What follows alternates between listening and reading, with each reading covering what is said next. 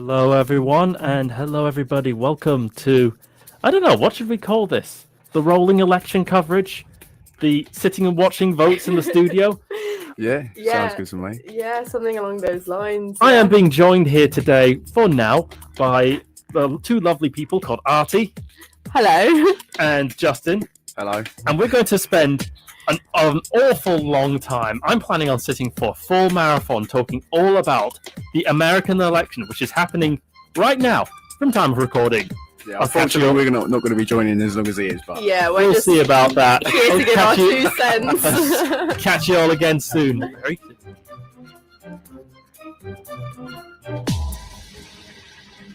Online, on the iOS and Android, on your mobile phones. Great speakers conversation around the globe. This is Relax Radio.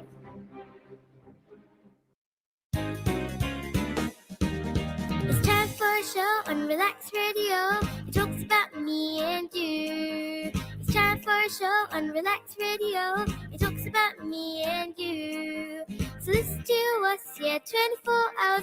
And let the happiness come to you on Relax Radio. Tune in to Relax Radio.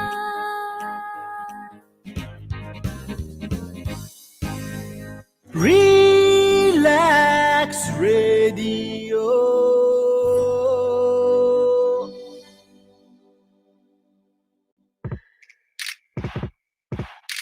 Yes, that's right. We've got the double beats going on. Nah, don't worry. Hello, and welcome to the Relax Radio special election coverage. let's do it. I guess at this point we should put on the news music. Oh wow. Yeah, no, I'm not doing that. Never again. Yeah, maybe not. But don't worry. We're going to be here for, in my case, a long time. And we're going to be sitting here and chatting all about the election happening right now. Joining me in the studio today is Justin. Hello. How are we? You all right? I'm doing all right, Justin. How Good, are you good. doing? Yeah, I'm all right, thanks. Yeah. Just still chilling there. Yeah, man. Big smiles. Equally big smiles, of course, is Arti, though she is crossing her arms as well. So this is, so I don't know. I'm sorry. I'll make sure to call your name first in future afterwards. Oh no worries. Yeah, I'm all good. How are you doing, George, today? I'm doing okay. I'm slightly coming to sort of the realization of the sheer insanity that I'm embarking on, but Yeah, but you must be excited for it. I mean, as a politics graduate, you know, that's something that you must be looking I forward was to. born ready. That's all I'm gonna say. So, in case you somehow missed out, because you know it's possible, I don't judge. The mole people have rights too. There's an election going on in the United States. It's one of the most controversial votes in potentially all of US history. The incumbent president at the moment, the 45th president of their republic, is Donald Trump, a right-winger, generally kind of a madman, in my opinion. What are the takes we have here? Yeah, I think that Yeah. description. I think if you try and pretty spot justify anything on. he does with any sort of logic, you're going to get nowhere.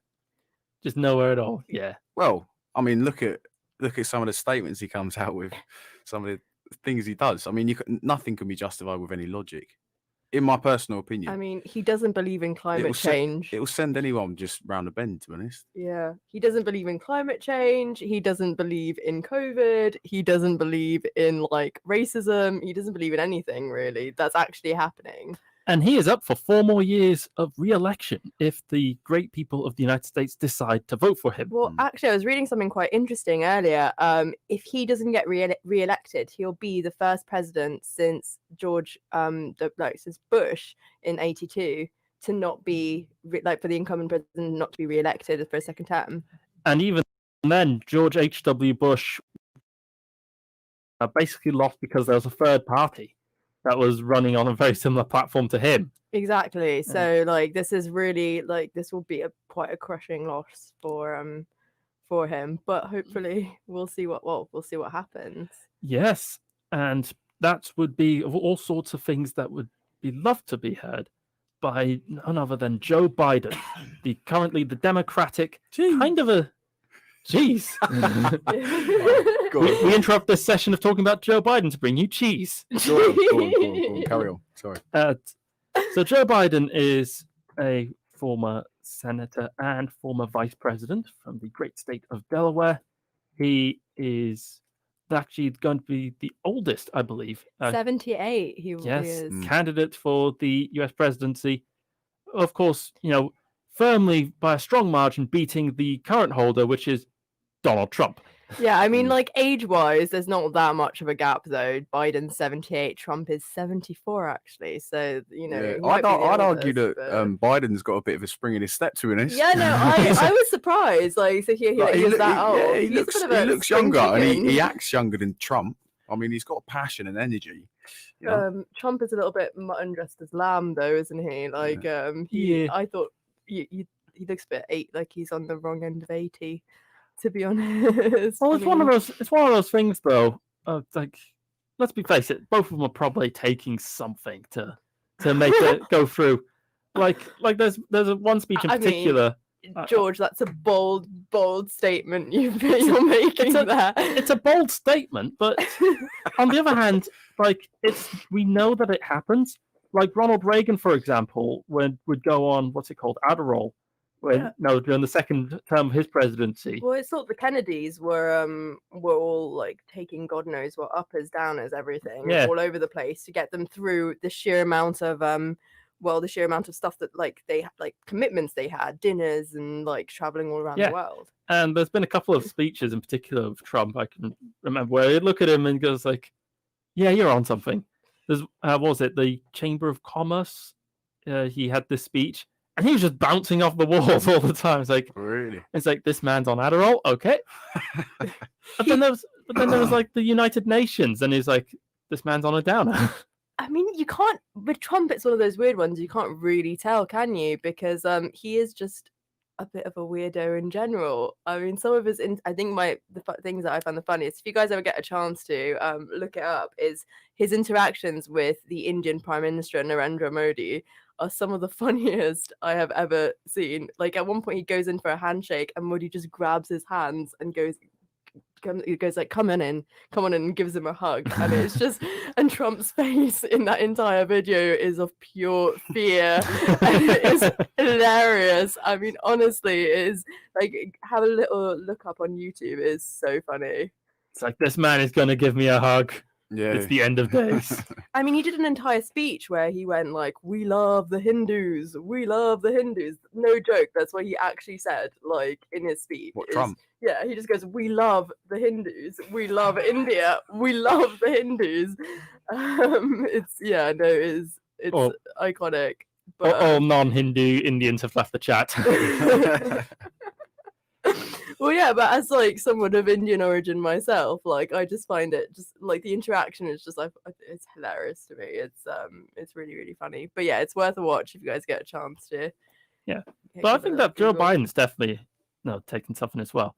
Hi, by the way, this was not the original plan, but we are here now discussing discussing the important issues that are facing the leader of the free world, whether their leaders are taking something. Well, speaking of which, Trump and his the Republicans have tried to like slam Biden a lot because he's got like children who have had addiction issues, and they've tried to use that against him during this campaign. Yes. And Biden actually came out by saying some really, really great stuff and like about how sporting family and stuff like that. And but it's been quite an odd campaign. It's been a little bit of a shady one. A lot of comments being thrown around, a lot of insults being hurled around everywhere on both sides. There is definitely a lot to unpack there. Which angle would you like to take, Justin? Because like my head's on like there are 4 responses to what Arti's just said. What's yours? Well, let's hear yours first. All right, so one of the 4 responses, the thought was like, yeah, Joe Biden's had it pretty rough in terms of his family life. Yeah. He was just elected to the Senate in, was it 1978? Don't quote me on that. And within a week, his wife and daughter, who was like 5 at the time, both died in a car crash. And his 2 sons, who were 2 and 3 at the time, were badly injured. Jeez. I mean, that warrants a And then- jeez. And then he Yeah. My guy's been through it all. and then he raised his 2 sons, like as a single dad while also as a politician. a Tough. successful one as well. Yeah. Really, My really eye, tough. that's Big leagues, Yeah. becoming VP to Obama Yeah, for 8 VP for- years. VP for Obama. He was he had a post in the Senate as well. I don't remember off the top of my head. But then, of course, don't forget, in 2015, then one of those 2 sons actually died as well, Beau Biden, who of the 2 had been the more well-adjusted of the sons. He'd gone in the Marines. He worked as a doctor, and was just generally kind of like the model inspiration. Yeah, after such a tragic loss, especially so Yeah. young. I mean, it's impressive to be able to bounce Yeah. back like that and be so successful. Definitely. Meanwhile, on the other Kudos. hand, the sort of the dealings, the life, and the workings of Hunter Biden have been under a microscope. Yeah, I mean, I do feel bad for the kid because obviously he's been through a great amount of trauma from a very young age, and then I mean, kid, he's an adult. Well, he's 50 years old now. Yeah, but like he's obviously been through a lot of trauma from a young age, and also growing up in a certain amount of like a spotlight on him with his father being so involved in politics. I mean, there really is no room for him to grow, and the scrutiny, especially during this campaign, that his like private life has like gone under, especially things that he's done in the past. I do feel Yeah. bad for the guy because you can't really. What he is, you said he's like 50 now. You can't really blame him for things that and how it No. affects his father's campaign is like in a lot of ways it shouldn't. Like, I mean, the president of France is married to his old high school teacher. You don't see that having affected the vote. So why would the candidate's son and what he chooses to do affect it? Yeah. Thoughts Yeah, on yeah, that? The thing about that, though, to go full devil's advocate here, Yeah. is that at the same time, Hunter Biden has clearly benefited from the fact that he was Joe Biden's son. In particular, he took a job as a consultant executive at the Ukrainian state oil company while Joe Biden was the vice president, which he would later went on to acknowledge. It's like, yeah, I probably would not have gotten that job if I wasn't the literal son of the literal vice president of the United States. Yeah, but I mean, like, nepotism is everywhere. And that is definitely an issue at the moment in the US, and very, very rich for the Trump campaign to be putting it out. Yeah, especially seeing as Trump has literally hired every single one of his children, like that is Yeah. like has finished their degrees and is able to into his government or to work for his business. So he can't really pull out the nepotism card on that one. He really does not have a leg to stand on in that regard. Yeah. I mean, not that he's got much respect for his children either. No, I mean, that's a that's a an whole entirely other different- kettle of fish. Yeah. it's a whole category that's going to have to be covered as its own thing. Yeah. Trump It's and- just Trump and his general personality.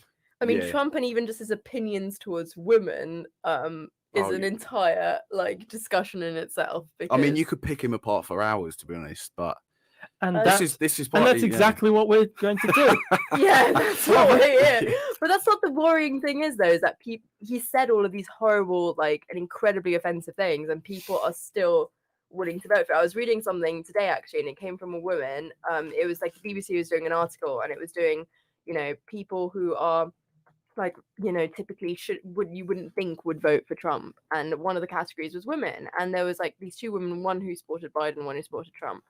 And the woman who supported Trump, she was in her mid-30s, business owner from Texas, and she actually goes on to say you can't blame someone for what they've done in their past. So many people have done such awful things in their past. But I mean, in this case, in a lot of cases, in Trump's case, it's literally 2 weeks ago, whatever he said, a month ago, 2 weeks ago. He's just constantly coming out with new and insulting stuff. So I mean, you can't use that argument, her argument. yeah, exactly. It just doesn't make any sense. This doesn't make is what I was sense. saying earlier. Anything, you can't justify anything with logic. Yeah, Neither about him or about his supporters, realistically, they're all because balmy.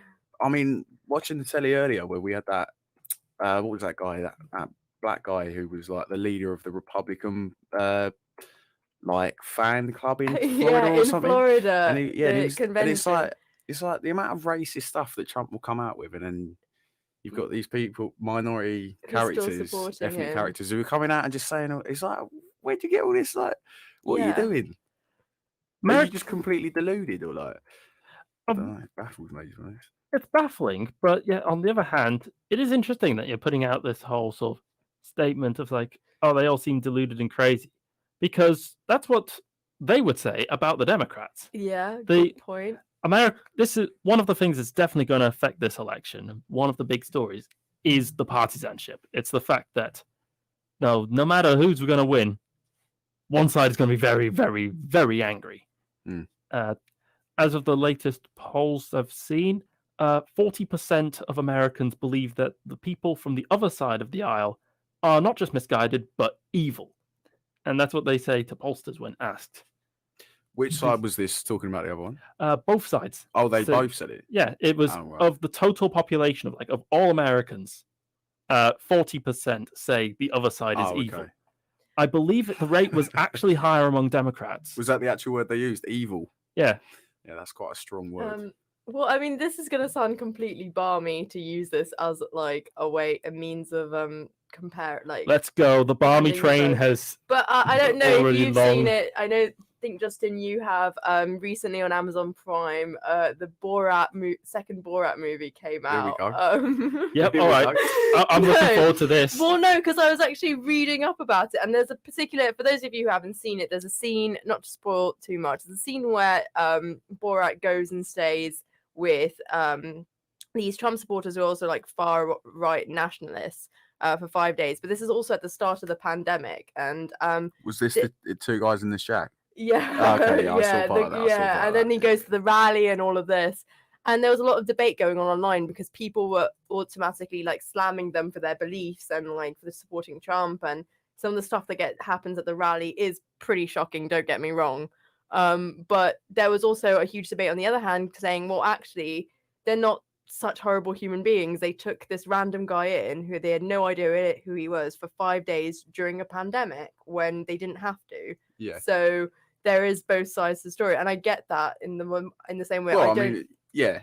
No, that's I understandable. think I mean, you condemning can- yeah. people for what they vote for is like because and calling them evil. Well, their is- ideologies that they held and Yeah, the stuff they were coming out with was quite was controversial. quite controversial. But sometimes I can't help but think, have they been brainwashed into like?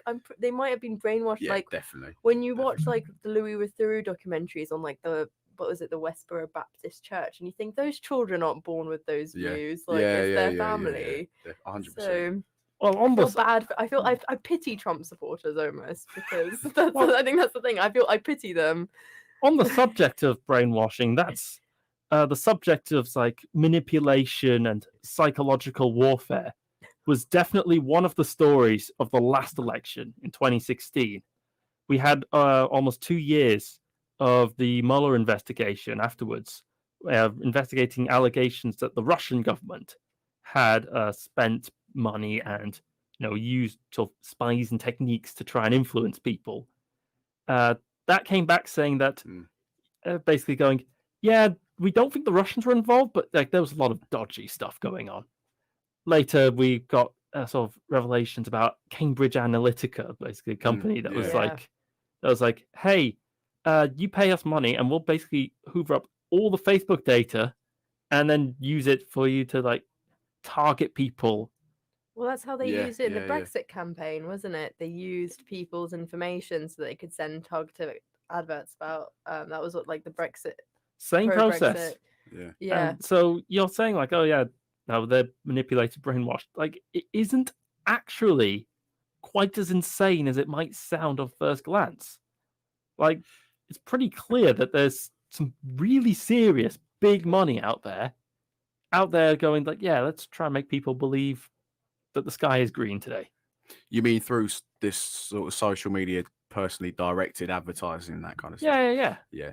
So you I get, think with these individuals, like what we were on about with that, going back to that Borat thing, is that, I mean, they're not going to be completely just 100% influence their views and ideologies because of social media. I mean, that boils down to more of a voting. I think this is deep-rooted ideologies that are sort of they stem from the way you're brought up and the people you're around from a young age as well. Yeah, it makes sense. And then But you've got a very valid point as well with the way the election might be swung. It's also true, just the fact that these sort of things, they really target, though, what they call the persuadables. Yeah. I was just watching recently this thing called The Great Hack. It's a documentary on Cambridge Analytica and how it all worked. And what they do is they go, all right, here's everyone. We can't talk to these people because they're all just like, here they are at Black Lives Matter protests and they have purple hair and all this stuff. We can't talk to them. Here's the other group who we already agree with because, like, here's them pictures of them just like shooting at pictures of Obama. So, like, they're probably on our side, but like, there's people in the middle. It's like we need to try and target them and get them to vote for our side. Yeah, it's Sway them with all the ads. Definitely, yeah. Yeah, it's getting, it's the typical. I think that when they made the movie about Brexit with Benedict Cumberbatch, they did that whole Brexit movie where they it's really quite I good, remember give that. it a It's really watch. good. Well, they did that thing where they had they got all of different people from different groups of like big ages and kind of like political views and backgrounds and stuff to come in and do like a focus group. And actually it was the one who I think it was like a mum who, like a stay-at-home mum who didn't really have any political opinion and got most of her news from Facebook, who ended up being the most affected by what was going on in the room and ended up being more shocked by and having the biggest opinion and just being like, I'm sick of all of this, than the people who were already certain in what they were going to vote and who voted as part of We have got some violence now in the studio. Justin bumps the microphone. Violence? Yes. Against the All right, microphone. call it what you want. Violence itself being a subject that we'll probably touch on later. What were you? No, I was just making that point. It's always going to be that person who doesn't actually know who they're voting for. That person in the middle who's not even in the middle, who's just neutral. Were you saying that this mum got all of her information off of Facebook? Yeah, so as in like the idea, the idea movie, behind that, like not specifically her, but like behind that this group. was a film. Yeah, this was a Okay, film right. based off of like what happened during the Brexit campaigns. Yeah. And the idea is that there's this group which is kind of, they're in the middle, but they're kind of neutral. They don't, it's your kind of classic like Daily Mail. That's where the new clickbait news stories on social media. That's just the problem with where people are getting their information and what media sources are saying, which is I mean, that's a massive long-ended subject in its own right. Yeah. And hey, we have the time for it. if you're up until 5 a.m, I'm afraid I won't be. But if you want to join us in that long-winded discussion as the voting goes on, first of all, though, if you are American and if you have not voted yet, what are you doing? The polls close in a couple of hours. Well, actually something that's funny, this year, like this election is the highest turnout of voters ever. Like they're saying people alone, but there was a statistic, what was it we were saying earlier? People alone by postal vote. There's more people who have voted in some states by postal vote in this election than they have in the entirety of the last election. Yes, this is confirmed to be the case in at least 4 states, one of them being the state of Texas, which is a big deal. So why do you think that is, that there's more people than ever? I think probably I think a lot of it's because of what we've been discussing. Just the fact that a lot of people look at the Trump administration and go like, it's a madman, and I didn't vote last time. Yeah. Let's stop the madman. Okay. Yeah. So you think it's all in favor of Biden? But I was just about to say, but then there's also going to be people who go, yeah, well, lots of people all think he's a madman, but I like him. And he's spent the past 4 years basically doing everything I like and making me super, super, super, super, super happy. So I'm going to vote. Yeah. It was like that guy, who you were talking about, the guy who was like the head of the Florida. Yeah. He was saying, oh, but Trump is a showman, and not everybody likes like showmen. You have to you either love it or hate it. Yeah, and then he had because this he's such huge an rant on the explosive media. character, Trump's definitely. So he just draws the opinions out of everyone. He is definitely a divisive sort of individual. Like you either love him or you really, really don't like him. It's just like Marmite. Yeah, although I do love Marmite, but I don't. I do not All right, love Trump. all right. Now there's a war right there. You retract those words. No, Marmite is great. I mean, Marmite. Have you never had Marmite and peanut butter? And I toast? love Marmite as well. Oh, Marmite Yeah. is See, awful. there's two of us. But the thing Marmite's is, we're not awful. You comparing. people are wrong. We're not comparing Trump and Marmite in that sort of a sense. I know.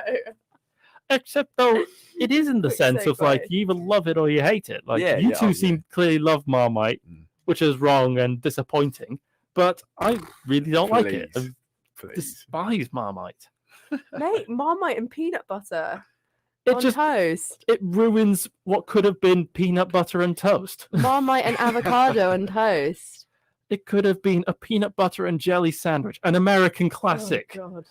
Oh, But then you added Oh. Marmite, and it was Because- ruined. that's one of the things I don't like. Who calls jam jelly? Americans I do. mean, American. Yeah, but But I know Americans have funny words for. But that's because it's not jam as we know it. It's different. Like the jelly, like when you look at it, it's like it is actually different. Oh, do they not have jam? Oh no, they absolutely do have jam. Oh. but But like the but they have jelly, which is like Yeah, but why would you want to put jelly in a sandwich? Is it like actual jelly that you get here? yeah, it's kind of like it. It's like it's in like Oh, right.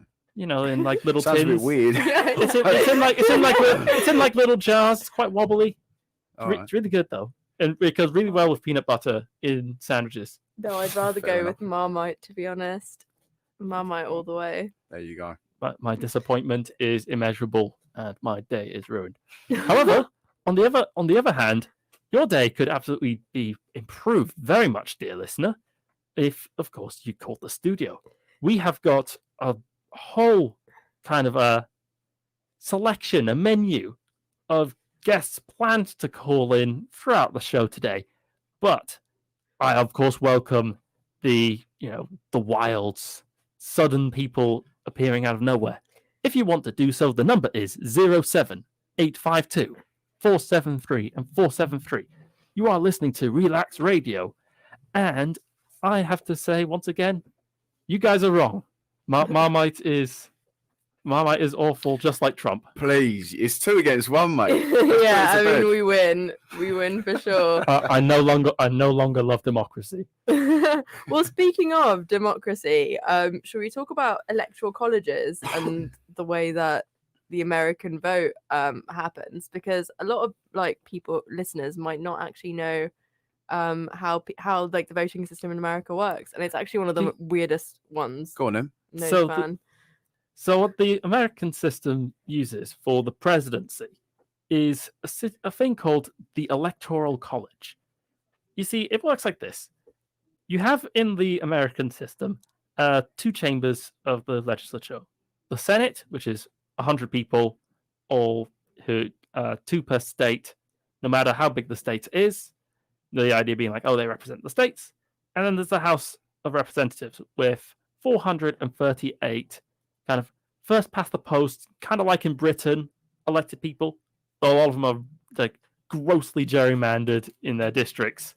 I recommend looking at the Michigan 4th district, which is basically like it looks like something you'd use in agriculture or something. It's like a big sickle. But that aside, you add that together, you get the number of 538. You also, when you add that together, get like a relative power for all the different states. That state gets given a number, and for most states, when they vote for a candidate, you end up with all of those points go to the president person, and the guy who gets the most points in that wins. I'm sure you guys have already spotted a couple problems with that description. Well, you know more than me, so. it's so in order to win, it says 500. So each state has a certain amount of electoral colleges, which counts for a certain amount of votes towards the president. And in total, there are 538 votes to be won. And but in order to win, you need to get 270. Correct. Yeah, you need a majority. Yeah, and then depending on the population of each state and certain factors, each state has a different amount of votes allocated to it. So much larger states like California count for 55 votes that contribute towards the 538. While smaller states like Wyoming only account for 3. Yes. So that's kind of how it works. And so you vote within your individual state, but that's how you end up like in 2016, where Hillary Clinton received more overall votes than Donald Trump, but electoral college wise, she lost out and Trump won. So that's how Trump became Yeah, because president. when I was explaining like all of those different sort of like the states they get their senators. Every state gets 2 senators, which means that every state is at minimum, 2 points there, which means that you get like very, very small states. The classic chestnut everybody always brings out for this is Wyoming, which I feel is now at this point kind of dragging Wyoming in the mud because everybody does it. So let's go to the second smallest state, just to just so they get the fire too. If you get Vermont, home famous for its Ben and Jerry's and Bernie Sanders, however, has not many other people in it. And yeah, so it's quite the barren land, isn't it? it's very, very small. Yeah. Like it's basically like one city. Well, I mean, Wyoming is actually quite a big state in comparison to Vermont, but it's just really, really empty. It's to give you an idea where it is. It's right bang slap in the middle of America. Oh yeah. It's like landlocked.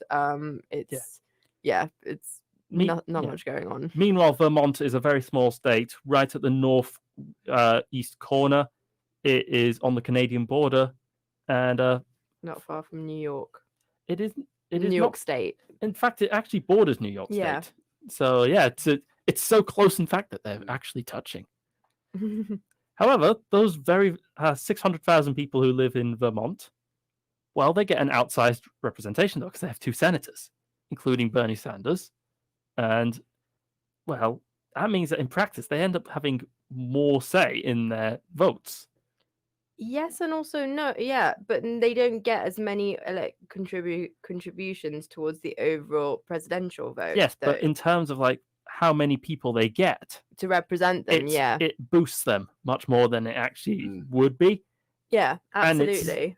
And it's that which creates and has now multiple times created the scenarios we've seen in 2000 and in 2016, where one candidate won more votes than the other, yet still lost. Yeah. Yeah. Well, yeah, that was quite a mad one, but it was just based purely off of who in that state voted for what in that state. Because there's also 4 states where you can, I can't remember which ones they are, but where whoever wins in that state gets all of the votes. It's actually the opposite. It's all but 2 states have that as their way of doing things. Yeah.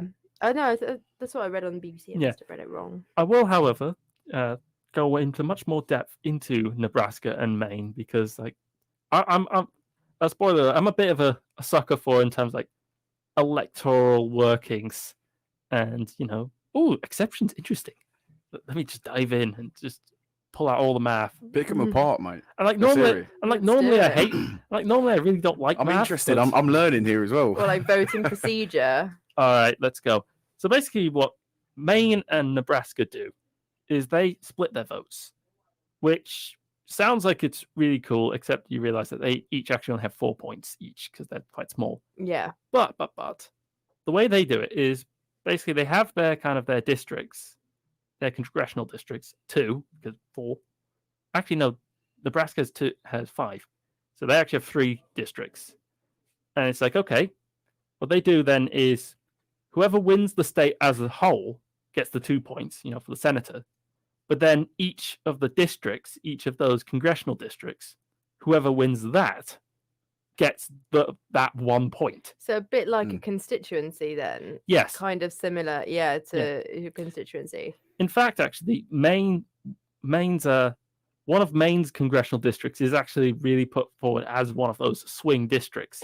Maine's 2nd district, which is the big one with all of the countryside in it, is actually very, very swingy and could go either way. In the last election, in fact, it did vote for Donald Trump. And of course, which is why it never got visited because it only counts for 1 point, though. Well, there are those states that are incredibly important, and there's different like swing states. There's also, I can't remember what the term is, but states like I think it's Ohio and Florida are known for having basically predicted the outcome of every election, pretty much every election. It starts with a B. I can't remember. Bellwether. Bellwether, that's the one. They basically, whatever ends up being the outcome in that state is likely to be the outcome of the entire election. Yes. The reason why is, well, remember when I was talking about like, oh, there's this, you get like all this different power, all the different people voting. Well, think about like what's in the state. If everybody in the state votes for the same party, then it's always going to end up putting its votes for the same party, which means that any person who's running for president could just completely ignore them. But those two happen to be swing states as well, Yes, I believe. because if you have a state with like a mix, with people evenly split, suddenly everything's to play for. Remember, like all of these states, like they give all of their points to whoever wins. Well, that's the thing. They're quite funny states actually, because they're completely different when you think about it. Florida's really like down south. It's very, very warm, very summery. There's Disneyland there. I mean, Miami. I mean, you think of holiday when you think of Florida. That and alligators. That and alligators as well. Ohio's like in the Midwest. It's the beginning of Bible Belt. I mean, they've got some great American football teams out there, but like they're like nothing. I mean, my cousins live in Ohio, and I can certify as someone who has been to Ohio. The official Ohio review. Your Lonely Planet guide. As lovely as the state is, aside from a couple of amusement parks and trips to Applebee's, there's not a huge amount going on. Sorry, Ohio. If anyone wants to actually give me a comprehensive guide of Ohio, that will change my view on that. But and you are welcome to do so by calling the studio at 07852 473 473. Yeah, please do give your opinions on the great state of Ohio. No, but it definitely is the case that like the sort of different swing states are swing states for different reasons. Yeah, like that's something that's fascinated me for a while.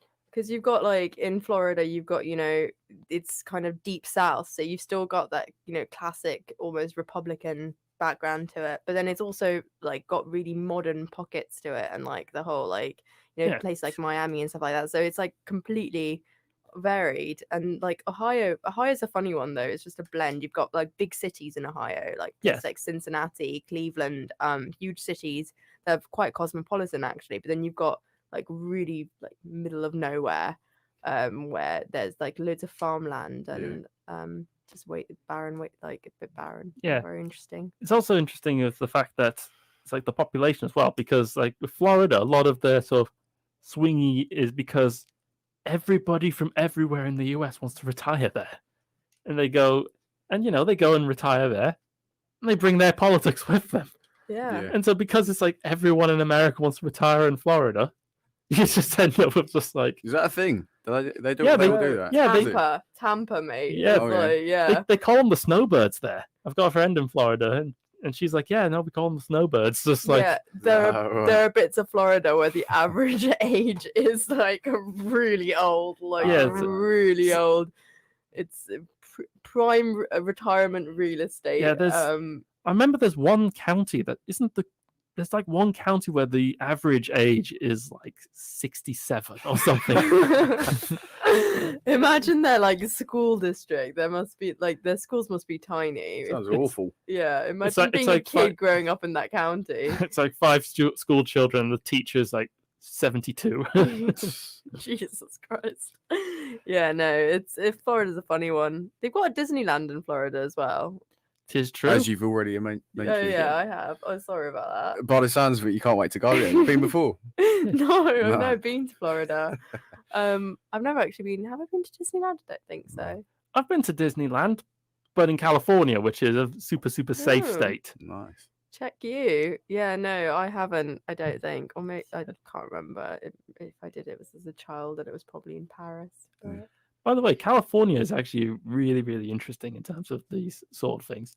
In fact, all of the West Coast states have this same thing, because you think like the US and you go like, no, East Coast, it's like New York, you've got Atlanta, you've got all these really, really big cities.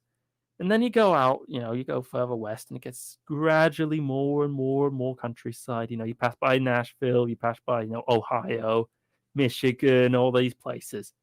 Nebraska, and Wyoming. Yeah, but then it gets gradually less and less and less. You get Nebraska, then you get Wyoming, Montana, famous for like being really, really pretty, which that implies for population. But the Dakotas. Yeah. Then you get Then you get Nevada, which 75% of its population literally lives in one county. Isn't that where Las Vegas It is literally Las Sin Vegas. City. Yeah. But then that actually continues. You go into like the east of California, like it's desert there. Like Reno area. Borders. That's a Yeah, city that borders on Nevada it's and California. Desert. In fact, one of the hottest places in the world is in California. It's called Death Valley. It's very, very hot. It's very dry. Nobody lives there. And then it's like suddenly, bam, there's the cities. And like here's where people live now. Yeah. I mean, it is quite a madness when Yeah. you think about it. I mean, it's just the size of the country is crazy, and the fact that they all try and cooperate some sort of crazy electoral, like for one guy leading the whole place, is a bit mad in its own right. Yeah, and even just getting people to have vaguely similar, political opinions Yeah. across the country must Oh. be nigh on impossible. I mean, It's they like had 50 countries in one. I mean, look at it. They had, a couple hundred years ago, they had a bloody civil war over it. I mean, like, 'cause Yeah. they couldn't agree They on they might just have another one. Yeah, we're on the verge. There's been a lot of talk Stay about it. tuned. Stay tuned. Stay tuned for your hypothetical Civil War coverage. Yeah, I mean, that would be a bit nuts, wouldn't it, if the US just went into a civil war I again? I prefer round not two. to think about it. Like it would be ugly. I mean, makes you think we're all safe and protected over here. Like in comparison, I can't even imagine what it must be like to go through that election right now. You don't have to because there's a lot of sort of places on social media where people talk about it, and yeah, there's been a whole range of views from that. It's like some people are like, yeah, so super excited. Yeah, I'm going to go down, vote for Trump. Like, yeah, I'm so excited. And then there's like other people like, I'm in a madhouse. Please help. Yeah, I There- can imagine. There's some guy walking around with a flag, ranting on Twitter about Trump. Save me. Yeah. No thanks. Yeah, it's And what a country. What a country. and the West Coast's actually often been one of the worst for that. It's like the state of Oregon's been really in the spotlight, mostly because of the city of Portland, where Isn't it known for being quite hipstery? Oregon is famously very hipstery. Like the Mm. big mustaches all Yeah. are out of there. They wear like the stereotypes, like they wear like the lumberjack thing. yeah, Yeah, that's the them. kind of red plaid shirts, the beards, the mustache, Oh yeah. served of course alongside coffee and muffins on a wooden tray. It's The coffee's overpriced, of course. Sounds like South Hackney. Yeah. Shoreditch. Yeah, Broadway Market. isn't it? Yeah. maybe it was because of like how aggressively stereotypical like Oregon hipsters were. Yeah. That It's become like a meme, almost like a stereotype. They love it. and it's become a bit of a magnet for nasty people who want to start violence. It's like in the Oh. city of Portland, for a long time now, we've been seeing clashes after clashes after clashes where basically right wingers from everywhere else in the country come in to stir problems up, Yeah. and the people in the city are like, no, go away. Yeah. We don't like you. I mean, I have heard the one thing I have heard about Portland, and I don't know how this contributes to that, but it does have apparently a massive drug problem as well. There is a massive like heroin problem in Portland, and there is a huge homeless crisis as well in Portland. Oh yeah, absolutely. I was watching a it's- documentary on that. It's got one of the sort of highest homeless rates in the country, if I remember right. Yeah, so it's an interesting city Yeah. politically because you've got great amounts of disparity. You've got, on the one hand, the hipsters paying like, I don't know, $10 for like the coffee. tiny coffee. I don't know, like, ridiculous prices for coffees and buying beard oils and, tending to their mustaches. And then on the other hand, you've got like, a really fast growing homeless population with a major drug problem as well. Not exclusively and- the two connected, but like Portland also has a drug problem. And so, Yeah, and then you go 30 kilometers east of it, and you're in the middle of like the sticks, yeah, you're in the and- middle of nowhere. and they have huge sort of problems with, incomes as well. It's like, yeah. Yeah, that just sums up the inequality though in the country as a whole. I mean, I don't know how much worse off Portland is in terms of homelessness rates, but the inequality in the country in a whole is Yeah, it's a The good con- example. one yeah. worse. the country, the United States in general has been one of its little stories has been the fact that the inequality has been shooting up and up and up and up and up. There's been it's doubled the kind of like the gap, if I remember correctly, since like the 1990s, and the wealth of like the people at the top has gone up like eightfold. That's also global though. It's not just an American problem. It is definitely a global problem, but it's gone faster, or it looks like it's gone faster in the United States. Yeah. Well, I mean, back onto political policies and some things that our candidates, I think are planning on, like, have policies on healthcare. One thing that has always really aggravated me about America, and that's always been the reason I've refused to move there, is because they don't have free healthcare in most. When you look at it comparatively, we've got the NHS here in the UK. In a lot of like European countries, they have either like really good plans for healthcare, or it's like really cheap in comparison. But the US, you can be in an accident, they take you to a hospital, and you could have been in a car accident and come out with like hundreds of thousands of dollars of debt. And it happens that you didn't all the ask time. for, Yeah. and a really long recovery period that you didn't ask for. Yeah. And so one of the Biden wants to bring back like the Affordable Care Act, which Trump has been like gotten rid of, and like he wants to expand on it. Trump just wants to completely get rid of it, and bring forth a new, better medical plan that he has not given the details out of. What do you guys think on that? Well, I mean, do you really believe that he means that? I mean, absolutely not. Please, let's be realistic. Like. That's always been something that's really kind of baffled me, yeah. Sitting on the outside looking in the US, has been the healthcare debate. Because it's like one side's going against like, hey, let's have universal healthcare. And then the other side goes, no, that's insane and socialist and communist and evil. And like, I'm sitting here in Britain, it's like, I don't know, NHS is pretty rad, man. Yeah. And then I look at the rest of Europe and it's like, Germany's is pretty rad. Like, the Netherlands pretty rad. France, Spain. Luxembourg, Italy. Spain. And then you look even further afield and it's like, Russia's got socialized healthcare. Like, all of South America socialized healthcare. Vast majority of Africa socialized healthcare. It's like, I'm pretty sure that America's one of like under 5 countries. Very few countries. At that something price crazy like as well, that. Yeah, at that cost. And it's I think extortionate. I mean, most people who are employed are covered with their employers, See, but then that leaves out the people that are at the bottom of the chain, and they just have anyone who absolutely no works hope. like hourly pay, works from home, you work for yourself, you're not covered medically, which is but that's just insane. Imagine being self-employed.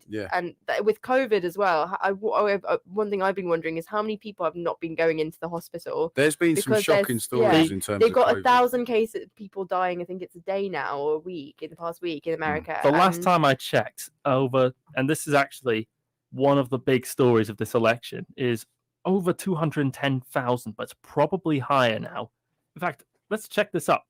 While I'm saying this, hundreds of thousands, though, for sure, of Americans have died of COVID-19 during this. And a lot of the blame has gone straight. Okay, so according to Johns Hopkins, 232,000 Americans have died of COVID-19 in this pandemic, the highest rate in the world. That's because they don't have. Trump doesn't believe in it for a start. Yeah, I mean, he was saying he didn't believe it was true, and then he was saying some other. Yeah, they've had this huge thing of like the anti-maskers. He's been referring to COVID using some particularly racist terms. I mean, one of those. It's pretty standard for him, though, isn't it? Yeah, he's been calling it the Kung Flu. Which is just shocking because he refuses to refer to coronavirus as something that's actually taking place. He seems to think it's a conspiracy theory or that it's been done on purpose. Well, his rallies recently have been labelled super spreader events, haven't they? Because that was getting hundreds and thousands of people to group up together, and that was one of the big stories of yesterday. Spread the love. Yeah, one of the big stories of yesterday is. I approve, by the way. What a way of putting it. Spread the love. Yeah. But it's been pretty much confirmed, or yesterday it was anyway, that at least 700 people have died of coronavirus directly linked to having gone to Trump rallies and caught it there. I mean, It's just ridiculous. And This whole it's like Make America- 20,000 have gotten sick. how is he gonna make America, like air quotes, make America great again if most of America's dying in hospital beds or in serious debt over hospital bills that they can't pay Yeah. because of coronavirus? I mean, realistically, You've got some. The you've got- irony is just shocking. it's just, it makes this, none of his campaign makes any sense, and it's the fact that like people, it's just mind blowing. I mean, I shouldn't say it because it's quite dark, but it is sort of comedic in a Yeah, in a I mean, dark, twisted sense. I see where it is. Yeah, I see where I it think lies. though maybe we see it in that way because whilst it will affect us like in the long term, it will affect the whole world. We're lucky enough that it's not our government in itself, although it will affect us. Don't take that for granted. Yeah, Yeah, our own Brexit. government's got its own things. Yeah, no, its but own with, style. especially with Brexit at the Yeah. moment, they're looking to get new contracts for pharmaceuticals. They used to get them a lot of the time from like Germany and a lot of European countries. Now they're looking to American options, and as we all know, American healthcare prices are insane. So that's like who ends up in power can affect us quite badly Yeah. now. And it will. Well, there's two, and a classic case now of two things at once. One of them is yes, and that's why healthcare is now ranked in general as the most important issue for voters now in this election, who still have got just over 3 hours now to go and vote. If you are someone who could go vote in the United States election, I will stress, if you are in the states of Indiana and Kentucky, you will have longer to vote in all the other states. But do make sure to check up your times. If you want to ask us and be sure, you can do so. The number is 07852 473 and 473. You are listening to Relaks Radio. My name is George, and joining me in the studio today is Arti and Justin. The second thing I do want to touch on and mention is, oh yes, this election is going to hit us pretty badly here in Britain, depending on who it is. I mean, like, Trump loves Boris. We were looking up, there's a thing on the BBC where you can see what Trump has said about your country. He did not like Theresa May, but he loves Boris Johnson. He loves Farage as well. Yeah. Did you see what he called him? No. He called him the King of Europe. Oh Which is god. quite funny seeing what Oh, Farage stands no. for as well. Seeing as he's trying to get out of it. Yeah, as he's well. it's like But he's been labelled the King of Europe. Yeah, Bless him. it's like Poor guy. it's like once What a to title to be given! Like, spends years campaigning against Europe, and then Trump calls him the King of Europe. sounds like a meme though. It's like wants to leave Europe, actually becomes the king of it. Literally. That's Yeah, what it is. he's trapped. He can't It's do so anything funny. about it either because he, like, I'm guessing Farage probably likes Trump quite a bit. Well, yeah, I mean, he was singing his um, praises. And that's, Oh yeah. yeah. And Jeez. Trump earlier at one point also asked for Farage to be the ambassador to America for Britain as well. Oh lord. No, yeah. Oh god. like I one of the that's many just what we things. need. That is just what we need, isn't it? Literally After asked is like, yeah. So could you make Farage your ambassador? I like that guy. can 2020 get any worse? I mean, Well, stay tuned to find out if it does. yeah. Oh god. No. Yeah. It's gonna be interesting. One It's gonna thing be that interesting. we've not really talked about much in Britain, which I've thought was kind of odd though, because you'd think it'd be really relevant, is of course how Joe Biden stands on Brexit. Because Joe Biden, if he would be elected, would be the second Catholic to ever be elected to the presidency, and a religion he owes in large part to his very, very strong Irish heritage. Ooh. He has okay. He has spoken out on Brexit, and all of it's about, so, like that whole Good Friday Agreement thing. It would be nice if you kept that, Britain. I'd be really disappointed if you didn't. Yeah. Yeah, I mean, it'll be interesting to see how he kind of like takes it and if he should assume presidency, what his kind of interaction is with the UK. I mean, like, I don't know that he loves Boris quite as much as Trump does. Those two, can we just draw the parallel? They both kind of look a little bit similar as well, Boris and Trump.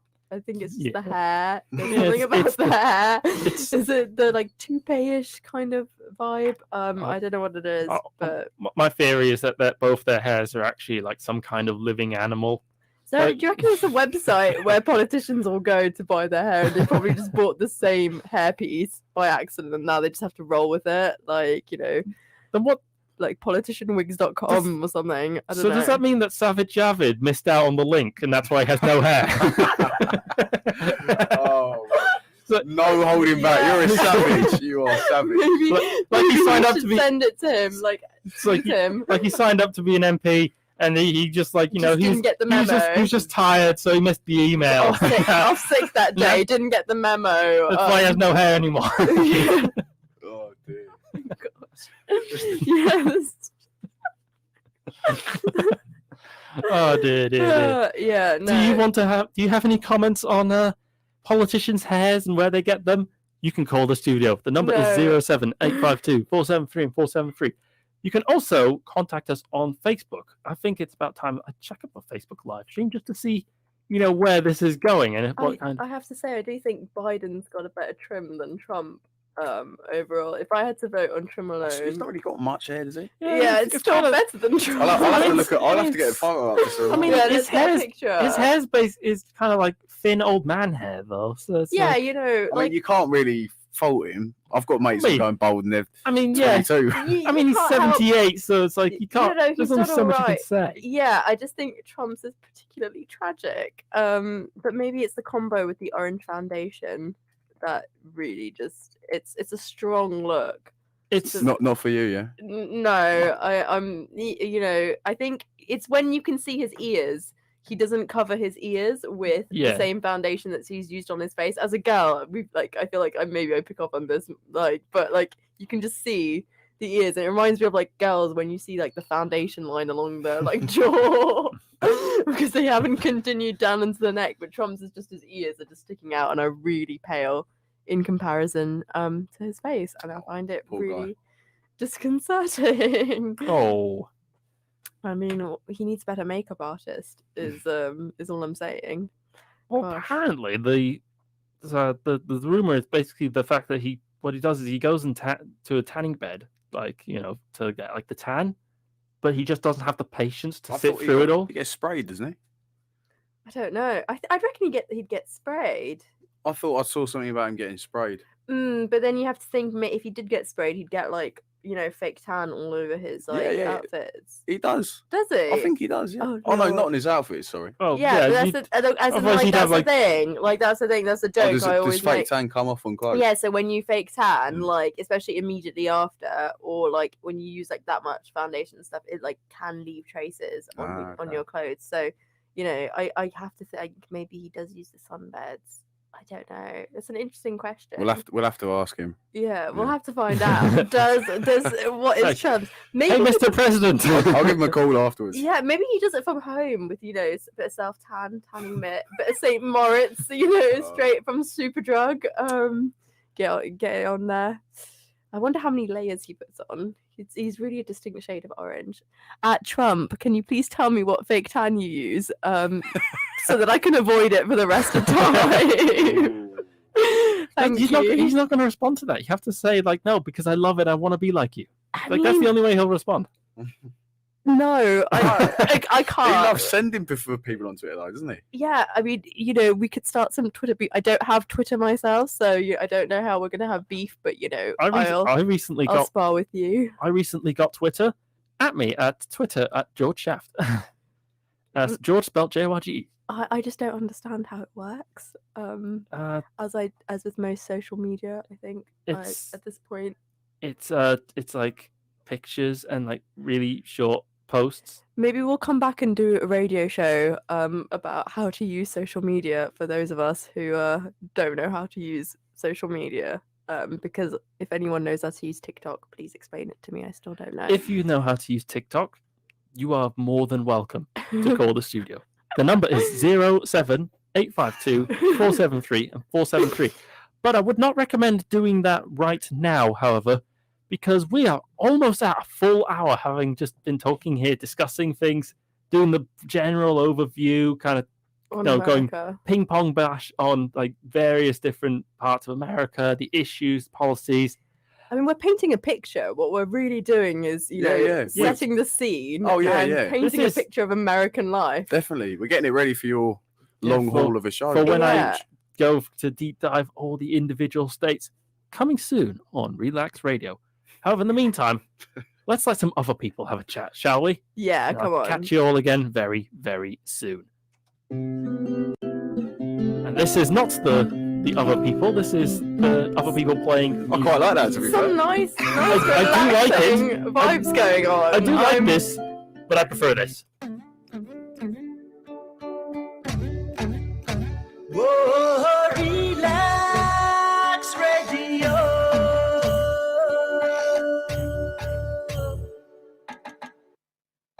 আপনি হয়তোবা জানেন না যে radio advertisement is 4 times more powerful than any other media. Relax রেডিওতে যদি advertise করতে চান তাহলে আমাদেরকে আজই যোগাযোগ করুন on 020-7474-9292. আমাদের সাথে অ্যাডভার্টাইজ করুন from £99 a month. Increase your business by advertising on Relax Radio. It's time for a show on Relax Radio. It talks about me and you. It's time for a show on Relax Radio. It talks about me and you. So listen to us, 24 hours, and let the happiness come to you on Relax Radio. Tune in to Relax Radio.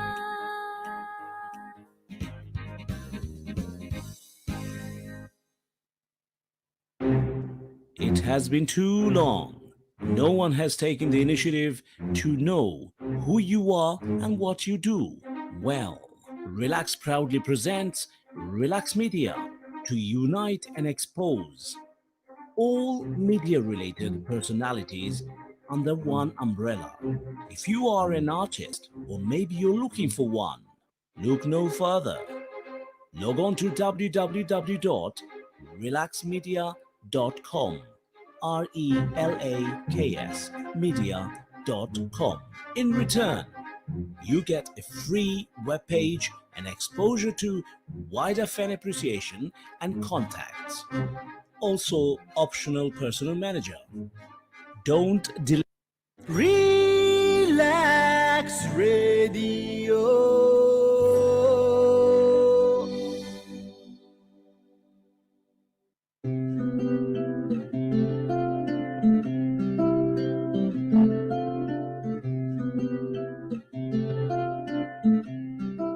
Hello and welcome back to the election coverage with Relax Radio. As Americans go to the polls today, I sit here in my studio and no longer joined, unfortunately, by Justin and Arti, who I enjoyed very, very much. And, make sure to check them out on their own Relax Radio socials and on their,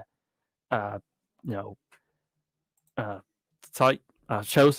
I forgot the word shows. Oh dear, this is what the kind of night we're going to have, isn't it? But don't worry, if you want to sort of give me some sauce, want to maybe have a little bit of a chat, you are absolutely more than welcome, more than free to do so. The number is 07852 473 and 473. I am going to be covering, the American election, as I said.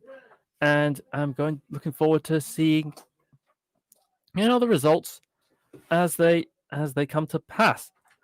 Right now, as I said, voting is still happening, but we already know some of the outcomes. Yes, there is a spectre in this race, the spectre of uncontested House seats. So, as I mentioned, I would like to actually clarify, first of all, I got something slightly wrong. There are actually 335 House seats. Of course, now talking about it, I remember where I got wrong, which is, of course, the District of Columbia has 3 votes in the Electoral College, even though it has no senators nor House of Representatives. However, of those 435 House seats, fully 11 are totally unopposed. So I can tell you right now already, without having any sort of reservations, that congratulations, Mo Brooks, for in the Alabama 5th District, running completely unopposed in his seat. Congratulations him. Congratulations also to Richard Neal in the MA. MA is I've actually forgotten what state MA is. Massachusetts, that's it. In the Massachusetts 1st District. Well done, running yet again, of course, completely unopposed, which is all kinds of interesting and new revelations. Of course, also on this list is the Florida 25th District, where Mario Diaz-Balart is running yet again, also totally unopposed. A little bit of a cheeky little jab, a little bit of a cheeky, oh yeah, we've got some results in already, so congratulations there. But don't worry, it's only going to get more interesting from here on out. First, though, I want to cover a little bit of this election as it's going in the areas that's voted first. In New Hampshire, there are 3 little small towns that have a wonderful little tradition. And it's the tradition of voting first. They are, of course, the towns of Dixon. It was Dixon, Notch, Dixville, Notch, and was it Milesville? I have actually lost track of this. You see, here's a bit of a behind the scenes. I was not quite expecting to have guests on immediately. I was expecting to sort of kind of build up a bit and be a bit more kind of organized in all of this. So don't worry. So do not worry if I am coming across as a little bit disorganized. If I'm taking my time finding certain sources, there is a good reason for it, and I hope that you really enjoyed the reasons why. Anyway, the Dixville Notch is a small town in the northeastern corner of New Hampshire. By all accounts and by all appearances, it seems like a pretty lovely place. It's in the mountains. They've got forests, lots of trees. It's like, oh yeah, it's like I'm all about mountains, forests, trees. And of course, they take their democracy seriously. They have decided, they want to, have their say in who's running the country, and they go and vote like anywhere else. Plot twist, though, in Dixville Notch, only 5 voters actually live there. That sounds all cool and all, until you realize there's wait, we can have some fun with this. We can upgrade this to become something even better than just, oh, well, yeah, we all have just 5 voters and that's everything to the story, end of story. What they do is they do what they call midnight voting. Basically, at midnight, every election year, the 5 voters of Dixville Notch come together to their polling station, they vote, and then they count their votes because they'll have already had a 100% turnout rate and get to be the first place to announce their results in the 2020 US presidential election.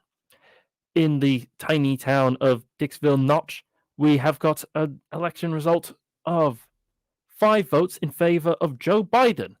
A unanimous result, which Joe Biden, I'm sure, must be feeling elated for having captured, and I hope that he will think seriously to represent the people of Dixville Notch with the utmost care and dedication that such an honor would definitely require.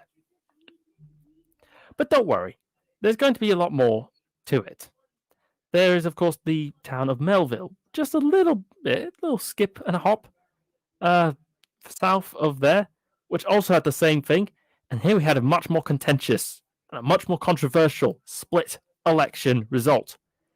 The 16 voters have come out and they've found 10 people in favor of Donald Trump and 6 for Joe Biden. The the town meetings in the town of Melville, New Hampshire, are no doubt going to be far, far more stormy and far more controversial now than than anywhere we could have had. Now, of course, the thing about that, though, now all these jokes aside about uncontested results and uncontested results and elections in towns with nobody in them. Well, not nobody in them, but very, very few people, so they just vote and then just count to get it all out of the way with. It's a tiny window into a broader problem. And you see, I'm going to build up over the course of this coverage to really point out that for all the jokes and all the kind of the stereotypes that I indulged with, with my lovely guests, Arti and Justin, on the beginning of this show, there's actually a whole lot more to it, and a whole lot more that's not so cool. For example, these 11 districts. Quite a lot of people live in House of Representative districts. Several 100,000, in fact. And yet, in 11 of these districts, nobody ran against the incumbent. It was literally just an empty ballot, except for the person already in charge going, yep, I'm just gonna be in charge again. Yoo-hoo-hoo. Of course, things get a little bit more interesting when you juggle it up with, of course, an almost as bad situation, which is the third-party opposition. In the United States, they use, much to my annoyance, much to the shame of all peoples on the earth, they use the first-past-the-post electoral system. First-past-the-post electoral system is it's really intuitive, and that's what I think is so insidious, because it's intuitive. It's like, everybody votes, guy with the most votes wins, right? Boom, there, done, sorted. But think about how that goes in multiple elections. Eventually, everybody who doesn't support a main candidate is just kind of fall away, be irrelevant, and not care. And in the United States, the two-party domination is so incredibly strong. By the way, I will have to say, just preemptively apologize if you are listening to sort of background noise. I don't know how much you're hearing, but just in case you're hearing it, I would like to just say I am very, very not sorry. Actually, not my fault. Anyway, so in light of this, I would like to, of course, mention congratulations to Gary Palmer in the Alabama 6th district for basically having already won because he is running against absolutely nobody whatsoever. I would also like to mention, of course, Republican Senator Tom Cotton, because you see, here's the little things. I've got 270towin.com on this, and I'll might as well read the whole thing.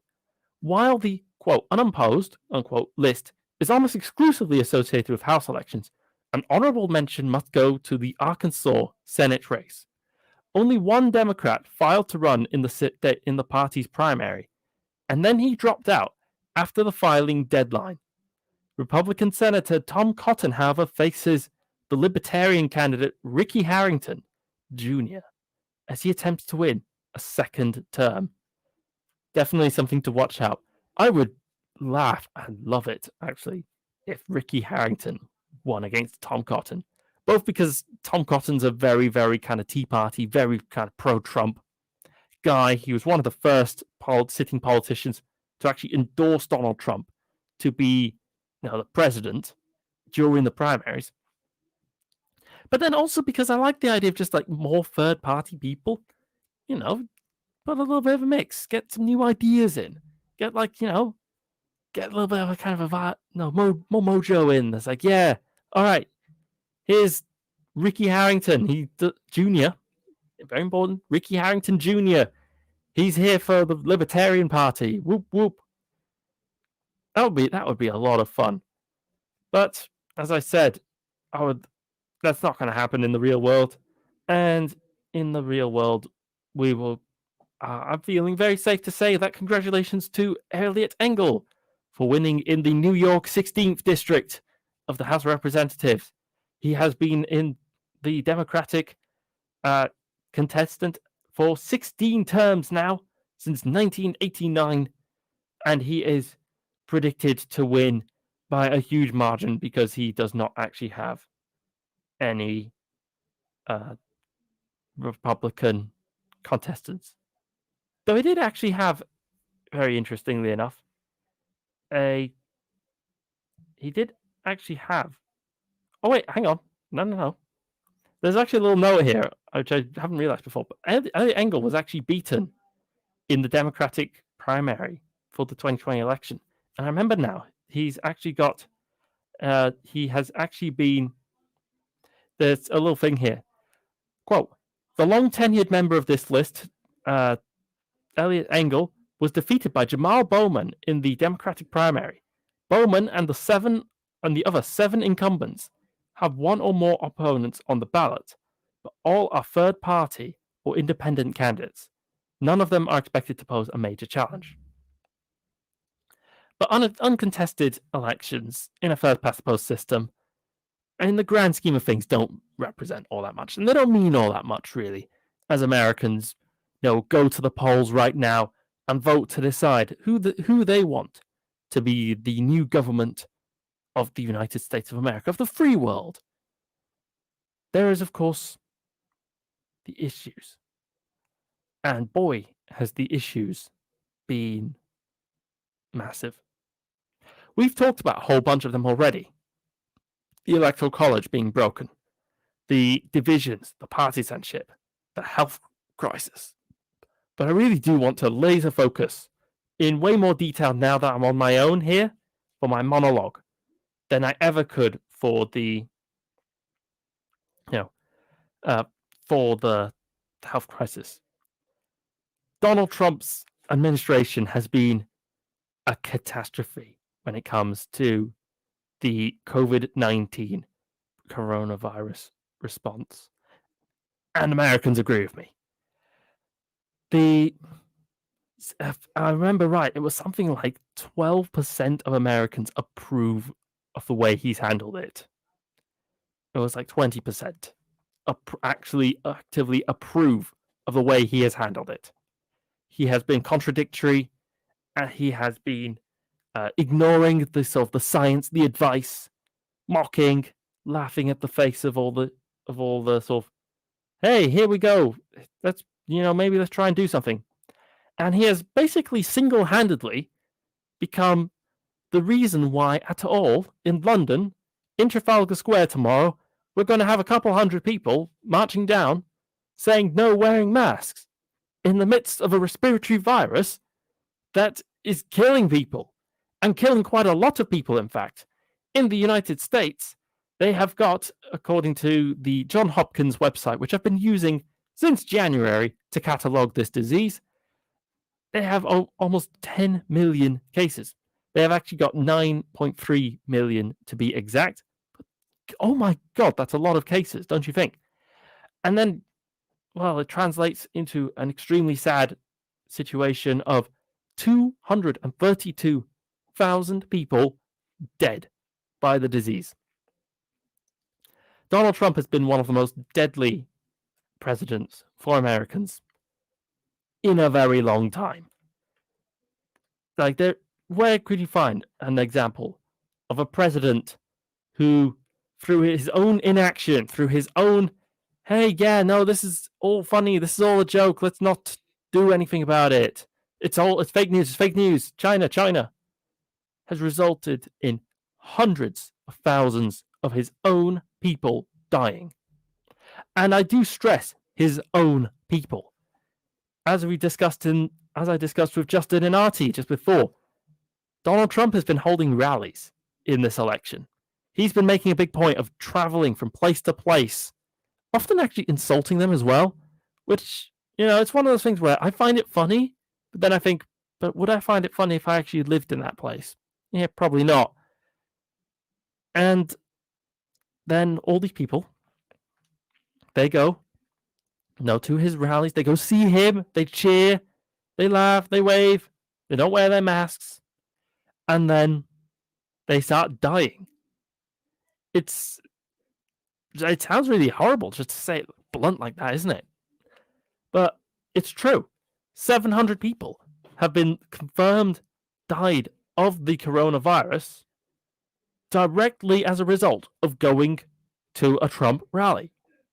Over 20,000 in the article I saw, though I do not quote me on that. I do not quite remember that number for sure, have been confirmed to have gotten the coronavirus due to going to Trump rallies. Trump's also been letting down his own people in other ways. A few days ago, he went to host a rally in Oklahoma, if I remember correctly, and it was all fun and games. Everybody went out. Everybody was taxied to the rally. It was quite far away from any parking, so they all parked their cars at the car park. Then they got ferried over there, and they were abandoned. And a couple of those people ended up with hypothermia because it was a pretty cold day, and now they're all sick.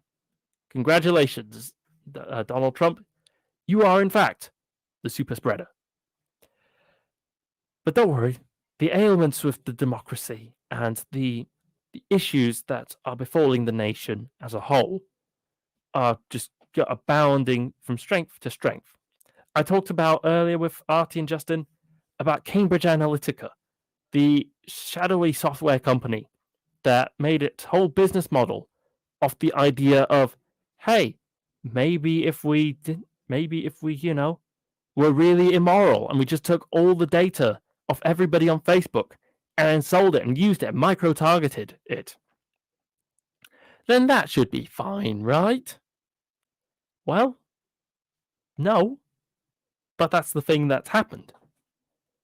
It's pretty scary, in all honesty. It really is terrifying, the fact that we have this sort of, man in charge because of this dodgy, shadowy data. Again, over people he doesn't care about. The margins were actually super tight in the 2016 election, and not just because if we used any system that wasn't the current electoral college, Hillary Clinton would now be the president, and we'd be talking about her re-election shot. It really actually ended up coming down to 70,000 people in 3 states. Those 3 states were Michigan, Pennsylvania, and Wisconsin. And yet, what's Trump really done for these states? How does he care? These are questions that people now, as I stress, right now, voting in the United States will have to decide on. And that's what they're going to have to bear in mind and think about. Like, do they want to have this continuation? Or do they think that maybe it might be good to have a change? Maybe have a change in pace, get a different guy in, different attitude, different vibe, different temperament. Not for me to decide. I can't vote in the US, but if I could vote, I think I've made it very, very clear that I would vote for Joe Biden. Now, don't worry though. In classic jorgeshaft fashion, I will make a point of being fair, and I will give credit where it is due, even to Mr. Trump and to his Republicans. Yes, actually, there are a few things I do think he even deserves credit on. But the overall picture seems pretty clear, doesn't it? The overall picture seems to be pretty bleak. But don't worry, it gets worse. As I mentioned, partisanship has been a very, very big issue now in the US. 40% of Americans think that the other side is evil. It gets worse than that. I decided to spare them from the fact that about a third of Americans, or a third of Americans a few years ago anyway, I've not checked for updates on this particular question, believe that the United States government should be overthrown in a military coup. That's the kind of numbers that would suggest something very, very seriously wrong. And, well, oh boy, yes, that would be very, very seriously wrong. And it's being stoked.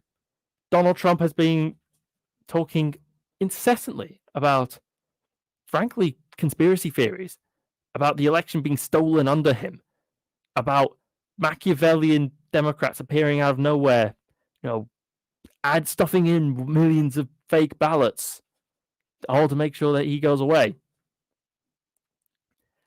That's pretty dark and scary stuff. And it's especially dark and scary stuff with a scenario that could be very, very possible in the US today as I sit in the studio and discuss this election. They call it the Red Mirage. In the Red Mirage, what happens is you see all the people voting on election day, well, not all of them, but a lot of them, are bound to be supporters of Donald Trump. They have every reason to do so. Trump has been encouraging them again and again and again to not take the coronavirus pandemic seriously, to not wear masks, to not socially distance. And so why would they care about going out on election day, going to the polling booth and voting? It's what they've always done. Why change a good thing? But of course, independents and Democrats take a slightly different attitude. They've been looking at the whole thing and go like, yeah, well, it's like 232,000 dead people is an awful lot of dead people. The hospitals being overflowing and overcrowding in New York. There's some terrible footage from New York this year of these hospitals totally filled to the brim with patients, all suffering from the COVID-19 coronavirus. And they're like, yeah, you know what? That looks like a really bad day. So how about no? And I just get a postal vote instead. A fine idea. And it's working. Millions and millions of people have decided to vote early or to vote by post or to vote absentee. As I mentioned earlier, 4 states, the states of, if I remember off the top of my head, Texas, Nevada, Montana, and I want to say, it was somewhere safe, it was like Connecticut, was it? Have already beaten their 2016 record in terms of turnout. Hawaii was the 4th one. So I actually tweeted this earlier. You can follow my tweets, by the way, at jorgeshaft on Twitter. Early voting turnout alone in the hashtag US election, hashtag election 2020 in Texas, Nevada, Hawaii, and Montana has already exceeded total turnout in the 2016 election. This election will break turnout records. And it's not only there. Maricopa County, for example, in Arizona, which is the county around the city of Phoenix, has also broken its county record, though there's also a lot of reports that the rest of the state is also experiencing very, very high turnout. This is, of course, in many ways, not a surprise. The state of Arizona now is actually considered to be a very close swing state. They now have got in their House of Representatives, or in the Senate, was it a Democrat? And now in the vote for the, I believe it's their other Senate seat. Frankly, it seems like strong candidates. You have McSally, who is multiple times having run for the Republican Party. Seems like a very kind of like, yeah, we want this person to be in charge kind of person. Running up against Kelly, who is a former astronaut running for the Democrats. Which one will win? Who knows? The only way that will be solved is, if you live in the state of Arizona, going out and voting. Vote for Kelly if you think that he'll be the better politician to represent you. If you don't think so, vote for McSally. As this is something I'm very much going to be hammering home again and again and again while on this subject. Voting matters, and turnout matters, and I believe that this election is really going to end up being the showcase, the example, the textbook for how it's going to work. That said, we of course are going on to a break. I'm going to take my breaks every half an hour, I think, on this. It's quite a long time for talking on my own, and I quite like, I value my voice box. So I'll catch you all again very, very soon, and we will continue on discussing about the United States presidential election 2020. See you soon. Whoa, Relax Radio.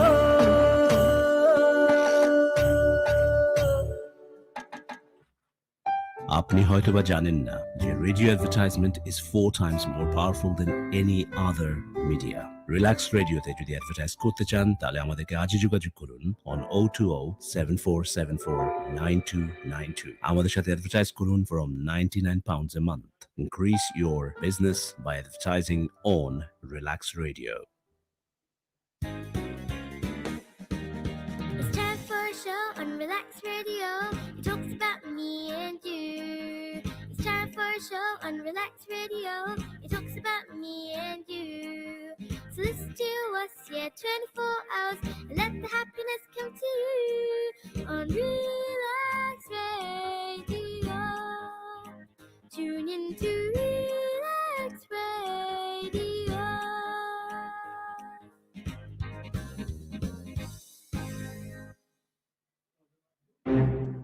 It has been too long. No one has taken the initiative to know who you are and what you do. Well, Relax proudly presents Relax Media to unite and expose all media-related personalities under one umbrella. If you are an artist, or maybe you're looking for one, look no further. Log on to www.relaxmedia.com, RELAKS media.com. In return, you get a free webpage and exposure to wider fan appreciation and contacts. Also, optional personal manager. Don't delay. Relax Radio.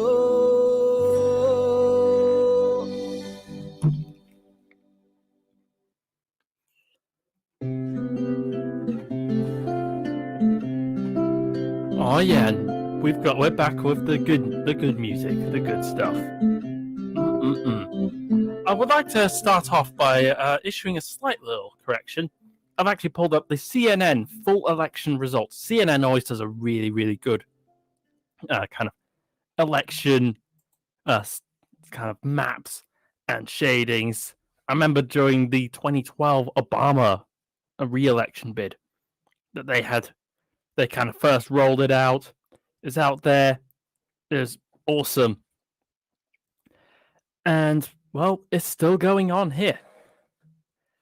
And, well, on here, I'm now reliably informed that Maricopa County, in fact, does not include the city of Phoenix. Except, does it? It doesn't actually say. It just sounds like Phoenix written over Maricopa and Gila County. So does the city straddle both, I guess? Or is the city maybe split? I don't know. But Arizona is going to be very much a state worth watching. Excuse me. It's considered a battleground state. Donald Trump won this state in 2016 by a very narrow margin. And Hillary Clinton, everybody thought, had a pretty good shot at winning it. the demographics of the state very much are moving towards favoring the Democratic Party. It's on the border with Mexico. So when people immigrate from Mexico to the United States, of course, a fair share of those people go move to Arizona. It's, of course, also a state that borders California. California is one of the biggest states in the US. 1 in 8 Americans live in or are Californians. But when a Californian wants to move out, well, they don't necessarily want to go too far from California. So they go to Arizona, where they change the demographics again and swing it more towards the blue side. So Arizona is definitely a state worth watching. It is worth 11 electoral votes, and also, fun fact, does not use daylight savings time, which makes me automatically love the state of Arizona, because daylight savings time is a really stupid thing, and we should be abolishing it with post haste. However, as I mentioned earlier, the Senate race in Arizona is also expected to be a very, very key, close race. Astronaut Kelly is going up against incumbent McSally. McSally, by the way, serving is an interim basis for the state. Very, very tough bid. Personally, I think the idea of having an astronaut in the House of the Senate, sounds like an amazing idea, and I would sign up for that immediately. But, well, I guess some people don't quite see it that way. Meanwhile, in the House of Representatives, we have got 9 districts, none of which listed, however, as key districts. But it will be very, very curious to see how it goes. Looking at those districts, actually, I think that there might be a case that there's some gerrymandering here, because some of these boundaries. I'm looking at the Arizona 4th district, and it's like, is that how you draw a district? That doesn't look like how you draw a district. Looks kind of weird. Most of the districts are in the city of Phoenix, so it is actually pretty possible that we might end up seeing a pretty healthy selection of Democrats in the Senate, in the House of Representatives for Arizona. Of course, the fact that Arizona at all is this state that we're talking about is like, oh yeah, it could actually be, like this swing state. It's this state that Donald Trump could potentially win, or maybe Joe Biden might actually win, is madness. According to CNN, only 2 Democratic presidential nominees in the past 72 years have won Arizona in the general election. One of them was Bill Clinton in 1996, and the other one's Harry Truman in 1948. The state is, of course, also going for propositions. Propositions are a little fun thing. They're basically just a little burp there. They are referendums in any other country and any other language, I guess. But America decided that referendums should be called propositions because, I don't know, it sounds pretty cool. And I mean, I can't take that away from them. I mean, there's something very regal and authoritative about, yes, vote for the proposition. Like, sold. The marketing, mwah, beautiful, beautiful. Anyway, Arizona's only got 1 proposition at the vote at the moment, but it's definitely a topical one. Arizona Proposition 207 reads, quote, "This measure would allow those aged 21 and older to possess and privately consume and grow limited amounts of marijuana. It would also impose a 16% tax on marijuana sales, authorize state and local regulation of marijuana licenses, and allow the expungement of some marijuana offenses and ban smoking marijuana in public." A, vote yes to support legalizing marijuana, or vote no to oppose legalizing marijuana. Well, I think that, for one, is definitely a very easy choice for me. I would absolutely vote yes to that. Not because I actually want to smoke marijuana, interestingly enough. Like, this is something that people have often brought up when I talk about cannabis and marijuana. It's like I actually don't want to smoke it. Like I've had it offered to me before in the past, and I've refused. I just go like, no, I don't want to. I like having. It's weird. I kind of like the boundaries of like, it's a drug, so I'm not going to take it. But I absolutely very strongly believe in freedom, in the idea that people should have the right to do what they want and to take what they want and to eat what they want. And that would extend to something that is frankly as unharmful as marijuana. I'm aware that there are, of course, some health effects result from it that are not so nice. But in general, there are far worse contenders out there and far worse drugs. So, yeah, Arizona is definitely a state worth watching. If it legalizes marijuana, then it will be a state that is really going to be following the kind of crowd of those sort of Western states. If you remember that Washington State and Colorado were the first states to legalize marijuana way back in 2012. And now a bunch of states have followed suit in there, notably California, but for medicinal use. And it's been a huge cash cow. Colorado, in particular, made fortunes off marijuana sales, so much so that they had to give away the money to their citizens for the amounts of profit they were getting.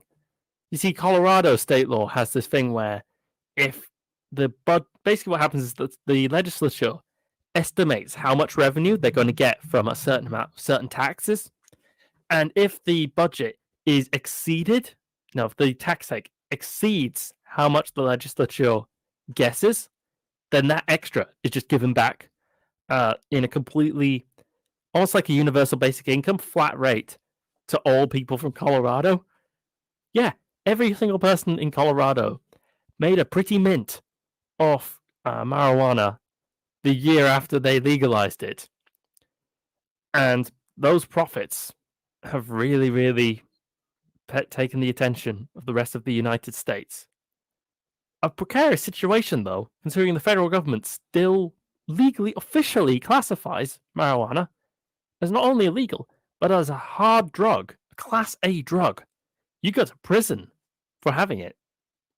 Officially. But as I said, in multiple states, that's not quite how it goes. The state law decides, no, we want to protect this. We like marijuana. We want people to be able to use it. And very soon, Arizona might well be joining them in their ranks. The Senate race, as I said, is a key one. And that's also been one that I've been very sort of curious about. There is one kind of per name who I do not know quite the connection, but it's a person called Ximena, I believe, in Arizona. I remember that basically the story is in 2018. I remember there was someone called Kirsten Ximena. There we are. All right, so I'm just trying to sort of check up what it was. All right, so this is what it was. In 2018, Arizona actually made the fairly unusual choice of voting for a Democratic senator. So what's the story? Well, the story is Kirsten Ximena, Leah Ximena to be completely exact. I'm just reading her Wikipedia at this point because I've just had the force like, hey, who's this person?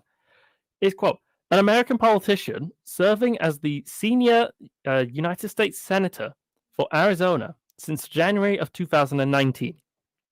A member of the Democratic Party, she served 3 terms as a state representative for Arizona's 15th legislature district from 2005 to 2011, 1 term as a state senator, and then 3 terms as the United States representative for Arizona's 9th congressional district from 2013 to 2019.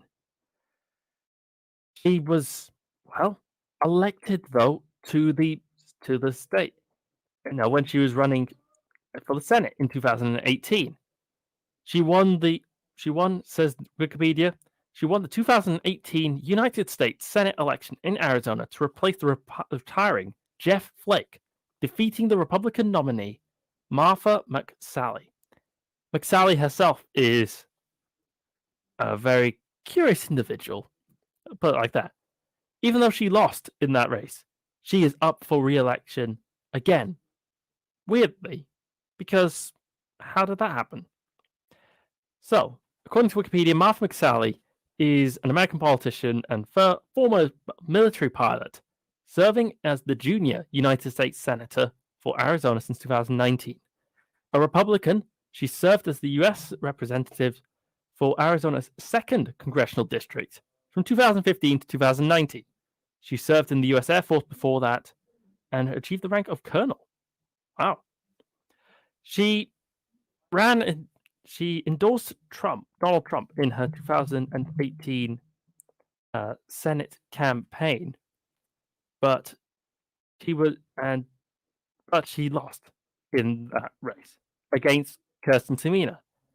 But after an interim, Senator John Kyle resigned from the state's other Senate seat, which then Doug Ducey, the governor of the state, just appointed McSally to replace him.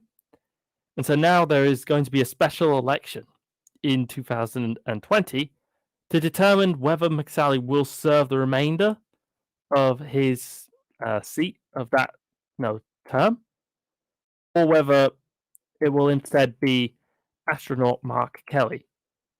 Mark Kelly, by the way, as I said, would definitely be someone I would be super happy to vote for. He is an American astronaut, engineer, and US Navy captain.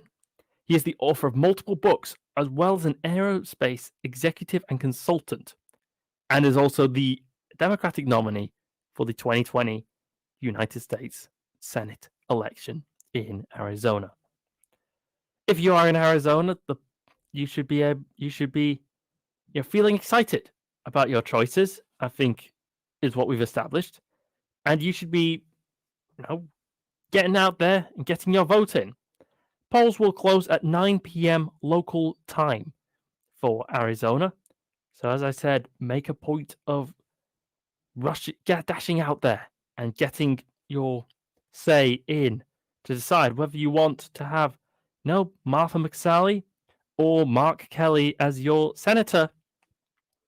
And then, of course, for the big question, the elephant in the room, do you want to have Joe Biden or Donald Trump to be the president of the United States of America for the next 4 years? Of course, Arizona is not the only state that is running. There are 50 of them. It's kind of like the deal of America. There's 50 states. So I'm not going to cover all of them in super huge detail. That would be, a path to madness even I don't want to climb towards. But I would like to sort of take one little aside and do a little requiem for the state of Alabama. Alabama, the state with a big red cross as its flag, is one of the most Republican, one of the most conservative states in the whole country. Which was then why it was super surprising when in 2017, during a special election, during a kind of an off, is just by itself kind of like an off election, they actually voted for the Democrat to be their senator. You see, what had happened was that Jeff Sessions, who was their senator before then, was appointed to the Trump administration in a very, very big sort of seat. I think he was justice. I forget what it exactly was. And they had a super contested election. In one corner was Roy Moore, a man accused of being a sexual assaulter. And yeah, yikes. All the scary stuff and all the implications of that in that sort of running. Versus mild-mannered Doug Jones, who likes to bill himself as this pro-conservative, but also kind of likes abortion. Democrat. Doug Jones, as I said, I'm not going to talk much about him because he's a bit a dead man walking. He's, as I said, a Democratic senator of a super conservative state in the state of Alabama. And he's now also up against Tuberville. Tuberville being a former coach. I looked at sort of Tuberville a bit. He's charismatic in spades. That man is not going to lose the Senate race. As for the House districts, there's no sort of race in the House that particularly strikes as like a super, a super competitive, super,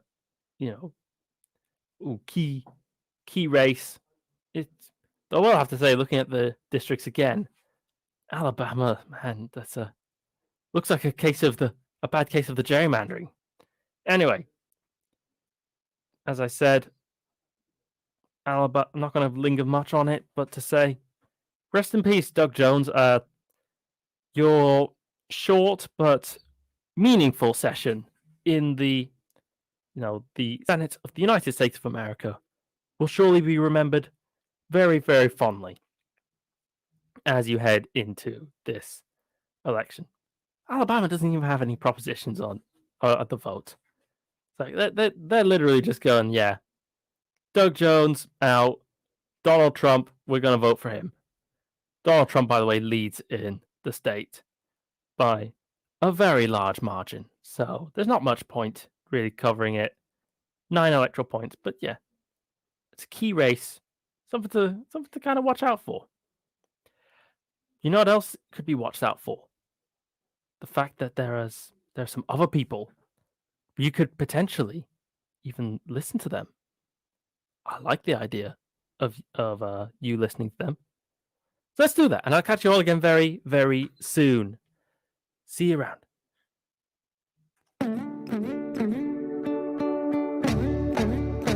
Whoa, Relax Radio.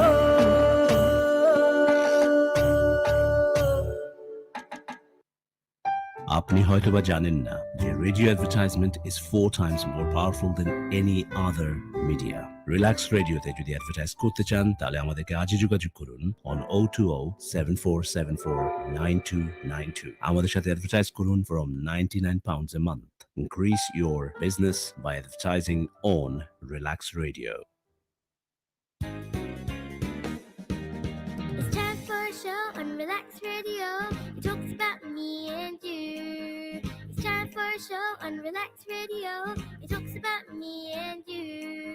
So listen to us, 24 hours, and let the happiness come to you on Relax Radio. Tune in to Relax Radio.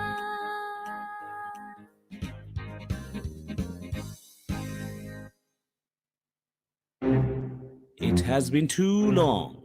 No one has taken the initiative to know who you are and what you do. Well, Relax proudly presents Relax Media to unite and expose all media-related personalities under one umbrella. If you are an artist, or maybe you're looking for one, look no further. Log on to www.relaksmedia.com. RELAKS media.com. In return, you get a free webpage and exposure to wider fan appreciation and contacts. Also, optional personal manager. Don't delay. Relax Radio.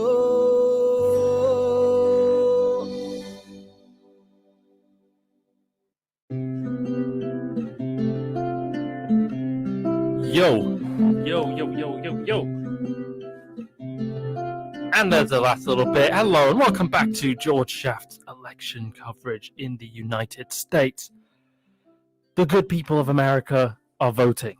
They are voting to decide who will be their next president, as well as, their senators, their House of Representatives, their state senators, their state House of Reps, and then, of course, all the propositions, the ballots, the referenda. It's a very, very exciting day today, and the next couple of hours promise to be even more exciting still. But let's have a moment to talk about a group of people who really are not represented in this. No, I'm not talking about the foreigners, the people who are not American, who are now consigned to living in a world where they cannot vote in the United States election. Though, if you are somebody who can vote, you are absolutely recommended to call the studio. The number is 07-852-473 and 473. You could talk about all sorts of things. I like talking. It's pretty good. It's pretty fun. I like having people on here. It's chilling. We have a good time. We have a good laugh. Lots of things to, to chat about. Lots of things to kind of talk about. I am spending this particular moment just tweeting out the little video live stream on Twitter, just so that you can all be sure to catch me there. But let's go and talk about another group of people who will unfortunately have to sit out this election, despite the fact that they are not even foreigners. They're in fact Americans. And yet they don't get a say in how they vote. Let me introduce you to Puerto Rico. Puerto Rico is, by all accounts, a lovely sunny place with great weather, fantastic atmosphere, great vibe, and also 3 million Americans who cannot vote in the presidential election. Why is that? Well, you cast your mind back to the beginning of the 20th century, and the United States picks a fight with Spain. The Spanish Empire was by then a joke and was roundly beaten in the Spanish-American War. One of the things it lost were a bunch of its Caribbean colonies, including the island of Puerto Rico. Now, whereas the idea for America had been to annex Cuba, that didn't quite happen. They did get to annex Puerto Rico, which, with millions of Spanish-speaking people, they decided to, at that point, consign to oblivion by not giving them any representation or any care or any attention whatsoever. The island has been, of course, campaigning against this. A large contingent of the islanders have now made their voices clear that they want to be a state. They want to be a full member of the United States Senate. They want to be in the House. They want to have the votes. They want to be on the maps. They want to have the cool graphics. But with like Puerto Rico, flipping to blue, because let's be honest, it will almost certainly flip to blue. But yet that doesn't happen. Years and years and years, and it's not happened. Of course, it's not to say that they're in a bad arrangement per se.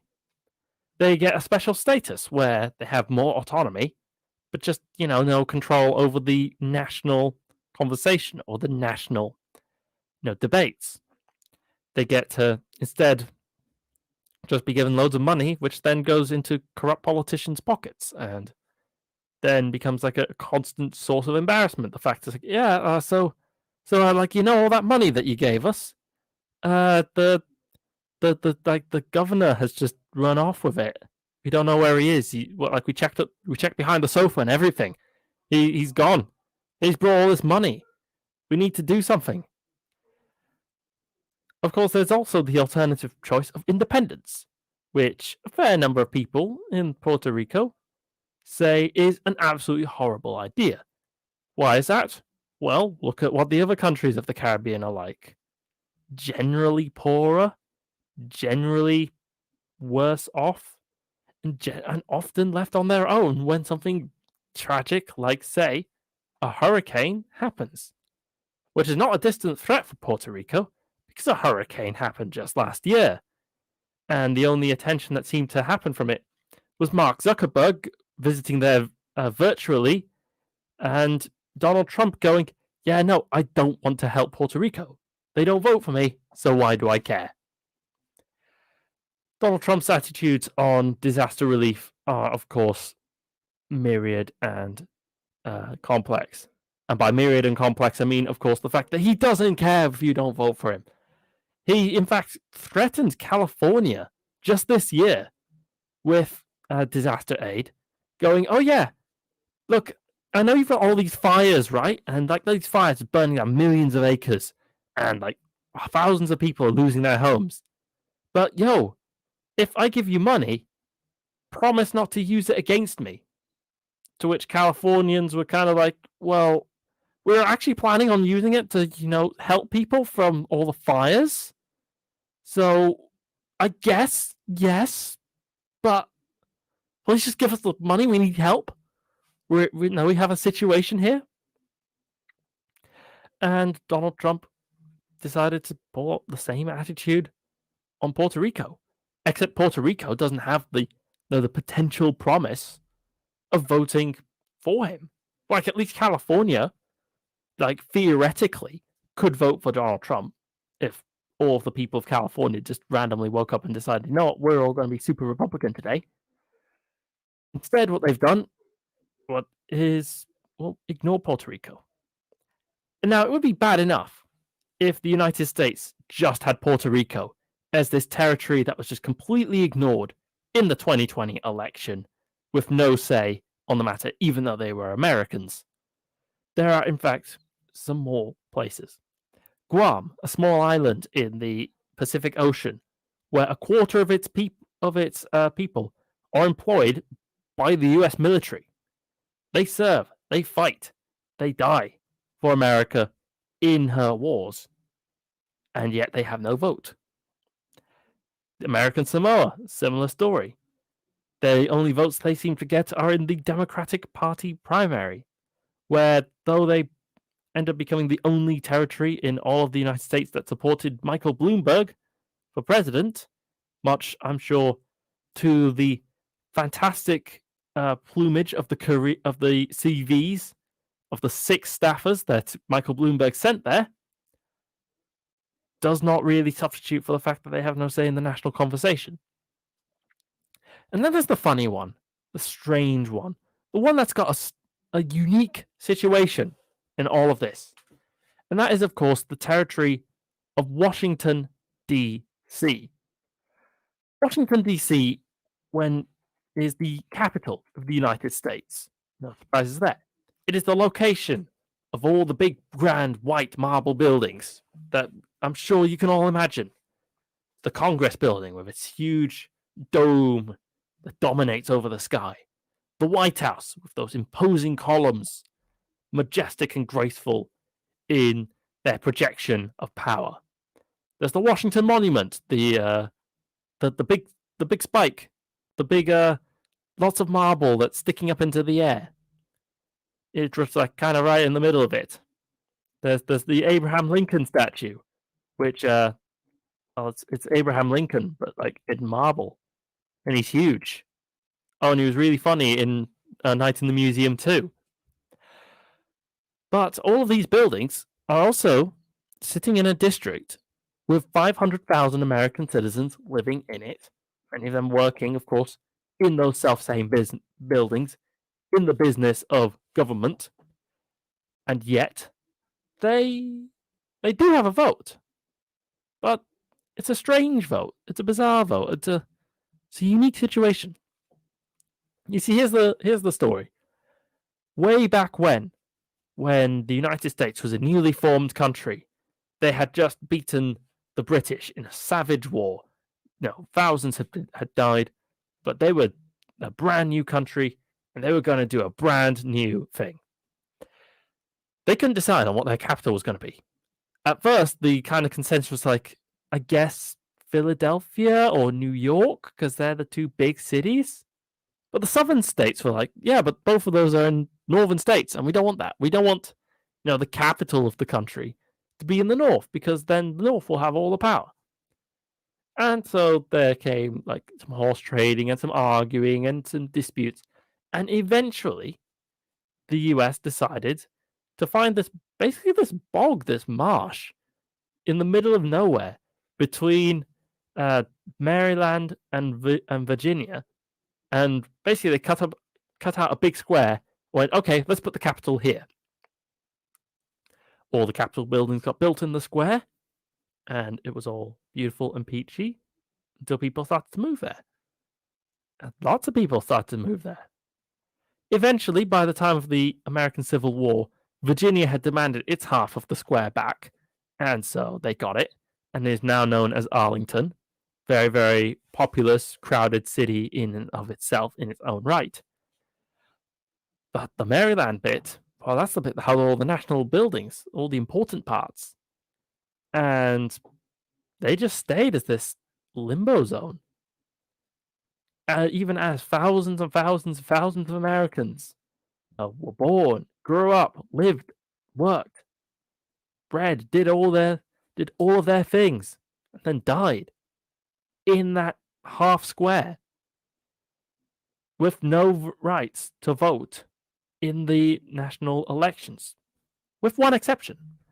The District of Columbia has got the right to vote in the presidential election. They are the strange little exception. The reason why it's 5:38 instead of 5:35, like you would think it would be with the actual mathematics.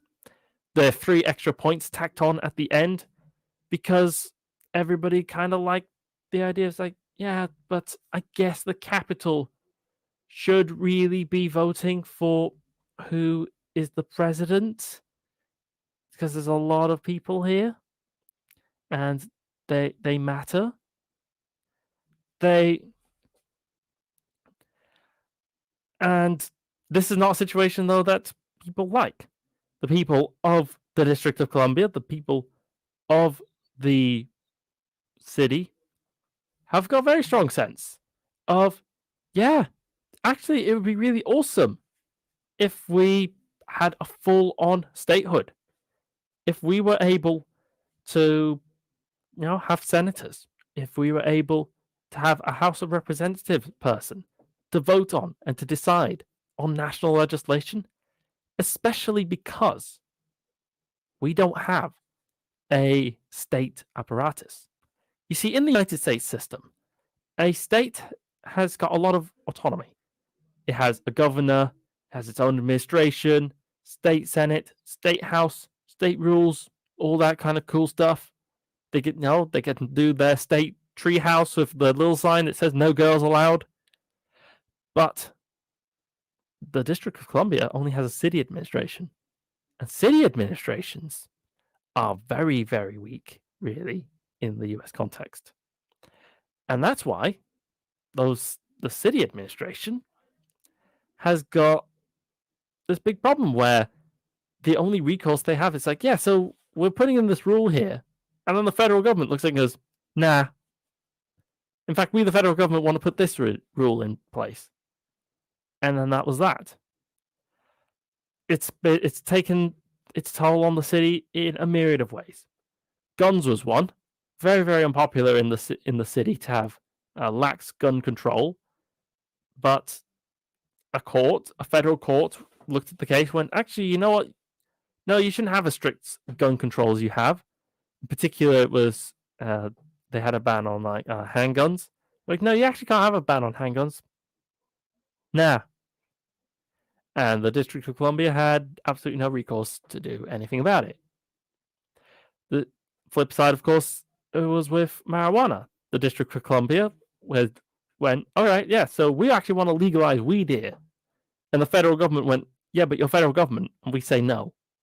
So the answer is no. You don't get to have free legal weed. No marijuana for you, District of Columbia. I think you can tell through those 2 stories, and there's many more where those came from, the city has been campaigning hard to become a state.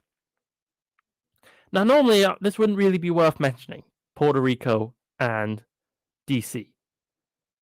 their campaigns for statehood are routinely ignored and routinely something that is just kind of just left to the wayside. Nobody cares. But this time it's different. This time, Joe Biden, the Democratic nominee, has looked at the math and he's realized that as things stand, the mathematics of the American electoral system means that the Democratic Party is always on a disadvantage.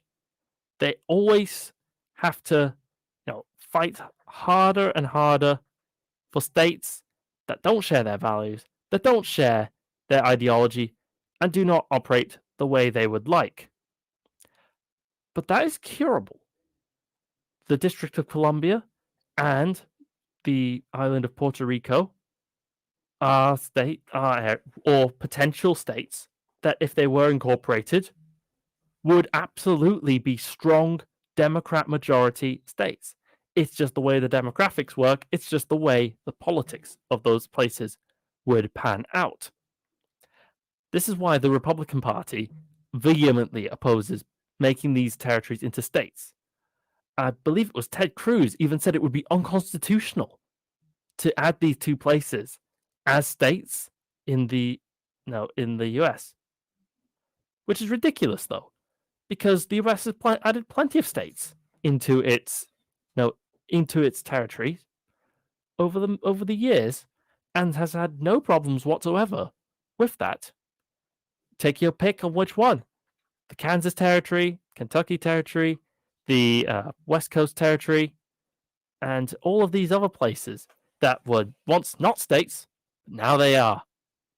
And that's just the way it is. Now, these places could, of course, become... I'm just waving goodbye to someone, by the way. Anyway, these places could, of course, become states. As I said, nothing legally stopping them. But politically, there's always been the problem where the Democratic Party has not really seen the interest in it. They've kind of gone like, yeah, well, I guess we could, but, we don't really care. But the 2020 election is different. And this is honestly one of the big reasons in my mind why Joe Biden should be elected and that everyone's all sleeping on, probably because they're not in those areas. I've confirmed and pointed out the fact that over 3.5 million Americans who were born in America and have every full rights and full citizenship of the United States are denied the ability to properly vote and participate in the American political system purely because they were born in the wrong part of the country. Purely because they were born in Puerto Rico, which is an island that is frankly just being held on as like some kind of imperial colony, even though they're all American citizens there now, and they wave American flags and seem to quite like cheeseburgers. Or the District of Columbia, DC, home of the national monuments, and yet those national monuments can't vote. The big giant Abraham Lincoln statue can't vote for a senator. It's absurd, beyond absurd. And yet now the math works in favor of making them into states. But only if the Democrats win. Only if Joe Biden wins and the Senate and the House of Representatives go blue. And preferably go blue in a big way, in case you get some holdout Democrat who goes like, actually, nah, I actually prefer the conservative way of doing things on this particular point. Nah, just a big blowout, a big, solid, screaming commitment of, hey, we want to change this. We want to make things better and more equal and more fair for all Americans in all of the parts of the United States of America. So let's go and make those places states. It's a campaign that I am very, very much on board with. Make Puerto Rico a state. Make the District of Columbia a state. Give those people the right to take part in the government that they've lived in all their lives. Now, of course, we are talking our live coverage of the US presidential election. 2 states have now started to process results. These are the states of Kentucky and of Indiana. None of these are particularly competitive states, but polls close in just over half an hour. And as I said, we've started to get some processes, we've started to get some results. Kentucky is going massively for Trump in this very, very early stage of the vote. But, with 69.3% going for Trump, bear in mind it's just 16,000 votes, and cities always do take longer to count their numbers. So don't read much into it yet. Same thing in Indiana, 66.1% going in favor of Trump. But again, that's only 19,000 votes. Indiana has several million people living in it. It will take time for all of these results, to really come through, to be processed, and to figure out what's happening. The story will continue, of course, after the break, when I think I might get a cheeky little guest on, or try to anyway. Catch you all again very, very soon. You are listening to jorgeshaft covering the American election live as it is happening at the moment. People are voting right now as I speak. And be sure, check out Relaks Radio. See you all very, very soon.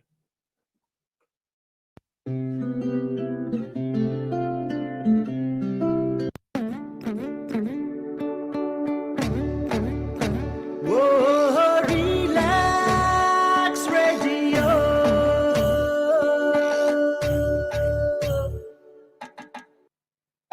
আপনি হয়তোবা জানেন না যে radio advertisement is 4 times more powerful than any other media. Relax রেডিওতে যদি advertise করতে চান তাহলে আমাদেরকে আজই যোগাযোগ করুন on 020-7474-9292. আমাদের সাথে অ্যাডভার্টাইজ করুন from £99 a month. Increase your business by advertising on Relax Radio. It's time for a show on Relax Radio.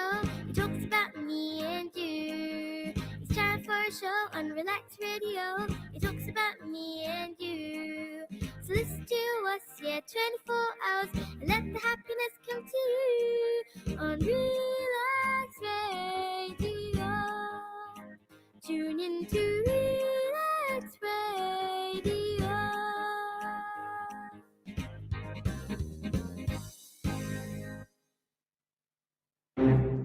It has been too long. No one has taken the initiative to know who you are and what you do. Well, Relax proudly presents Relax Media to unite and expose all media-related personalities under one umbrella. If you are an artist, or maybe you're looking for one, look no further. Log on to www.relaksmedia.com, RELAKS media.com. In return, you get a free webpage and exposure to wider fan appreciation and contacts. Also, optional personal manager. Don't delay. Relax Radio.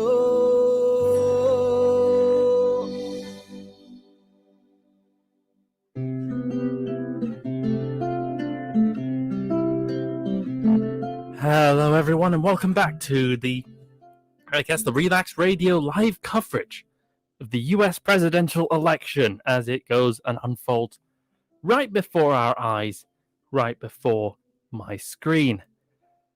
The states of Indiana and Kentucky are already starting to report in now and process their results. These 2 states are the first ones to close their polls now in the election. and so absolutely are going to have a fairly solid entries, really. Of course, Indiana and Kentucky are both very solidly Republican states. There's no expectation of really any serious upsets there on the presidential level, anyway. But there is a potential upset that is theoretically possible, but not in the presidential level, but on the state Senate level. You see, Kentucky is the Senate seat of Mitch McConnell. Mitch McConnell is the leader of the Republican Senate contingent. He is the mastermind, in many ways, of a lot of the shenanigans, is the real way to put it, behind the way that the Republican Party has handled things. He is the man behind, if you will, the slaughter, if you wanted to become a meme joke. But Mitch McConnell is facing a tougher opponent this time than he ever has before. Amy McGrath is his Democratic challenger, and she has quite the campaign. Former armed forces, strongly moderate, very much in the vein of like I'm socially conservative, but I'm a Democrat. Oh, and I'm also not blatantly corrupt. Mitch McConnell has actually had to kind of fight for his seat for the first time in pretty much forever, which is a welcome change for someone who, when you realize that this is literally the 6th time that they're getting elected. Oh yeah, and remember, of course, he's serving 6-year terms. So how's that for job security? I mean, I've often thought, like, imagine being a senator. It'd probably be the sweetest gig ever. You get 6 years now elected, and then for the vast majority of them, you are super safe because your state will always be one party or the other. So if you're in that party, it's just kind of like, all right, yeah, don't be a totally horrible person, and I'll be reelected. Maybe Mitch McConnell didn't quite get that message, though.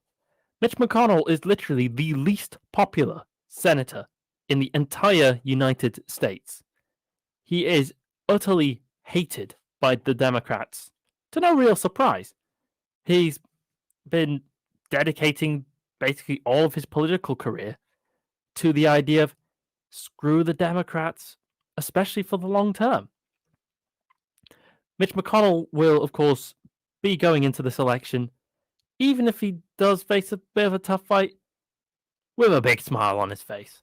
He's managed to get Donald Trump to appoint a 3rd Supreme Court justice.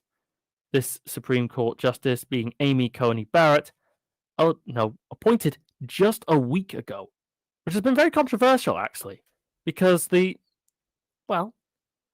was a week between we're going to have like an election, and let's actually put in someone in one of the most powerful positions in the whole country. Yeah, no democratic say in that at all.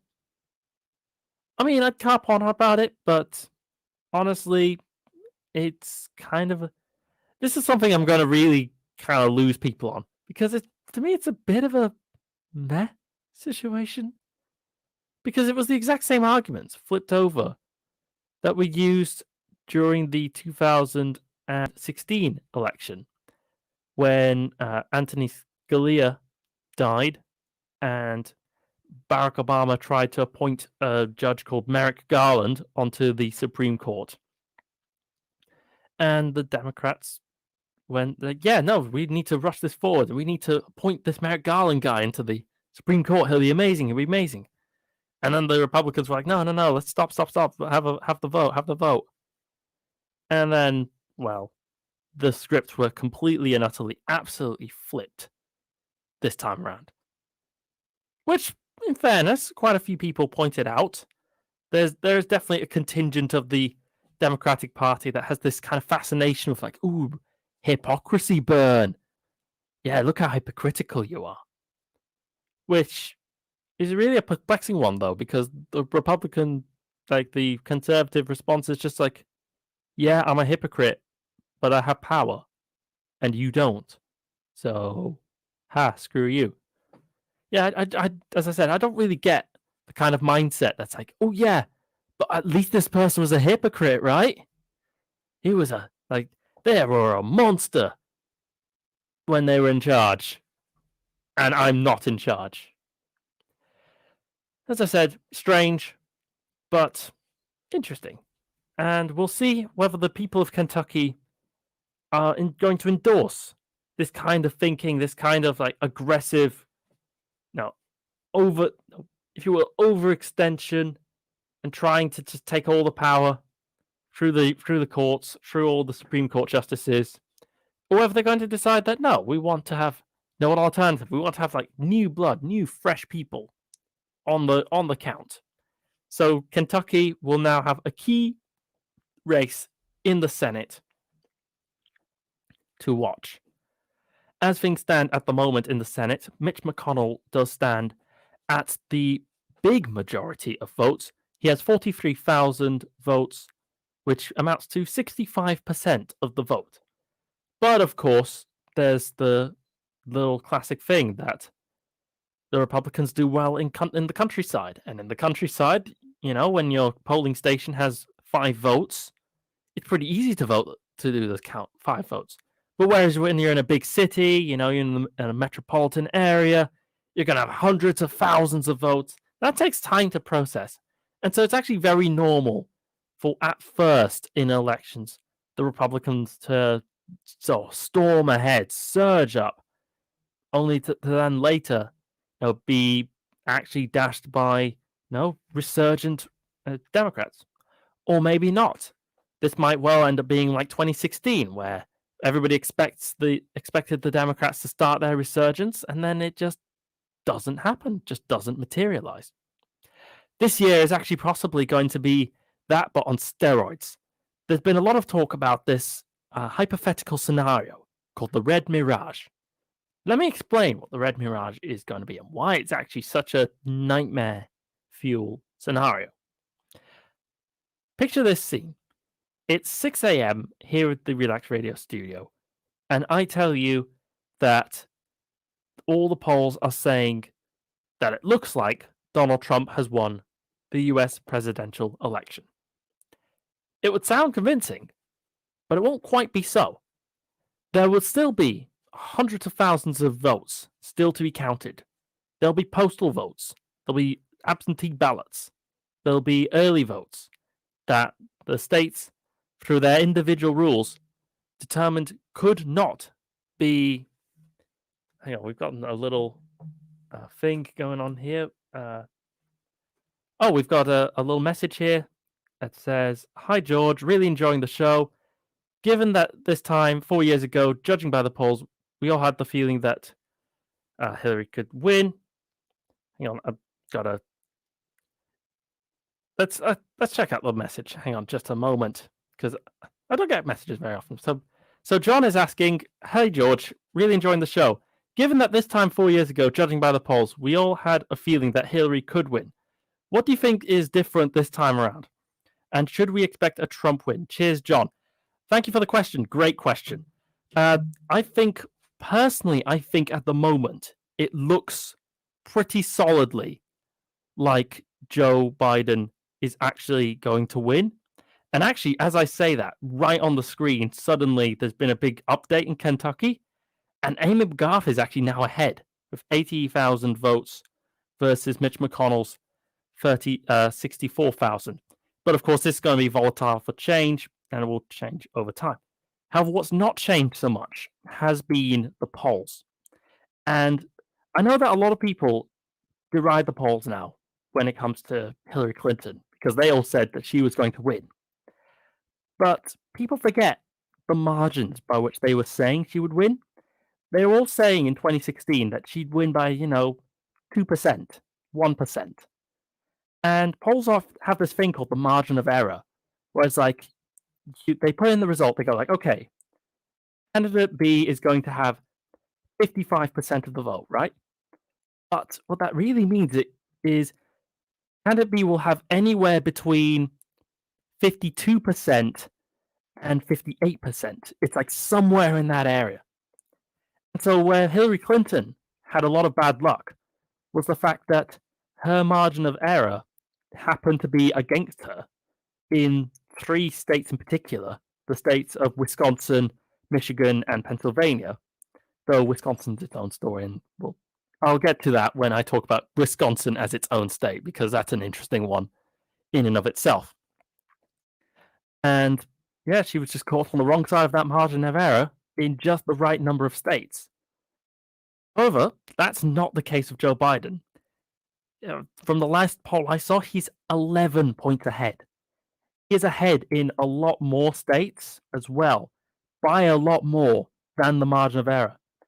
There's a YouTube channel I was watching recently. It's I think it was called Let's Talk Politics, and they went purely on the basis of like, right, let's have that same margin of error, mistake that we saw last time round in 2016, and let's give that to Trump. See what happens. And the answer was Joe Biden still wins. He still won in Pennsylvania. He still won in Virginia. He still won in Wisconsin, in Michigan, in Arizona. He doesn't win, though, in some of the very, very close ones, like Texas and Georgia and Florida. But at that point, he doesn't need those. He just needs to win enough points to be the president. He doesn't need to win all of it all at once. So I hope that answers your question. That said, of course, I could be wrong. Anything could happen. We could see. And the Red Mirage situation could absolutely throw a spanner in the works. A spanner in the works could also be thrown in, of course, in the fact that there's been a lot of rough controversy in this election. And it's not exactly, and not even so much controversy. Let me just explain it like this. So I've got a Guardian article up here that's just been put out, and it's titled, "It's Real Fear. Clash of Two Americas could get worse before it gets better." All right. What does it mean? So there's not a liberal America and a conservative America. There's the United States of America, said Barack Obama in 2004. But that's not quite how it is anymore. Instead, we've got division. We have anger, and threats of violence have been disturbingly commonplace. In America, there's been, you might have heard this term like the Boogaloo or the Boogaloo Boys. It's a kind of a jokey way of saying a second American Civil War. Yes, I know that originally Boogaloo referred to just like the second of anything, but it's really started to become just like, what if we had a hypothetical American Civil War too? The Electric Boogaloo. It's sufficiently often and sufficiently explained enough that I don't think it's just like a joke out of nowhere. And with Donald Trump spending so much time going, "Oh yeah, no, the polls are fake. The ballots are fraudulent." He's been talking a lot about like, "Oh, all those early votes, like they're all actually against me. They all hate me there." It's possible, very, very possible that he could end up inciting some serious bad blood. Whether it's going to happen or not, hard to say at this point. I don't think there will be a second American Civil War, not yet. But no, I'd be a fool to just dismiss it out of hand and say it's not going to happen. Meanwhile, not in the story of not going to happen is the presidential votes in Kentucky, which have, very surprisingly, just for now, flipped in favor of Joe Biden. But of course, that's because we have got the city of Fayette County has just come in. Very big city in Kentucky. It's got the city of Lexington there. So, of course, that's going to be like the heartland of Joe Biden in the state. But the rest of the state is sure to vote in their sort of predictions and their sort of enthusiasms And I'd be very surprised if it didn't flip towards, going back to Donald Trump again. What is maybe slightly more interesting, though also a very predictable result in and of itself, is the state of Indiana. Now, Indiana doesn't have any big competitive races, I'll be completely honest. Like, they have a governor's race, but the governor looks pretty set to be, the incumbent Holcomb, the Republican. Again, houses, there's no key districts in the House, according to the CNN polls, the CNN website. And meanwhile, for the presidency, Donald Trump is solidly winning. There's not a single district put out there that's blue. Indianapolis will probably vote for Joe Biden. It always is the case in these states that, like, the state capital votes for the Democrats. But yeah, Indianapolis is not going to be anywhere near enough to sort of outweigh the rest of Indiana itself. However, if you are in Indiana and you have this last opportunity to vote, don't take my sort of little dismissal as something to be ignored. In Indiana and in Kentucky, you still have about 15 minutes left to vote. And I would highly recommend you go and do so. It's your say in the democratic process. If you are an American and you can vote in the state of Indiana or the state of Kentucky, it's very important that you have your voice heard, that you participate in the civic society of the country as a whole. The fact that you're there and going like, yeah, no, here's how I feel, and here's what I don't like. If you're not going about it like that, then, well, you're kind of putting in this fiction of like, oh, don't worry, don't mind me, guys. I'm somehow completely neutral on the subject of Donald Trump or Joe Biden or corruption or on foreign affairs or on employment. That's just not the case for basically anyone. So get out there and vote, and get out your little sort of behinds there. I'm fascinated at the moment by Kentucky because it's actually gotten quite close in terms of the voting. Joe Biden is now just slightly ahead, but of course that's going to flip over to become pro-Donald Trump any moment now. But because Joe Biden's kind of ahead at the moment, it's also meant that Amy McGrath is in the lead at this precise moment. Again, whether that maintains or not is hard to say, but it would be so interesting, purely from a kind of a, what if scenario, if Mitch McConnell lost? Because you see, Mitch McConnell is the Senate Majority Leader. He is, in theory, the most powerful person in the United States Senate. He is the mastermind behind all the judges. He's the guy who managed to organize getting Amy Coney Barrett to become now a justice of the Supreme Court. And yet, as of right now, the processed votes say he might lose. What would that say? What precedent would that set? Would it become a lesson, a warning for all future politicians? Play against the rules and play Russian roulette with the system at your peril? Or will it just end up with Mitch McConnell, winning re-election? A complete non-surprise in a state that's as solidly Republican, solidly conservative as the state of Kentucky is. But I'm curious, what do you think? You can either text the show like John just did. I will make a point to respond to your questions, to your queries. I am somebody who is just slightly obsessed with American politics, as you might have observed. And so I'm happy to answer your questions. You can also, of course, call the studio. The number for calling the studio is 07852 473 and 473. I'll repeat for those at the back. The number is 07852 473 and 473. As polls continue throughout all of the United States, but threatening very, very imminently with closure in the states of Indiana and Kentucky, I want to skip over now to one other state that, well, because we don't have much time anymore, I think probably just skip over to a state that's not going to be of much interest. And let's see, what states are not going to be of much interest?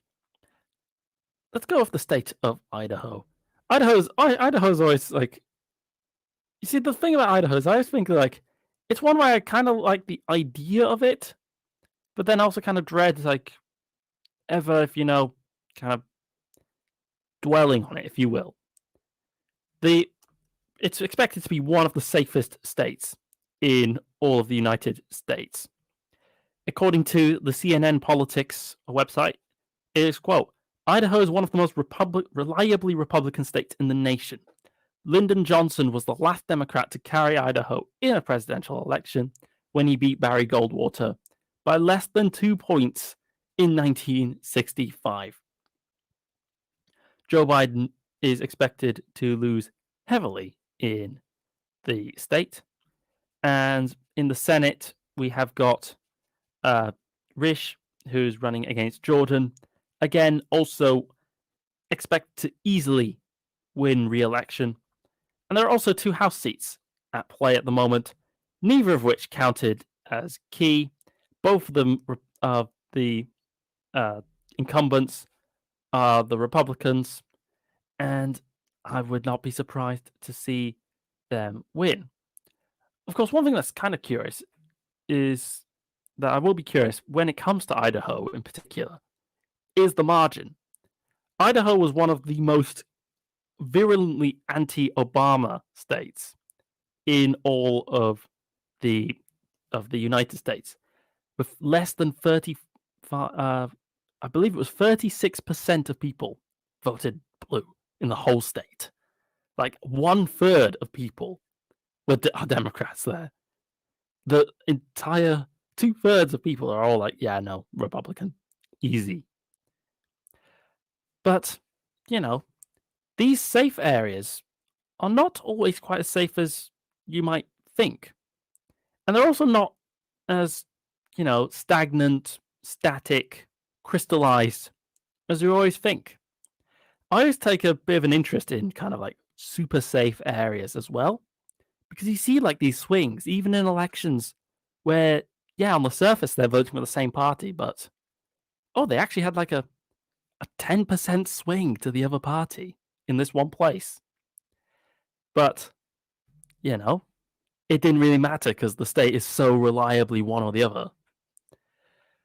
So it is a curious little one, but as I said, not a hugely interesting one. One thing that is kind of interesting about the state, though, and how its politics always are, is of course the fact that it's one of the last states in many ways to be really affected by. Yeah, I'm looking at the 2016 election, by the way, and I actually overestimated. I remembered 36% from Obama, but actually Clinton lost Idaho with only 27% of the vote. So she did not do very well there.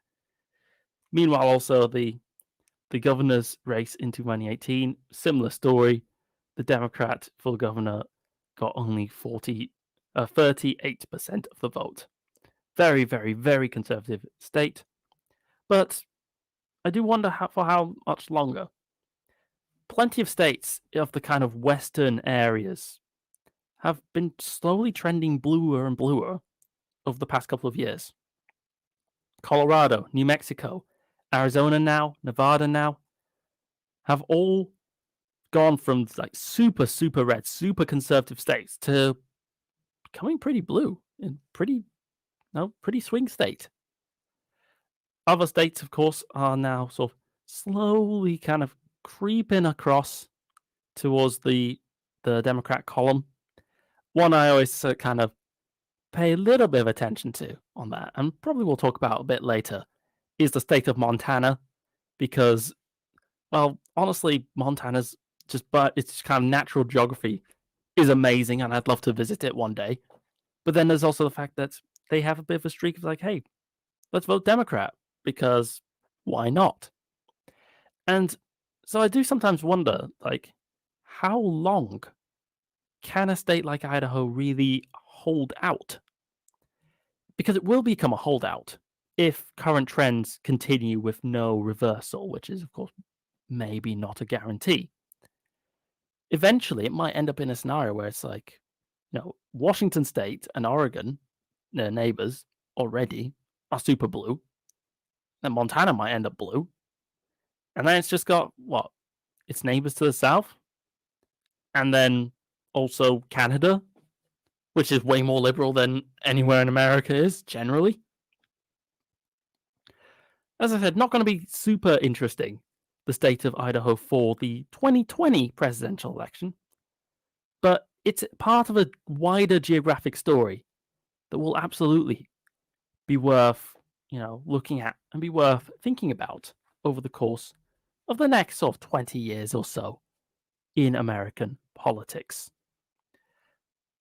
As I keep talking, of course, on Relaks Radio, you can absolutely contact me. The number is 07852 473 and 473. I should mention that this is, of course, being broadcast in Britain. In case you have a foreign number, make sure to dial in a British, +44, to get access to, me, and message me, just like John did earlier, with his very pertinent and very interesting question.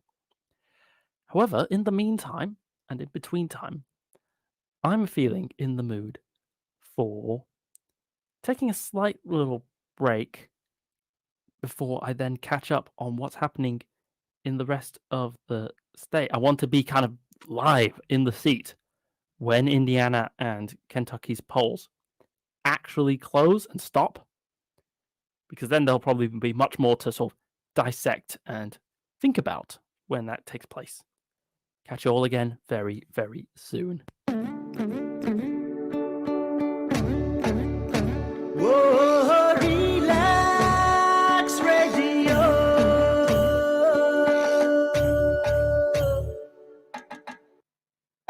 আপনি হয়তোবা জানেন না যে radio advertisement is 4 times more powerful than any other media. Relax রেডিওতে যদি advertise করতে চান তাহলে আমাদেরকে আজই যোগাযোগ করুন on 020-7474-9292. আমাদের সাথে অ্যাডভার্টাইজ করুন from £99 a month. Increase your business by advertising on Relax Radio. It's time for a show on Relax Radio. It talks about me and you. It's time for a show on Relax Radio. It talks about me and you. So listen to us, 24 hours, and let the happiness come to you on Relax Radio. Tune in to Relax Radio.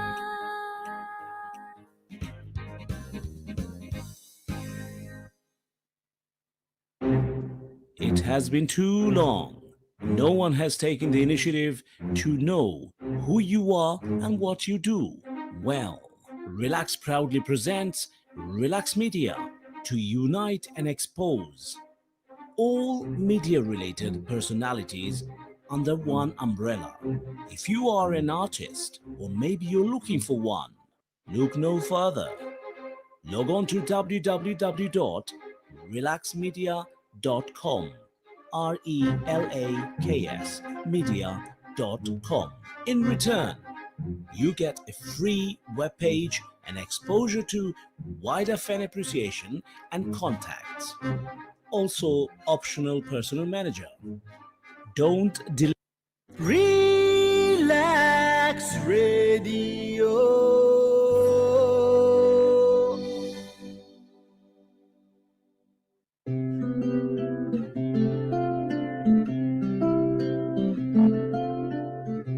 Hello, welcome to Relax Radio's election night coverage in the United States presidential election as incumbent Donald Trump goes head to head and clashes with Joe Biden over the fate of the free world and the most powerful country in the world.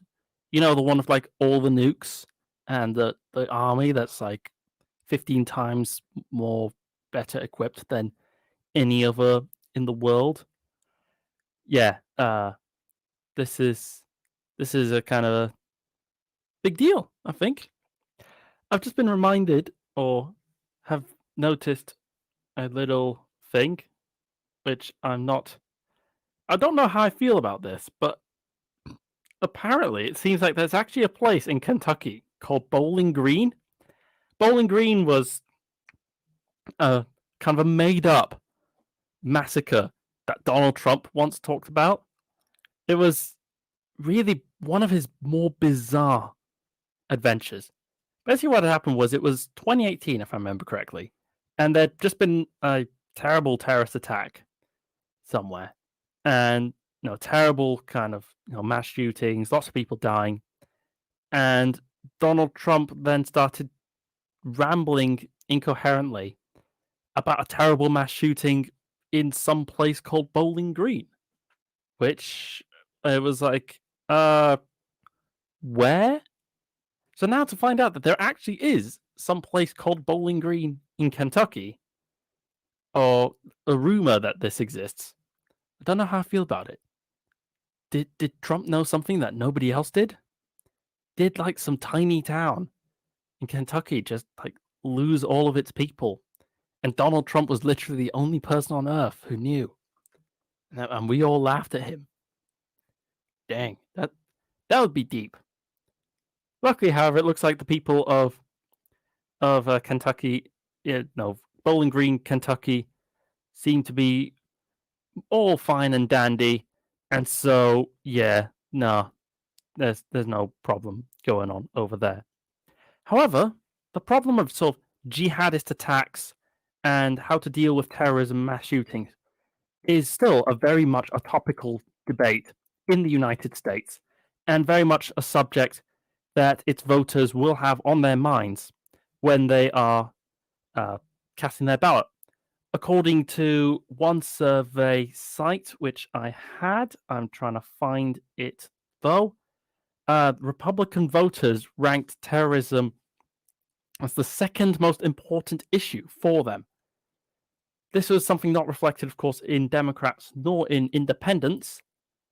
There we are. So in the pro-con, or it's basically like a big non-partisan kind of collection of all the different polls. According to, in particular, the Climate Nexus poll into November 2020, asking the question, below are some issues that may factor into deciding your vote for president in November 2020. In making your decision in who to vote for, which two issues are the most important? Republicans had...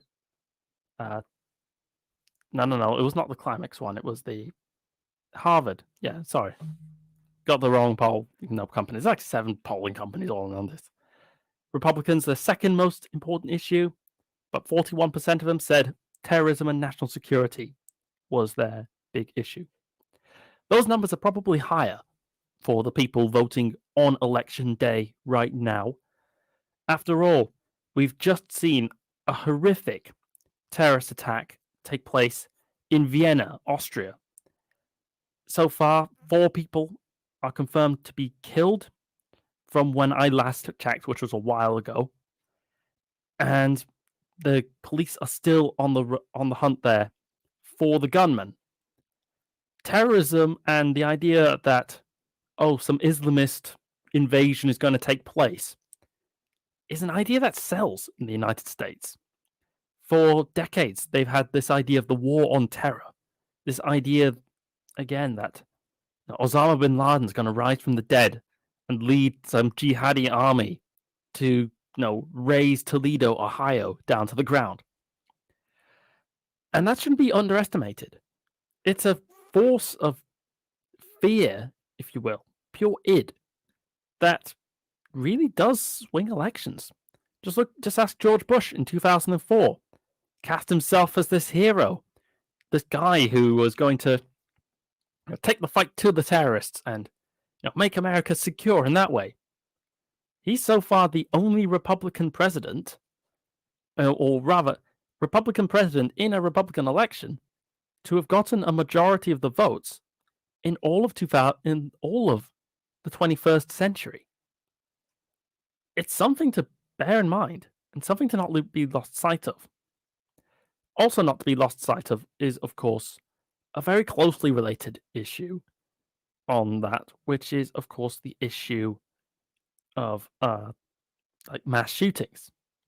2020 has been slightly odd for the United States on that, because it's not had I can't recall one off the top of my head, some huge mass shooting. These sorts of things became a depressingly common occurrence in the years prior, when we saw, among other places, the Pulse nightclub shooting. We saw the concert in Las Vegas. We saw the Vegetable Festival in San Francisco that got a mass shooting in it. Horrendous shootings with dozens and dozens of people killed. But in 2020, that's not quite happened. A lot of it, of course, being, the pandemic. Everybody's indoors. There are no events, no targets for the twisted, evil people who commit mass shootings to go after. But it's also served another purpose. I think it's really, really served to put the issue of kind of like gun control and guns in general quite far down the agenda, to be honest, which I did not expect would happen. If you cornered me like a year ago, before the pandemic, and told me like, right, like gun control, right? That's going to be a non-issue in the 2020 election. I'd have been very surprised. I'd have said, but what about all these mass shootings? Yet, the timeline we're living in is a pandemic came around, killed 200,000 people. Everybody went into lockdown.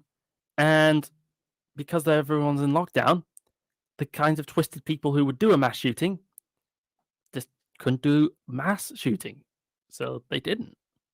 And so people just kind of forgot about guns.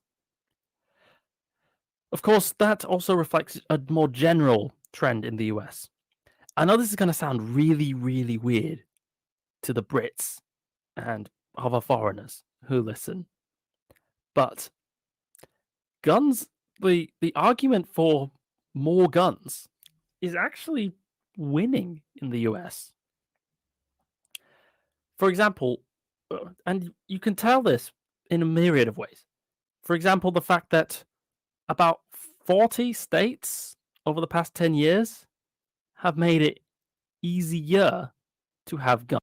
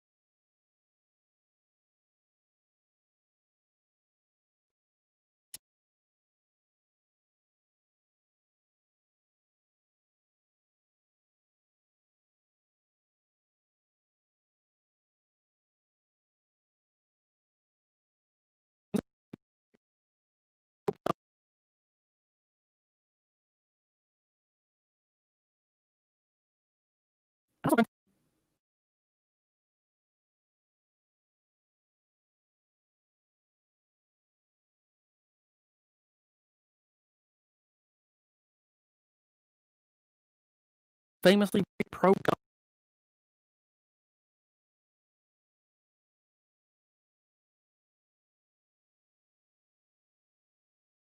And that's not going to, there's no reason why that's just suddenly going to go away.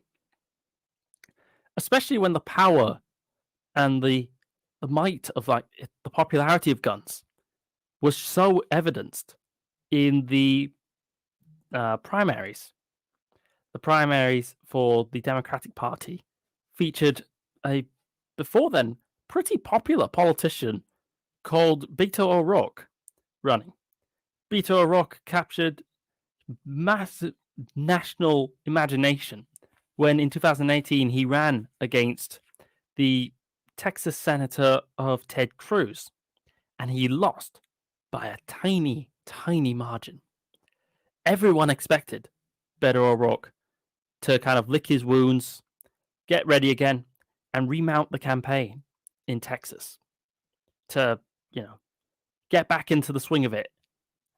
Especially since in 2020, there's the second senator is running for Texas, and he's definitely a potential vulnerable individual. I'm just checking the name now. It was, Corin, who is classified as a key race. It could have been, and if Beto O'Rourke had run, then it would not just be a key race, it would be a very, very tight race indeed. But that's not what's happened. In 2020, 2019, Beto O'Rourke ran for president, and he ran for president under the platform of, I will be the guy who takes your guns. Yoops. That doesn't go down very well now, does it? His campaign sank like a lead balloon. People abandoned his cause pretty quickly. Yes, he still had supporters. Yes, he still had people who, to the very bitter end, were cheering for Beto O'Rourke. But the national picture, the bigger picture is pretty clear. And it's a pretty clear picture that says, you don't be the guy who's going to take away all the guns. So, overall, it seems pretty clear that, yes, national security and safety is going to be an issue on the minds of many Americans as they go to the polls now to vote on who's going to be the next president of the United States. With the exception, of course, of the states of Indiana and Kentucky, where polls have just closed about 5 minutes ago, and we already have a projected winner on this. The state of Indiana is projected already to go to Trump with 64% of the votes that have already been counted being cast in favor of Mr. Trump. Hardly a surprise by any stretch of the imagination, though that state was already incredibly pro-Trump. But we are seeing a few other quite interesting sort of results. Florida has just started to put out its own kind of processes, and it's opening up with an early Trump lead in this battleground state. Obviously, a lot of these votes are coming from a very kind of rural areas that you would expect to go to Trump, but not all of these. Pasco County, for example, which is right next to Tampa, is projecting 55%, 43% for Trump. We have an even closer one in Brevard County with 54% of the so far counted votes going in favor of Trump. It will be interesting to see how that actually turns out. It will be curious to see, will it actually be a Trump victory, or will it actually end up being Joe Biden? One thing I'm quite enjoying is CNN has actually just put out its own little projections for New Hampshire. Of course, the very, very first thing I talked about was the fact that in New Hampshire, 2 tiny towns make a big point of being the first places to vote. And so we have a projected winner for New Hampshire of Donald Trump, who is leading 16 votes to 10. Even though the county of Dixville has voted 5-0 for Joe Biden, The nearby town of Millsfield, on the other hand, has gone 16 votes for Trump versus 5 for Joe Biden, making for potentially a few uncomfortable discussions in probably they have. I like to imagine that they have like one part bar. My mental image, I have to admit, is something like a Snowden from Undertale, if you've ever not heard of it. It's like you have like the Grillby's bar, like in the middle of the town, and like everybody just kind of congregates there. I know it's a silly little mental image, but if I can't have fun, then, what am I doing? Anyway, we've also started to get some projected results now in from the state of Virginia. Virginia is going to be an incredibly interesting state. In fact, let's go and do a bit of a deep dive on Virginia. Virginia was one of the few swing states that actually swung towards Hillary Clinton during the 2016 general election. It was, and in sort of the coattails of that, it decided to double down on that with electing by quite a resounding margin a very, very Democrat administration for its states. But then there were a few issues with that. Mostly was the fact that the new Democratic sort of governor, the administration that they got, was one that was very, very focused on the idea of gun control. Remember what I mentioned earlier, like how gun control is really losing the argument in the United States on the national level. And nowhere did this become more clear, more obvious than in the state of Virginia. When the state government, the governor, decided to, ban the guns or ban some guns, there was a huge rally in Virginia's state capital. Thousands and thousands of people crowded down into the streets, bearing scary military-looking weapons, and all going like, "Yeah, no, it's evil. Don't take our guns away. We quite like it." So we'll be very curious to see what happens here. Unfortunately, my connection on my laptop has been apparently interrupted, which is boding very, very ill if this is to continue, and will probably hamper my ability to talk about the election results pretty considerably.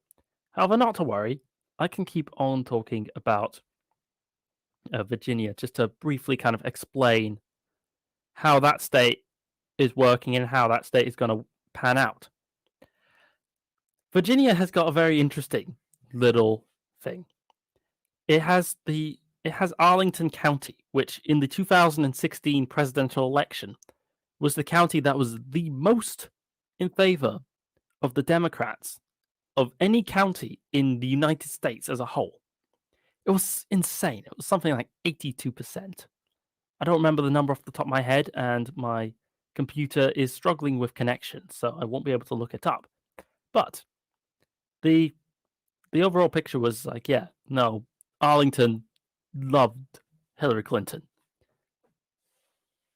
But does that reflect the state as a whole? Well, it was fairly close in 2016. But the electoral advantage has continued to grow and grow for the Democrats in Virginia. As I mentioned earlier, in 2018, we've now got our results, by the way, for the state. Our connection is now back. And here's the part where I go, yep, one county is putting its results out. According to the county of Richmond, which is, by the way, not the city of Richmond, Donald Trump is now 51.5% ahead. But don't worry, it's only 1,600 votes. Meanwhile, for the Senate, we have got a glitch happening. So I guess we can't talk about this. Yeah, we can't talk about the Virginia Senate. What about their ballot measures? We have got slow loading screens. I guess the computer has decided that it doesn't like me anymore. There's one thing I should mention, though. about the sort of whole gun control idea that took Virginia quite by storm earlier this year, with some very unpredictable and crazy, frankly, results.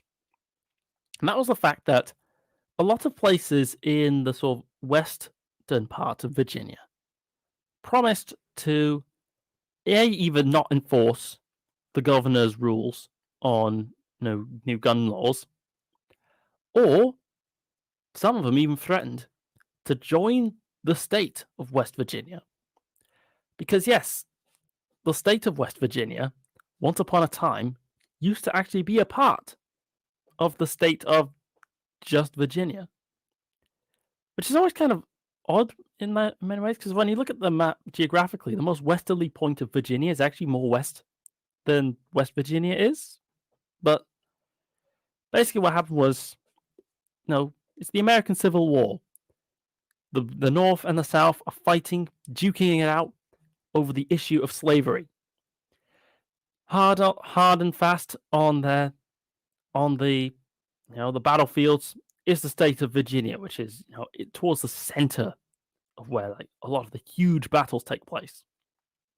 But it was a very split state. The state as a whole, or the southern bit, the eastern bits, were in fact some of the central parts of the Confederacy. Richmond, the city, was actually the capital of the Confederacy during the American Civil War. But West Virginia in the mountains wasn't about that. They weren't all about that.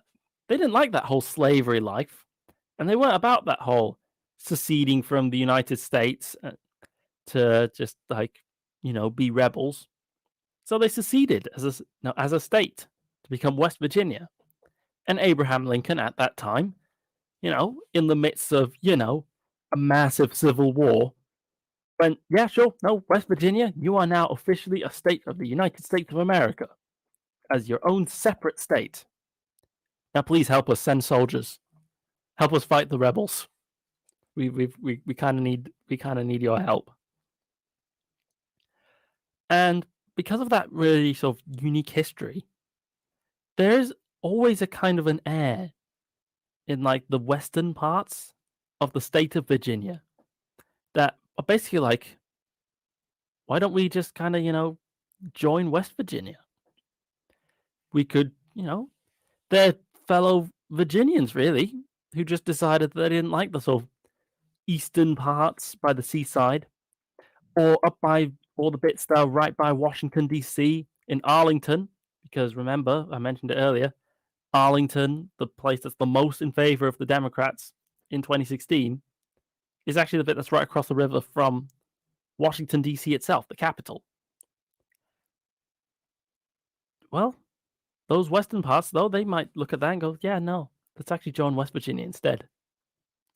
Didn't actually happen this year. I was kind of a bit disappointed. I was really curious to see, what would actually happen if a county decided they wanted to swap states? What kind of constitutional problem would that create? But no, nobody took that step, which is kind of disappointing. Virginia, alongside having a vote for the presidency, will also have a proposition, a ballot measure up for vote, reading, this measure would create a commission made up of members of the legislature and the public that would be responsible for drawing congressional and state legislative districts. Those maps would be approved by the legislature without the governor's involvement. It also establishes that the state Supreme Court would be responsible for drawing districts if the commission can't, or if the legislature doesn't approve those created by the commission. Vote yes to support creating a redistricting commission, and vote no to oppose. This is a long overdue kind of measure. It's a long overdue measure for just about every state, really. Gerrymandering is the term used to describe basically when you kind of draw district borders to favor, the politicians and not the public. And when you look at the Virginian House districts, you can really see it. like the Virginia 5th district of the House reminds me a lot of the African country of Cameroon, where it's got like this huge snaking arm kind of going up to the north, and it has a little hook at the top. You have got this strange thing going on of the 10th district, where they've got like a little kind of like an arm that then surrounds like one town right at the corner. Looks very odd. And when you see really odd districts, there's almost certainly means that you are dealing with gerrymandering. Perhaps it's that gerrymandering why we actually already have a projected winner in Griffith running in the Virginia 9th district, running completely unopposed though, so nothing of much surprise there.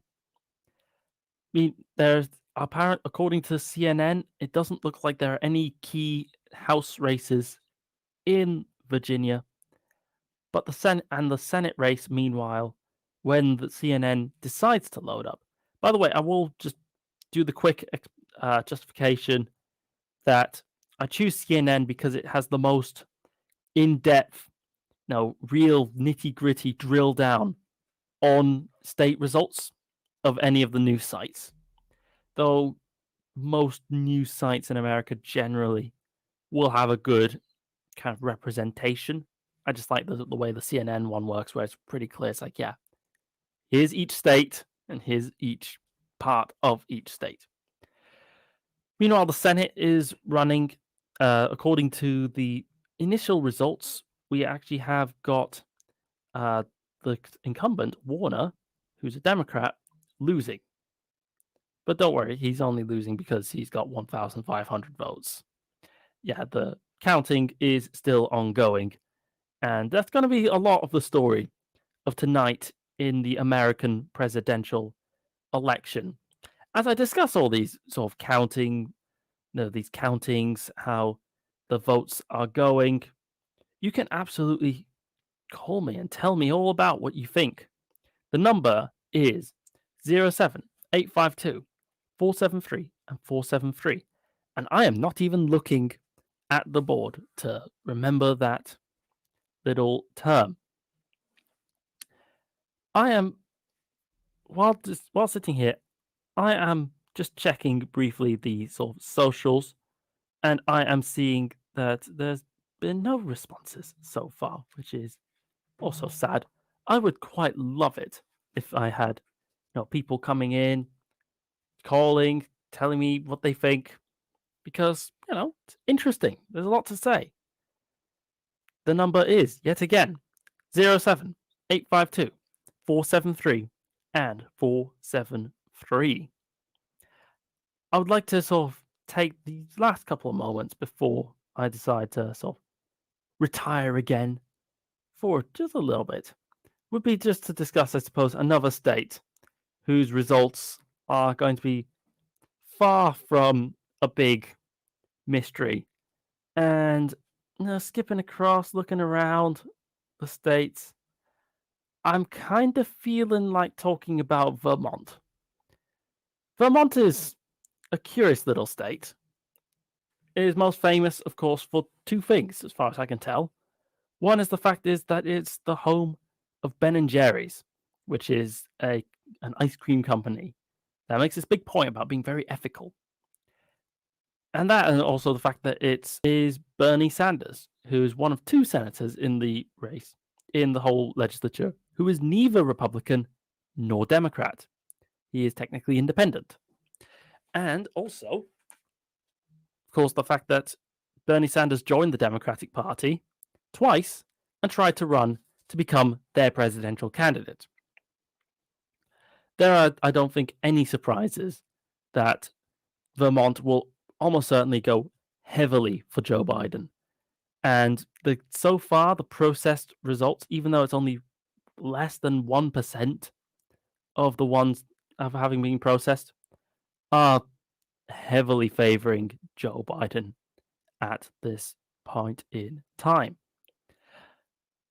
But Vermont actually does have a very sort of curious little history, Because when you look at like the whole northeast of America, you'd always think like, yeah, all of those were like the original colonies, right? They're all so small. They're all like so kind of tucked in there. They must have been like the 13 colonies.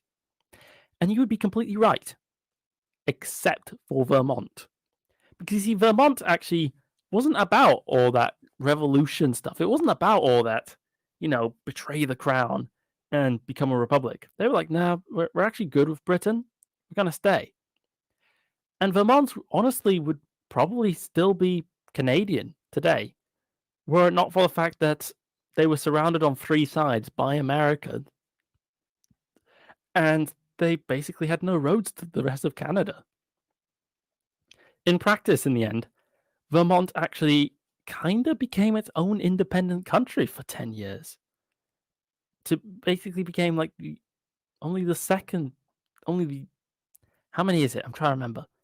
I think it's only 3, independent countries, or like were explicitly like independent countries, have chosen to join the United States. And Vermont was the first one. Even though they didn't really choose to be independent, they chose to like, no, we're actually good with being a part of Britain, but we're just completely surrounded by America. And since Britain can't reach us, we have to run ourselves. And this whole running ourselves thing is awful, so we don't want to do it. But still, it's a curious little bit of history there, and a really interesting sort of thing, in my opinion. Vermont, also curiously enough, is actually one of the most rural states in America. Like almost all of its people live in like the countryside, but yet at the same time, because of like the culture of like the northeast of America, the very Yankee thing, they are, as I mentioned, one of the most liberal states, one of the most left-wing states in all of the US. And there is no indication anywhere that anything surprising or exciting is going to happen in the state whatsoever. Yeah, I'm just checking like their House district, not considered important. It's Democrat. Their governor is a Republican, and he looks set to, and he might actually win. But again, this is a state that is clearly very, very anti-Trump, and will probably remain so. Its overview, according to CNN, reads, quote, "For most of its history, Vermont was one of the most Republican states in the Union. Prior to 1992, it had voted for a Democratic presidential candidate only once in its history, Lyndon Johnson in 1964. Today, however, Vermont is a Democratic stronghold and has gone blue in the last 7 presidential elections." The time is almost 12:30 British time, but of course that is not the time in the United States. In the United States, we are just passing poll closing time, which I believe was 9 o'clock in the states of Indiana and Kentucky. And meanwhile, we're starting to see some, slow trickles of information coming in from now a myriad of states.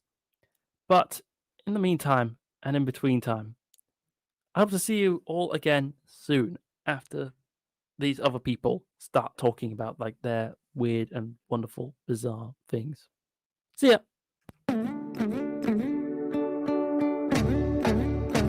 Oh, relax radio.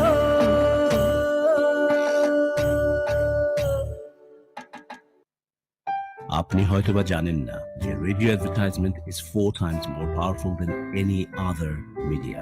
Relax রেডিওতে যদি advertise করতে চান তাহলে আমাদেরকে আজই যোগাযোগ করুন on 020-7474-9292. আমাদের সাথে অ্যাডভার্টাইজ করুন from £99 a month. Increase your business by advertising on Relax Radio. It's time for a show on Relax Radio. It talks about me and you. It's time for a show on Relax Radio. It talks about me and you.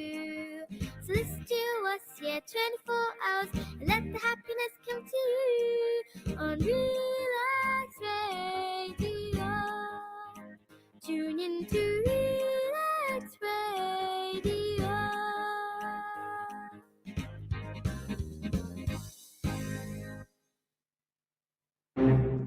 It has been too long. No one has taken the initiative to know who you are and what you do.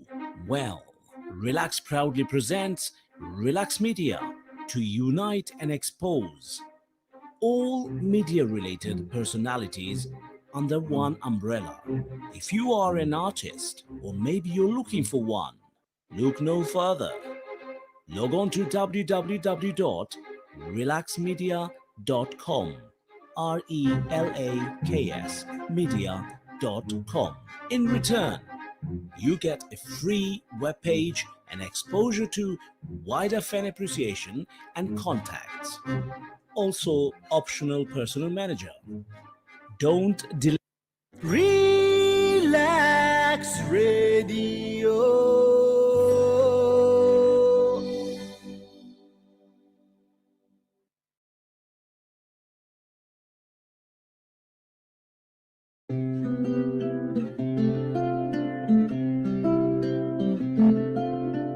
Hello, everybody, and welcome back to Relax Radio as we cover the US presidential election in, well, the United States. I don't know how to say that, you know, since I did kind of open it up as saying like it was the United States election. We are, of course, looking at the CNN map result, but also skipping across to, you know, just discuss like the various issues that have been taking place, you know, that have been sort of very controversial in the place and what's been sort of going down. And I think that it would be very, very unfair of me if I didn't discuss one giant elephant in the room, one possibly the story by which America will be judged for all of the future. And that is, of course, the issue of climate. It's no secret that Donald Trump has been ruinous for environmental legislation and for protecting the environment. Just about everywhere, really. But in particular also for the United States. For example, he has rolled back, fully reversed, almost, not quite, but almost 100 different laws and regulations and rules and executive orders. Imagine that. Just first of all, the time of just like, 100 different laws. Yeah, no, I'm reversing all of these. But then worse than that, he's passed multiple laws in the Senate and in the House of Representatives all about, all of those environmental protections that you dearly know and love, and keeping you safe from toxic waste and just about everything that you could imagine. All of it's gone. In fact, I actually have the New York Times here up. I was taking my time to find where it was. It's titled, "The Trump administration is reversing nearly 100 environmental rules." Here's the full list. Completed was 72. In progress, 27. Total rollbacks, 99. Yikes. According to the New York Times, over 4 years in office, and the Donald Trump administration has dismantled major climate policies and rolled back many more rules governing clean air, water, wildlife, and toxic chemicals. While other administrations have emphasized cutting regulations, calling them burdensome to industries like coal, oil, and gas, the scope of actions under Donald Trump has been, quote, fundamentally different, unquote, said Hannah V. Vizcara, a staff attorney at Harvard Law School's Environmental and Energy Law program. Oh dear. Oh dear, dear, dear. It doesn't sound very encouraging, but wait, there's more. In all, a New York Times analysis based on research from Harvard Law School, Columbia State Law, and other sources counts more than 70 environmental rules and regulations that have been officially reversed, revoked, or otherwise rolled back under Donald Trump, with another 26 rollbacks in progress.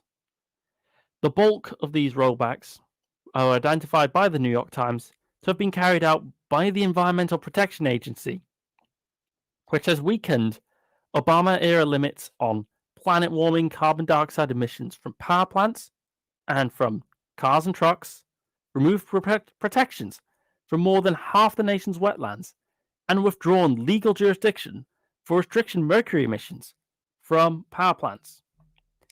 There was a bit of a watershed moment in my mind in discussing the sort of environmental impact of the Trump administration.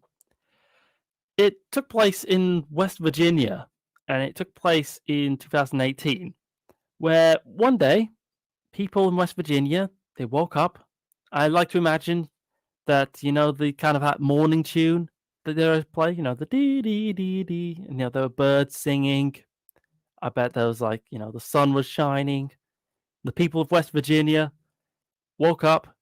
Maybe they had John Denver playing because West Virginia and memes. But, they went then to the tap. They put on the tap and pink water came out. Purple water came out of the taps. And understandably, the reactions of everybody was like, wait, the water isn't supposed to be purple. Why is the tap water purple? And so they called up called up and called to account the state government. And the state government went like, oh no, don't worry. The purple tap water is actually fine. It's safe. But don't drink it. But don't drink it. But don't drink it. But it's safe. It's like, wait, what? And I think that was a bit of a call nationally, even though West Virginia itself is one of the most solidly pro-Republican states in the country. And so such a thing is not going to change enough minds to mean anything. I think nationally this story became big enough that people kind of like, yeah, maybe this whole environmental thing probably should be considered. There's been dozens of different stories now, all relating to different environmental policies and different environmental legislations that the Donald Trump administration has looked at and then repealed. In North Carolina, for example, a river ended up being, was it yellow? It was like, there's some stuff in that river. And then that river flooded and it got all over the place in a nearby town. I forget the names, but yeah, it was pretty grim. This is on top, of course, of the terrible situation with Flint, Michigan. Though that one is more of an infrastructure question. It's definitely one that people will associate in their minds, like, oh, dirty, polluted water going everywhere. Oh yeah, and also Flint, Michigan. Yeah, maybe we should do something to not have all of this crud, this muck all over the place. In Alaska, a major national park ended up being deemed as not one because they found oil underneath it. And the Donald Trump administration was like, yeah, sure. Yeah, sure. Let's go for it. The Keystone Pipeline as well has also the same thing. The Keystone Pipeline is this big oil pipeline that was built between the United States and Canada, and basically taking oil from Canada and sending it to the United States, basically for processing. Which is cool and all, except, it was going through North Dakota, and nobody wanted this thing near them. The city of Bismarck petitioned very successfully to have the pipeline moved far away from the city of Bismarck, and instead went into an Indian Native American tribal lands. The Native American tribal people saw this big, massive pipe, and they were like, no, we don't want this. Big protests. There was a big mess over the whole thing. And, well, in a world that made sense, those protesters would probably have succeeded in either rerouting again or possibly even stopping the pipeline altogether. But, unfortunately, Barack Obama, even though he deployed the troops there first, he'd been kind of making the friendly noises like, yeah, but on the other hand, I guess those protesters kind of have a point. No, not for this timeline. No, sirree, we don't get anything quite as sensible as that. Instead, what we got was the police being redoubled and bolstered by a new Trump administration who swept away the tribes and ended up building this massive Keystone pipeline, this huge pipe carrying millions and millions of gallons of oil from Canada to the United States. Of course, fossil fuels themselves is something that Donald Trump is very, very keen to be very pro. He's, for example, made a huge point being very pro coal. He's like, yeah, no, I love coal, which works very well in states like West Virginia, where they have a huge coal mining sort of industry, and crucially, Pennsylvania, where the southwestern portion of the country is coal country, and that coal country doesn't like being told that they're going to lose all of their coal mining jobs by an environmentalist. So they vote very, very enthusiastically for any politician who says that they love coal. This makes it kind of understandable, really, why so many American politicians have this attitude. Why they make such a big point of like, yeah, but the environment would be cool, but you see, I got the sun in my eyes, and I was blinded temporarily, and now in my temporary blindness, like, oh no, I just couldn't see, and then nothing happened. Oh no. Speaking of which, of course, Pennsylvania is actually one of the swing states, and it will be very curious by many accounts, Pennsylvania will probably be the swing state to look out for. More so even than Ohio this time. A very strange and unusual situation. But anyway, back to my point about the environment. One small thing, of course, also, let's not forget. Trump withdrew from the Paris Climate Agreement. Yeah, remember that big deal that like a bunch of countries, they all got together. They were like, you know what? We've all decided that we're going to make a document that promises that we won't be horrible to the environment for the rest of time. Yeah, let's do that. Let's actually do the decent thing for once. And then the Trump administration looked at them and went, nope, voted out and decided to leave the Paris Climate Agreement. Honestly, that one move could by itself be deemed as more than enough justification for wanting to see Donald Trump voted out of office. It sparked a huge controversy, a huge discussion.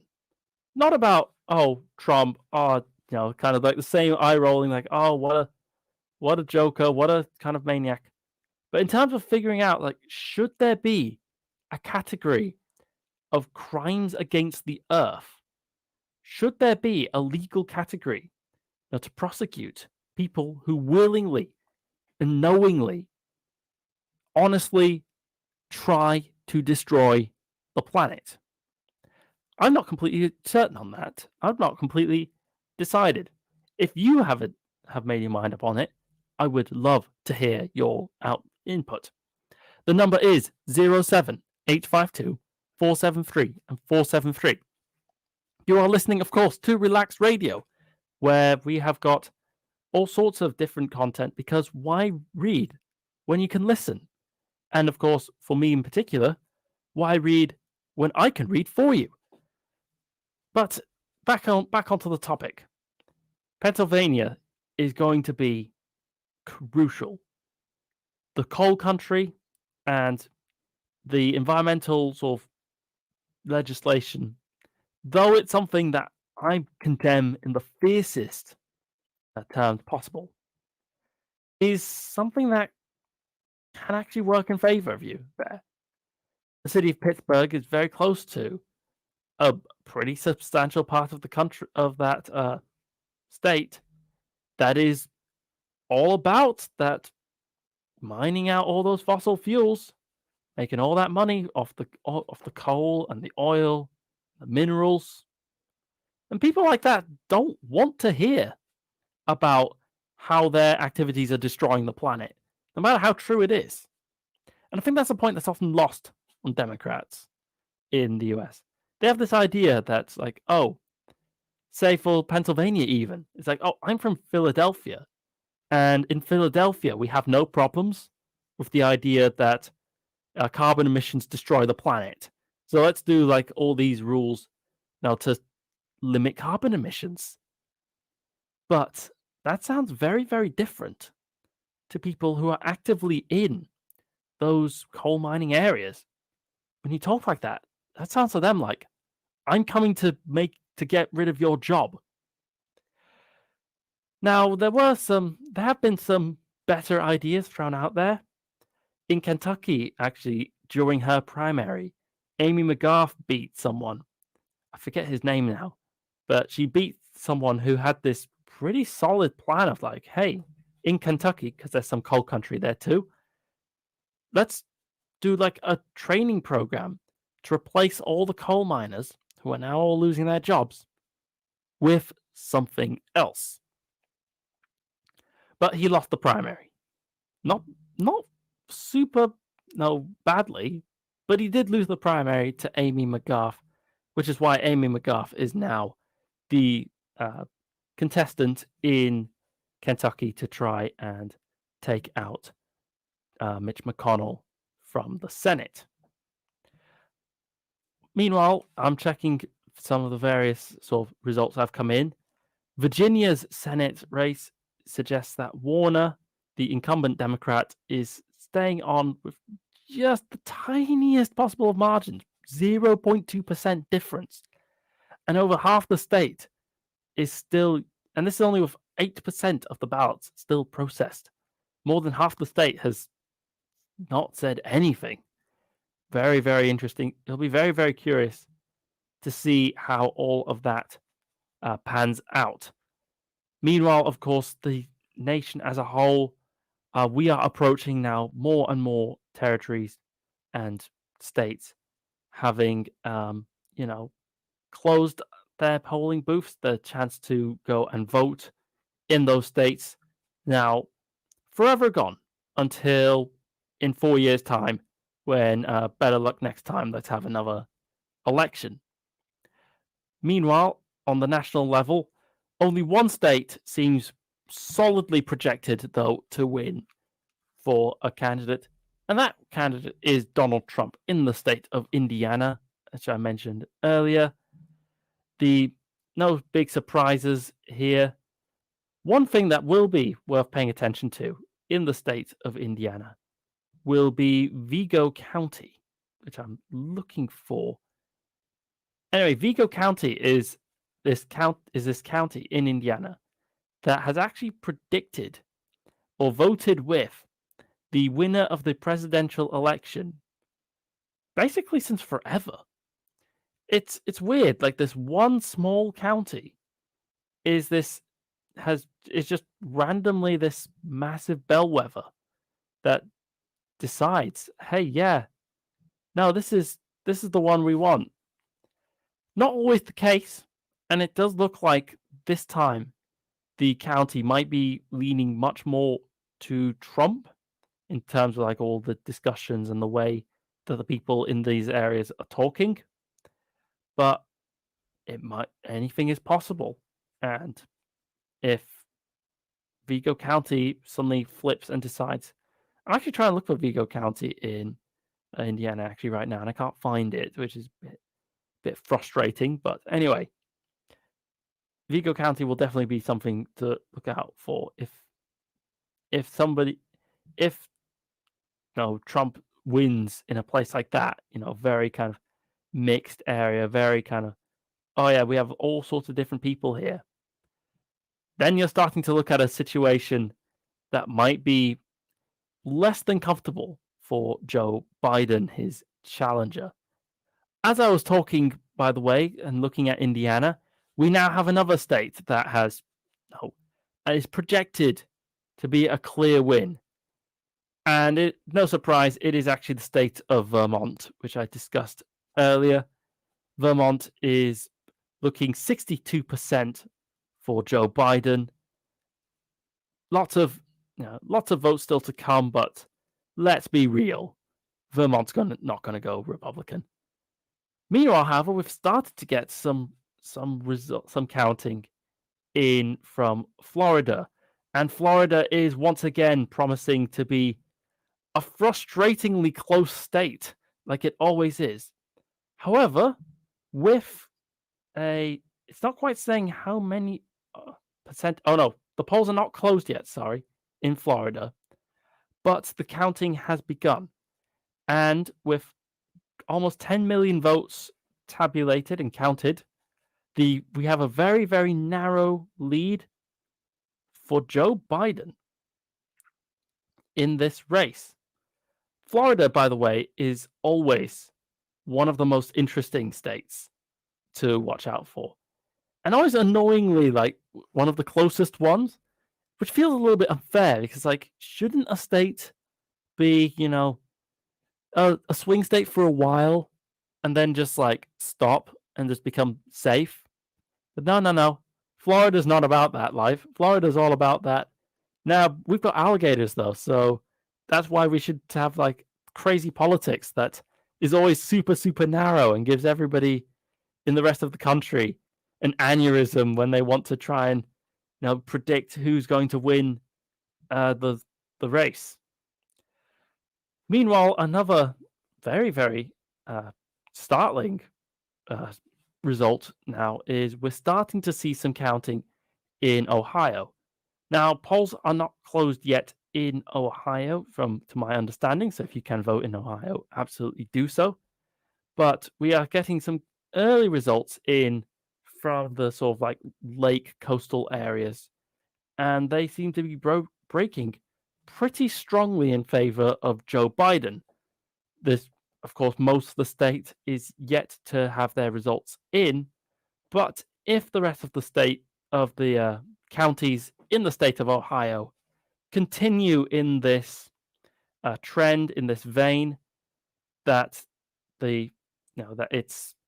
these early counties are suggesting, then we might be very well in for a pretty solid Democrat. For some reason, I forgot the word Democrat win. Meanwhile, we have got the state of North Carolina voting with Donald Trump on 62% of the vote. But don't worry, it's only 300 votes. North Carolina is definitely going to be one of the closest swing states in the nation. So it will absolutely be a state very much worth watching out for in the 2020 presidential election. Meanwhile, we're seeing, this bit of an avalanche effect now where like more and more and more states are starting to post their sort of like initial early outcomes, which are mostly completely unrepresentative, but they might, who knows, say something about the state of the election itself. New Hampshire has decided to go beyond the 16 votes that they were at before and started to count for the rest of the state. And so far, the lead in New Hampshire looks like it's going to Joe Biden.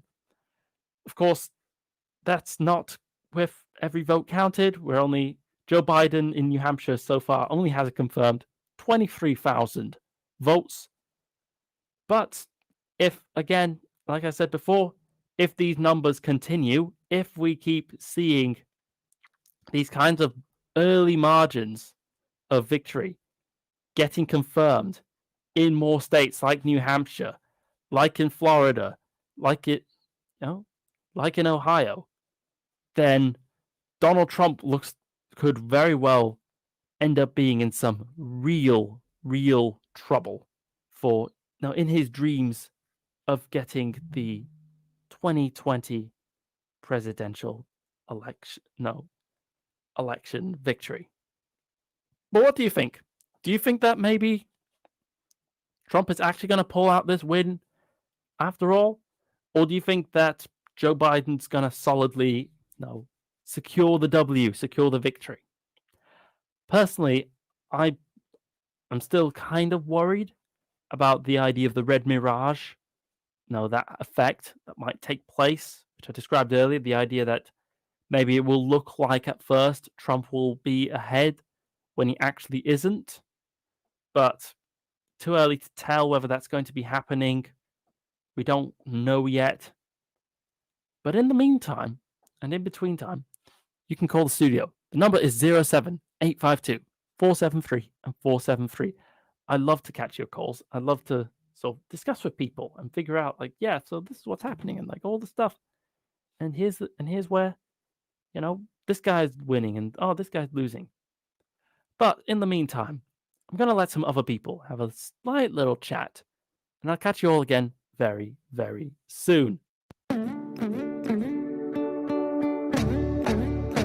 Whoa, relax radio.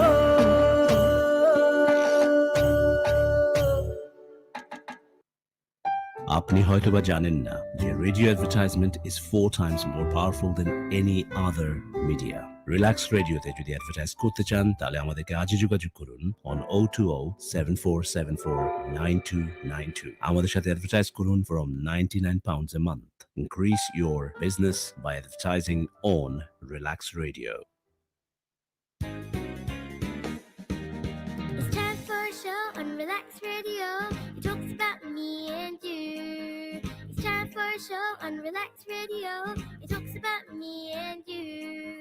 So listen to us here 24 hours and let the happiness come to you on Relax Radio. Tune in to Relax Radio.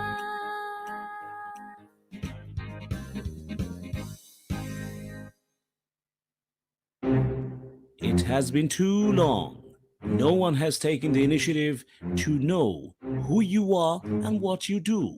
Well, Relax proudly presents Relax Media to unite and expose all media-related personalities under one umbrella.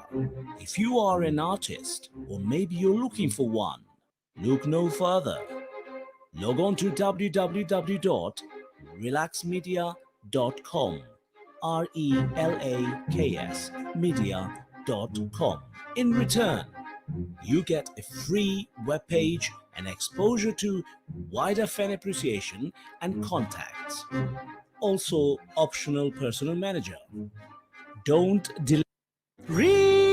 Relax radio.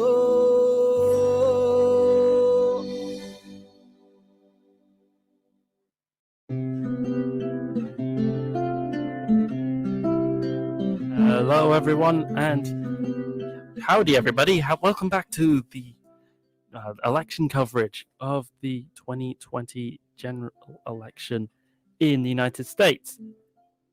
Fooled you, though, it's not a general election, it's a presidential election, slightly different, but, that's a kind of technical policy wonks thing. I've decided to go and skip over to the New York Times for now, because sometimes CNN might be, just like one source. They might be getting things wrong. They might be sort of hesitant to call things. And, well, the New York Times certainly does have them on that count. The New York Times is confidently, solidly predicting some absolute results. Kentucky, it's saying, is going to Donald Trump. Yeah, okay, yeah. Woo. Super unpredictable, right? Lol. Also West Virginia, fantastic. Oh, this is the kind of amazing, advanced site stuff that I came to go and see. But I'm curious to see the fact that it says that in Virginia, it is already calling it for Joe Biden, even though according to its own sort of figures for right now, Donald Trump seems to be in the lead there. But of course, well, that's figures subject to change. And a lot of that we can tell is because the figures are coming in from all of those sort of counties on the western side that think or wish that they might have been West Virginia once upon a time, and they're going, yeah, no, maybe. Anyway, I'm going to go and skip back to the Guardian, however, to talk about a little story that will definitely be part of the tale of the 2020 election. And that is going to be Latino voters. According to The Guardian, quote, US election 2020, record turnout for Latinos in early voting figures live. Today so far, with approaching 101 million votes already cast early, the US is on course to see the highest voter turnout in more than a century. Now, this little factoid is actually something that everyone is picking up on. I discussed earlier how 4 states have, with just the mail-in, the early votes, had already exceeded their turnout in 2016. But now it seems really, really strong. The turnout is looking absolutely off the charts, just about everywhere. According to The Guardian, the US is on track to see some of the highest voter engagement since the early 1900s, with Michael P. McDonald, the University of Florida professor who compiles data for the Elections Project, predicting an overall voter turnout of 67% this year. And now this is where a little part of your soul actually dies, isn't it? Because here's a little hard truth. In America, if 50% of people vote, that's considered a high turnout. It's tragic, really, but it's the real world effect of a system almost designed in many ways to actively disenfranchise people. The founders in their letters talked a lot about how they didn't want the whims and the wild attitudes of the populace to be swept away by tyrants. So they put in a lot of controls and brakes and stops on people power. The biggest and most obvious one is the Electoral College. But it's not the only one. The Senate is another. The Supreme Court, being as powerful as it is yet another. All of that put together, it's not a huge surprise that, well, yeah, a lot of people in America just kind of shrug and go, well, my vote doesn't make a difference anyway. Because, yeah, the system is kind of made in a way that it doesn't. However, that still doesn't mean that voting is not important. It absolutely is. If you are someone who can vote in the United States, I would highly encourage you to go and vote right now. Just drop your stuff and go. Unless you're in the states of Indiana, Kentucky, and now a few others, because, well, you're too late now. The polls are closed. Meanwhile, according to The Guardian, Joe Biden campaigned, of all places, in his hometown of Scranton, which is in Pennsylvania, and is Philadelphia. If you elect me, he said in his campaign trail, I'm going to be an American president. There's going to be no red states or blue states, just the United States, he told his supporters in Philadelphia. He is, however, going to spend the election night at home in his home state of Delaware. Now, Delaware is actually going to be a little state I wish to actually talk about, because even though it's not very interesting in terms of like how its results are going to be, it's obviously going to be for the Democrats, obviously going to vote for Joe Biden. It does show an example of a little thing about the US, because you see, often people look at the US map. No, they look at, say, the 2016 election map, and they see like these seas of red. They see these absolute, like, huge swaths of land covered in the red, and they go like, see, the Republicans are obviously the party of everyone, because look at all all these places that have decided to support them. But the truth of the matter is, that people vote, not land. And the ideal little pick for that is, well, the state of Delaware. The very first state of the Union, the first place to ever declare its secession from Britain, has actually only got 3 counties in it. It has Newcastle County, it has Kent County, and it has Sussex County. But you might think, okay, so are those counties equal? The answer is wrong. One of those counties is actually more than half of all the people in the state. In fact, in the 2016 election, it was something I noticed and almost felt kind of sorry for, was the fact that like both of the 2 smaller counties voted very strongly for Trump, yet they were outnumbered by that one last county. But then, of course, the truth of the matter is, at the end of the day, land doesn't vote. People do, though. And if people live in cities, then you gosh darn better make sure you have your election pledge for people in cities ready to go. Now, the state of Delaware is ultimately not going to be a super exciting state to follow. According to CNN, its little byline is, quote, from 1952 to 2000, Delaware picked the winner of the popular vote in every presidential election. This streak was broken in 2004 when the state voted for Democrat John Kerry over Republican George W. Bush. The state has voted Democrat in the past 7 presidential elections. They're not putting in their results yet, but there's nothing really exciting. Like, they have 1 House of Representatives member. They have a Senate race going, but the incumbent is the Democrat, and his wife they expect to win. And the presidency, well, it's Joe Biden's home state, his hometown. Yeah, they're probably going to, just maybe slightly, probably going to vote for Joe Biden. Still, though, it will be definitely curious to see how this county breakdown yet again. Will we see the same scenario where I believe it was Kent and Sussex County both vote together to try, and overpower Newcastle County? Yet they don't, because they're nowhere near as large and they're nowhere near the amount of people. The time is right now 8 minutes past 1 o'clock in the morning, and CNN has got its state overview looking pretty, studious and counting. The state of Virginia is looking a bit more red now, with a lot of the sort of pro-Trump counties all reporting in. According to the current reported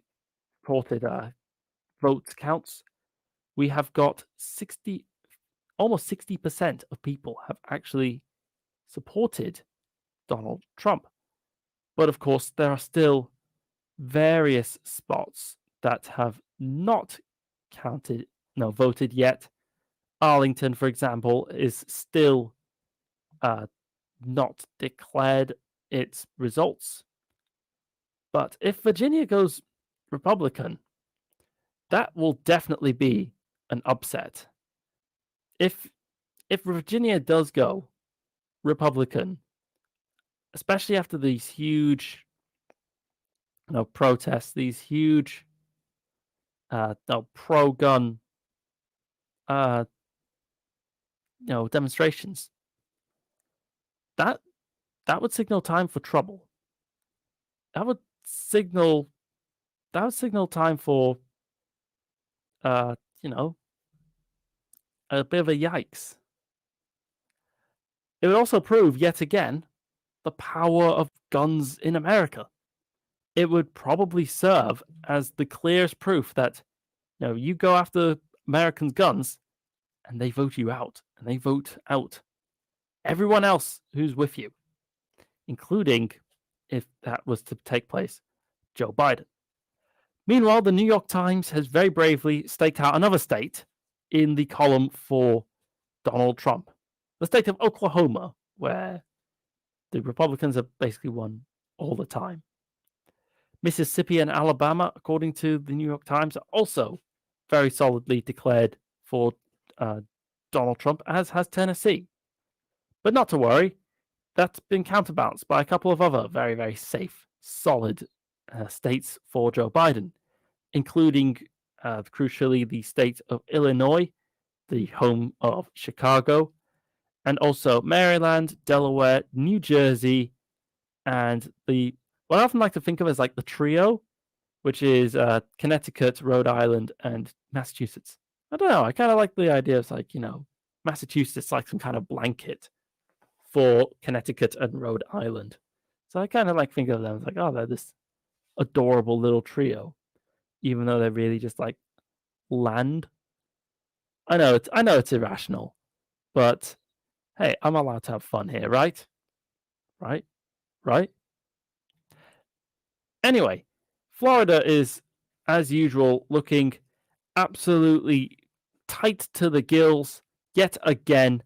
I am on the edge of my seat looking at Florida as, the different areas go blue and then they go red and then they go blue again. It's like, oh, no, stop it.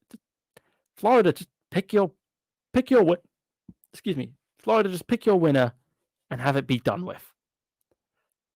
Meanwhile, as the internet connection on my computer yet again starts to fail, I would like to expand a bit more on now the predicted poll results.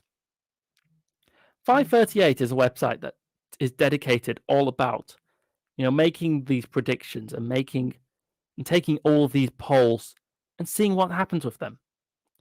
Their latest forecast is for the president, House, and Senate are all officially frozen, but they believed that there is an 89% chance that Joe Biden will win the presidency and only a 10% that Donald Trump will. That 1%, by the way, is actually a pretty freaky little map. They've got like one scenario of like a potential scenario where both Donald Trump and Joe Biden tie at 269 points each, which is that's a constitutional mess all of its own if that happens. But luckily, it's only one scenario in 100. Meanwhile, they also have a fun little thing called the winding path to victory, or the kind of the snake. Basically, what they call the snake chart, according to their adorable little Fox avatar, is, quote, "We call this the snake chart. It makes it easy to see why some states are hotly contested and others mostly get ignored."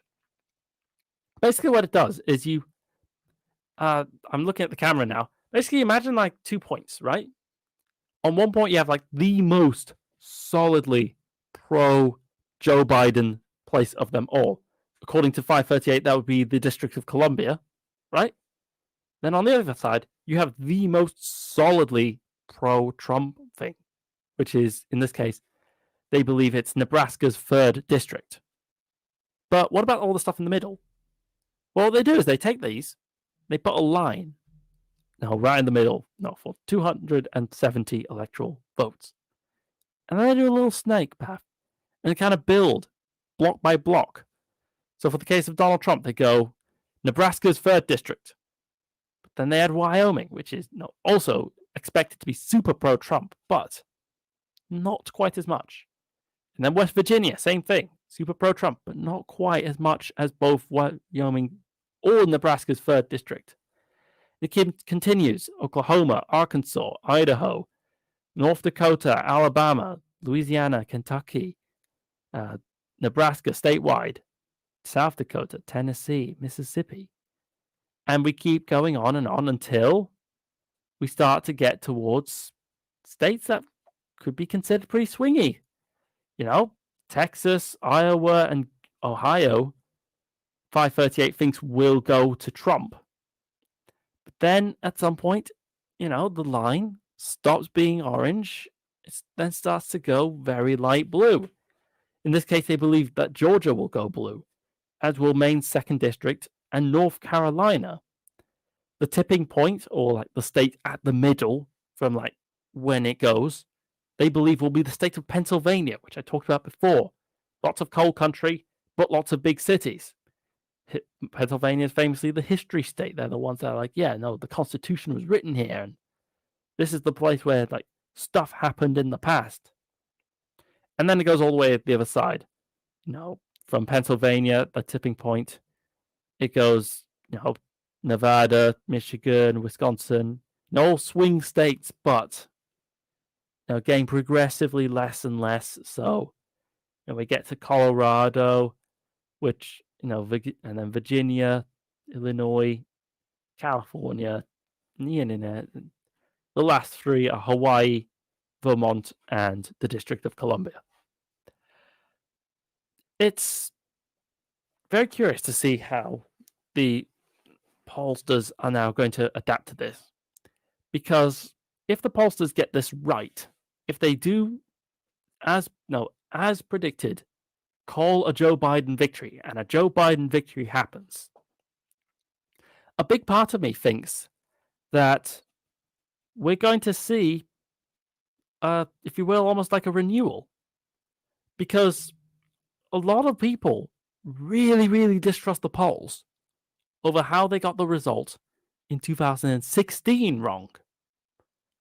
Even though I explained they actually really didn't, but it was so close that it's like, yeah, you can understand. But they've called it so big. They've been pretty bold this year and gone like, yeah, no, Joe Biden's going to massacre Donald Trump at the polls this year. And they get it right. Well, then it's kudos. 100, GG, 100%. No, hurrah. Well done.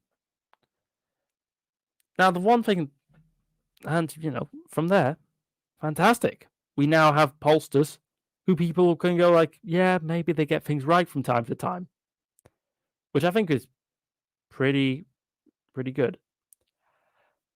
Also pretty good is reading from the projects of 538, the, quote, weird and not so weird possibilities, seeing like their chances of how they predict certain scenarios. And listen to these. 1. Trump wins the popular vote. They see as a 3 in 100 chance. 97 in 100 for Joe Biden. Trump winning more than 50% of the popular vote is a 1 in 100 chance for for Donald Trump. For Joe Biden, meanwhile, the chance is 95%. Worse, Trump winning in a landslide is considered less than 1%. Meanwhile, Joe Biden winning in a landslide has a 29% chance. It's a not pretty reading for the Trump administration, seeing all of this, seeing all of that kind of data, and going, ugh, 538 doesn't seem to think we're going to do all that well. Now, does it? But not to worry. There's still everything to play for, and the votes are pouring in thick and fast with results that should really be very interesting to talk about once the computer actually decides to load them. We timed out while waiting on Cash Lon 4281 Lon. Well, that's not very encouraging. I kind of need that. But don't worry, the New York Times is there to save us with their own map as well. They have called another state bravely the state of South Carolina, which I'm sure at this point have a special place in Joe Biden's heart, however, because South Carolina really is the reason why Joe Biden even got to where he is now. You see, you might remember way back in March, there was, of course, the Democratic primaries. And in the Democratic primaries, the first 3 contests, which were Iowa and Nevada, and the third one was New Hampshire, these 3 states all went massively for Bernie Sanders. I remember covering those. I remember feeling incredibly enthusiastic about, wow, Bernie Sanders is going to win. He's going to become the next president. He's going to absolutely crush Donald Trump. And then South Carolina came in, and they gave Joe Biden a thumping victory. And it was based off that thumping victory that Joe Biden was then able to build up the momentum to continue and to keep on taking the fight to both his challengers and then to Donald Trump, really. Even though the state will, in essence, now abandon him and vote for... I'm not listening to Minecraft music. Oh, okay. Oh, the Minecraft music has stopped. Anyway, even though the state, if you will, has abandoned him, it's going to go for Donald Trump. Don't forget that, the Democratic Party voters in South Carolina are the reason why Joe Biden is now at that ballot box at all. And no matter how heavily that state goes for Trump, no matter how heavily the people there decide that they don't like Joe Biden and that they're going to go and, do whatever it is they want to do, Joe Biden's still there because of them. And don't you forget it. Right, so the time is 1:22 at the moment. CNN is bugging out, which is an absolutely terrifying and awful and morbid situation to be at. So I'm going to be heading for, other news sites. The BBC has got a very, very interesting, in-depth results map at the moment with a couple of very bold choices.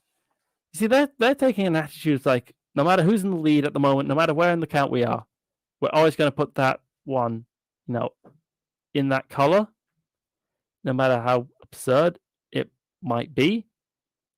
So for the BBC, they've got Michigan as a red one,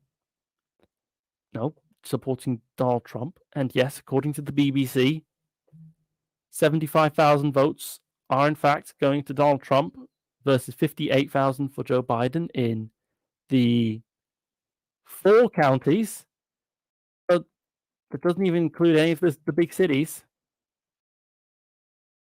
Are indeed, in fact, going for Donald Trump. But, too early to call for Michigan at the moment.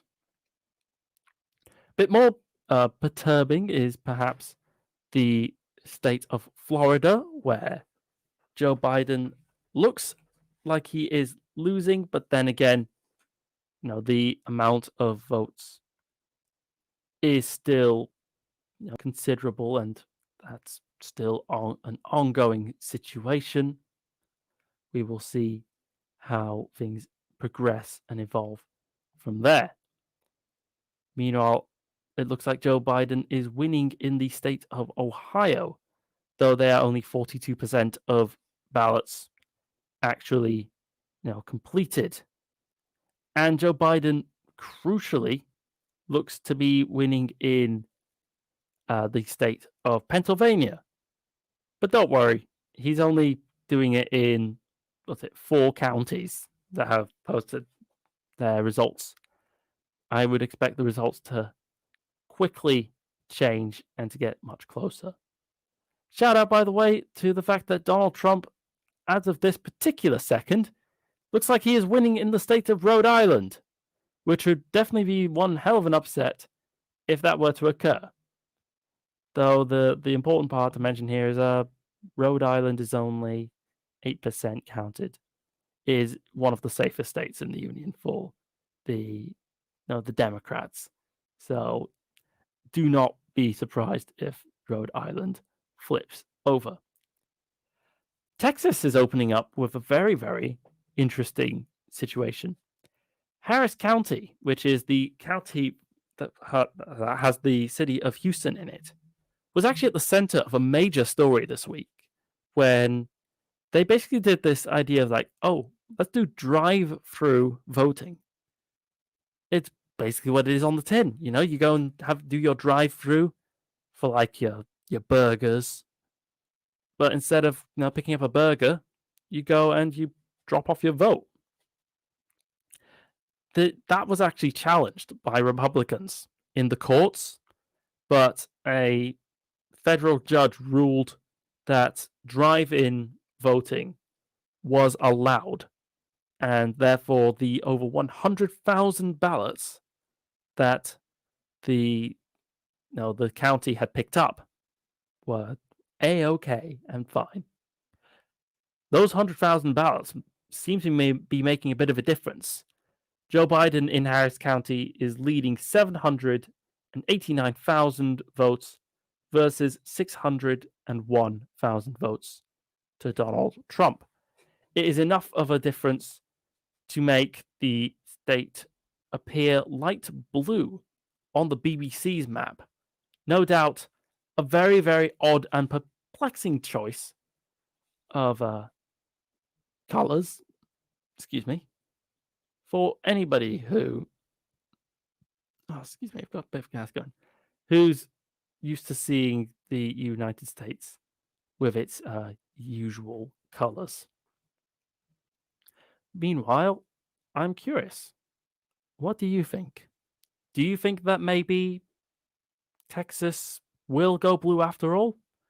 Or are you resigned to the idea that Donald Trump will keep it and instead have 4 more years? Do you think that Donald Trump is actually going to win? Maybe you think he's actually going to lose. Well, we'll know either way in a couple of hours.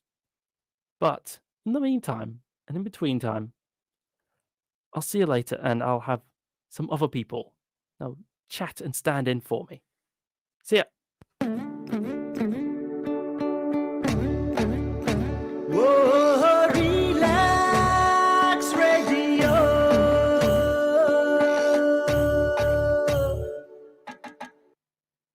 আপনি হয়তোবা জানেন না যে radio advertisement is 4 times more powerful than any other media. Relax রেডিওতে যদি advertise করতে চান তাহলে আমাদেরকে আজই যোগাযোগ করুন on 020-7474-9292. আমাদের সাথে অ্যাডভার্টাইজ করুন from £99 a month. Increase your business by advertising on Relax Radio. It's time for a show on Relax Radio. It talks about me and you. It's time for a show on Relax Radio. It talks about me and you. So listen to us, 24 hours, and let the happiness come to you on Relax Radio. Tune in to Relax Radio.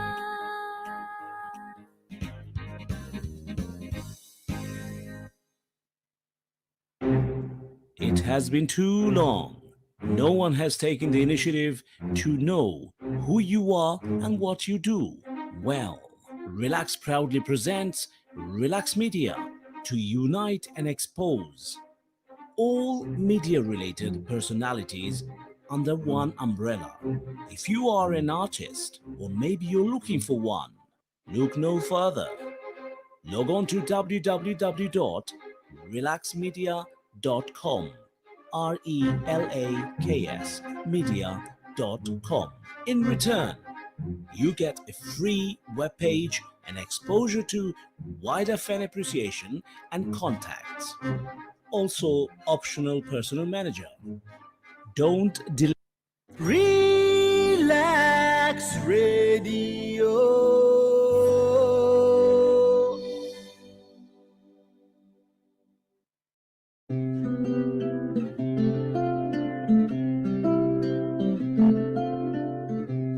YOLO!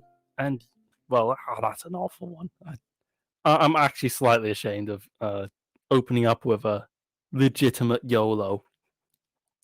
But YOLO might exactly be the mindset and the attitudes of the voters in the US presidential election 2020, which we are covering the results live right now in the Relax Radio studio.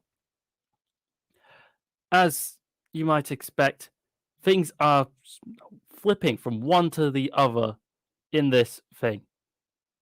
Though the biggest flipping I've been getting at the moment is the fact that CNN has now seemed to have broken, which is very upsetting because they always had the best, graphics to go alongside all of these, elections and all of these results.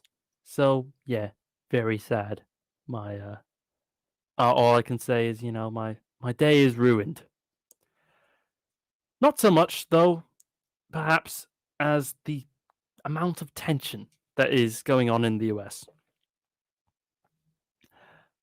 Donald Trump is apparently going to be watching the results of this election from the White House. He's now made his stand. He's saying he's going to be there. That's that. But he's not going to be in the White House as it normally is. He's made a point of erecting a big series of barriers, what he's calling an unscalable, unclimbable wall around the White House. That attitude, while might seem strange at first, is far from unique to Donald Trump. New York, by all of the pictures at the moment, looks like an absolute, preparing for hurricane season town, as shops across all of the main roads have boarded up. In one case, I even saw even had sandbags ready, anticipating, wondering, what if there are riots? New York was not the only one. Washington, D.C. as well. No, even though they don't really have the proper vote, is also boarding up alongside the president, in the White House, just preparing. Who knows? Maybe there might be riots. So they are getting it all ready and out for. If riots did occur, it would be a dreadful, terrible sign of things to come. It would almost certainly be put in place because, in my view, a madman has just been re-elected president of the most powerful country in the world. It would also signal a fundamental crisis in unity. If people can't even be united on something as routine, perhaps, as the presidential election, then we're in real serious trouble. But in the meantime, we have got all sorts of different calls up for it now.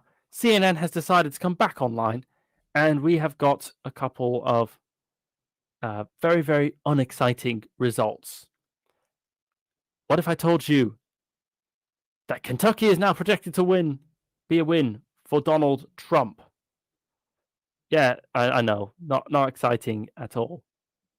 But it will be exciting for the Senate races when it decides to load up. There we go.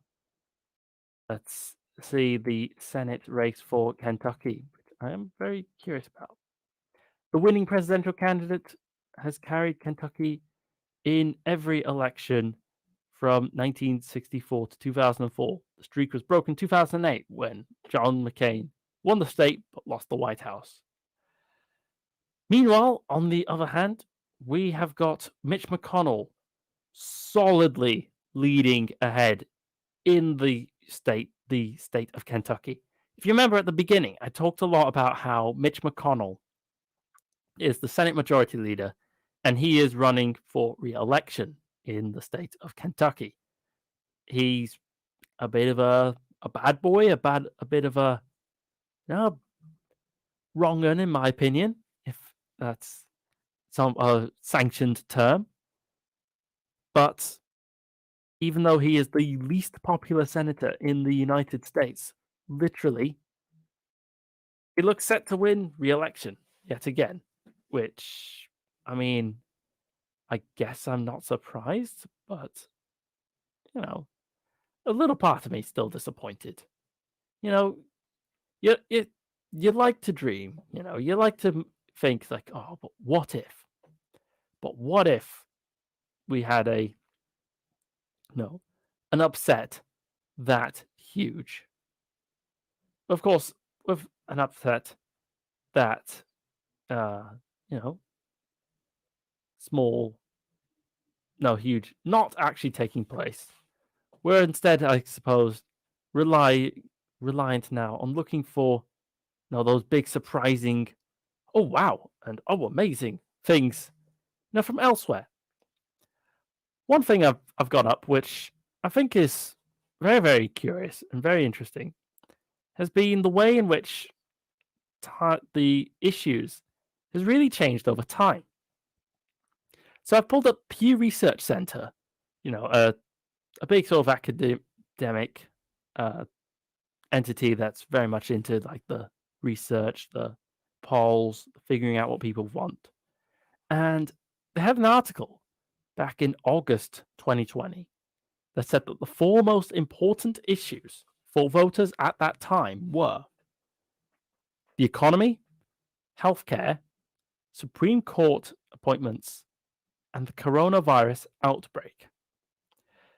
Seems pretty simple enough, right? Well, yes, but it's also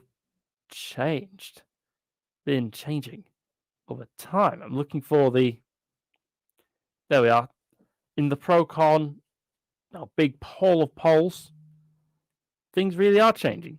Climate Nexus now in November says that healthcare and jobs are still the two biggest concerns, but immigration and social security are next, and climate change is fifth.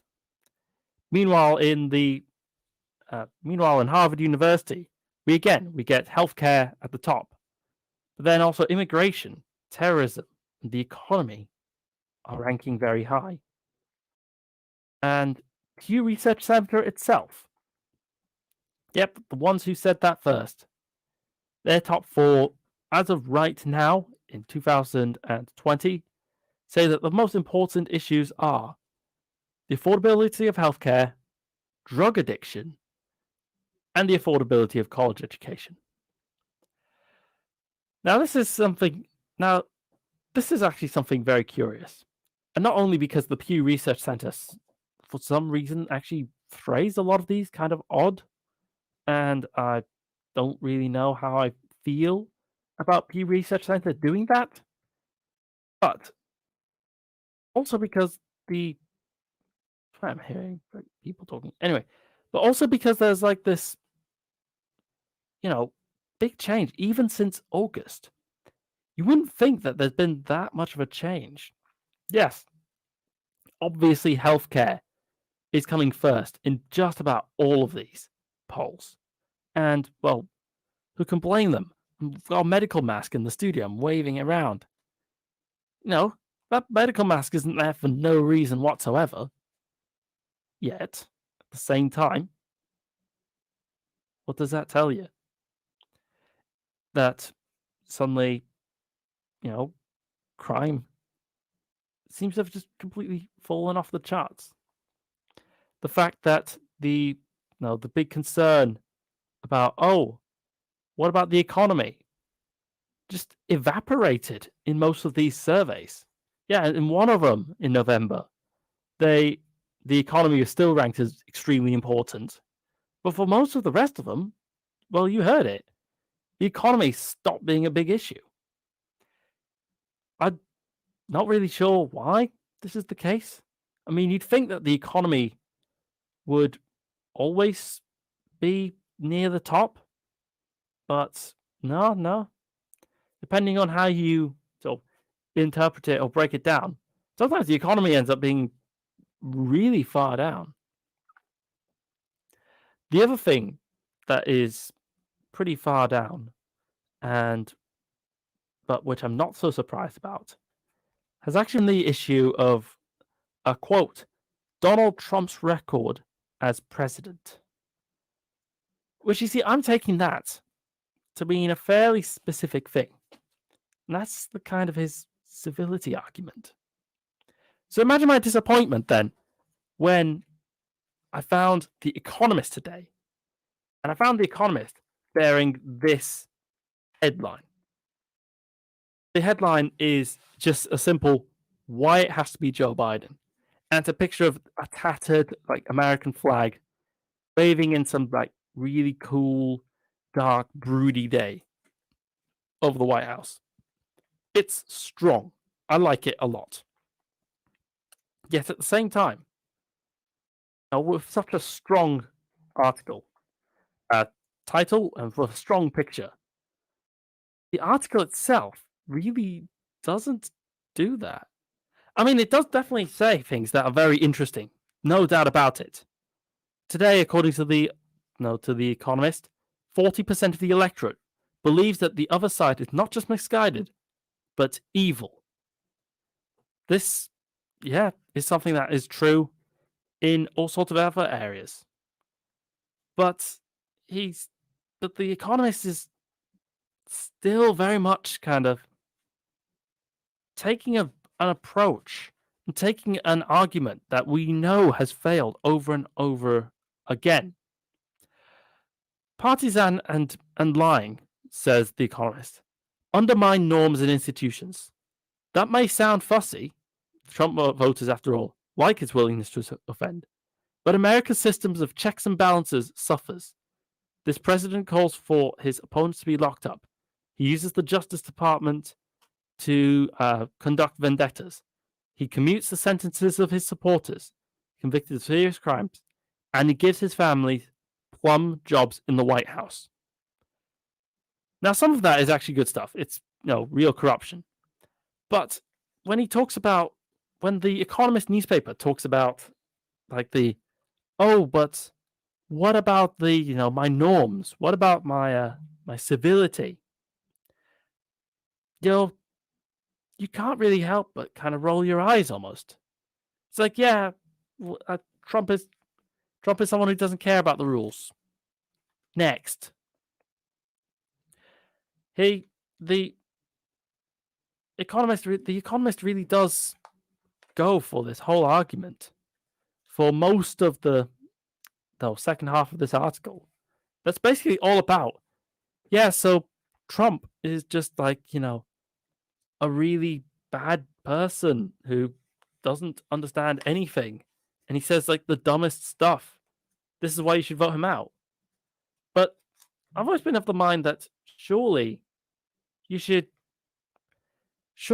go and pick a smarter target, if that makes sense. Surely you should go for like a reason that actually affects people, and which people will actually, honestly, when they think about it, when they go to bed, really care about. For Donald Trump, the choices are numerous. Let's try the simple one.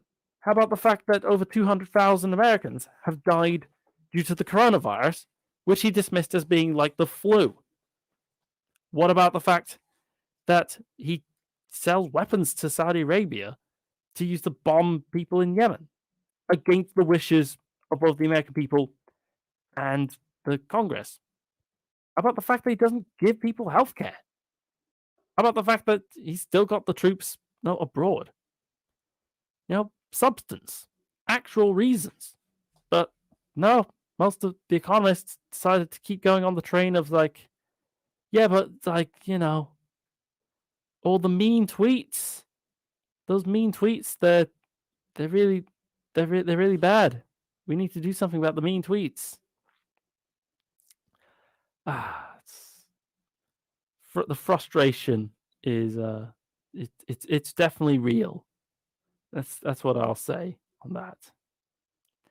Meanwhile, the CNN site has decided to grace us once again with its presence. And we are definitely starting to, I feel, present that sort of red mirage image that I've been talking about.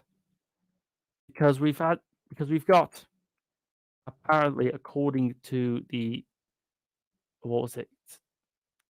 Not the NY Times, the BBC had Michigan as red. I can't find the BBC now, but there it is. Yeah, the BBC has Michigan as red.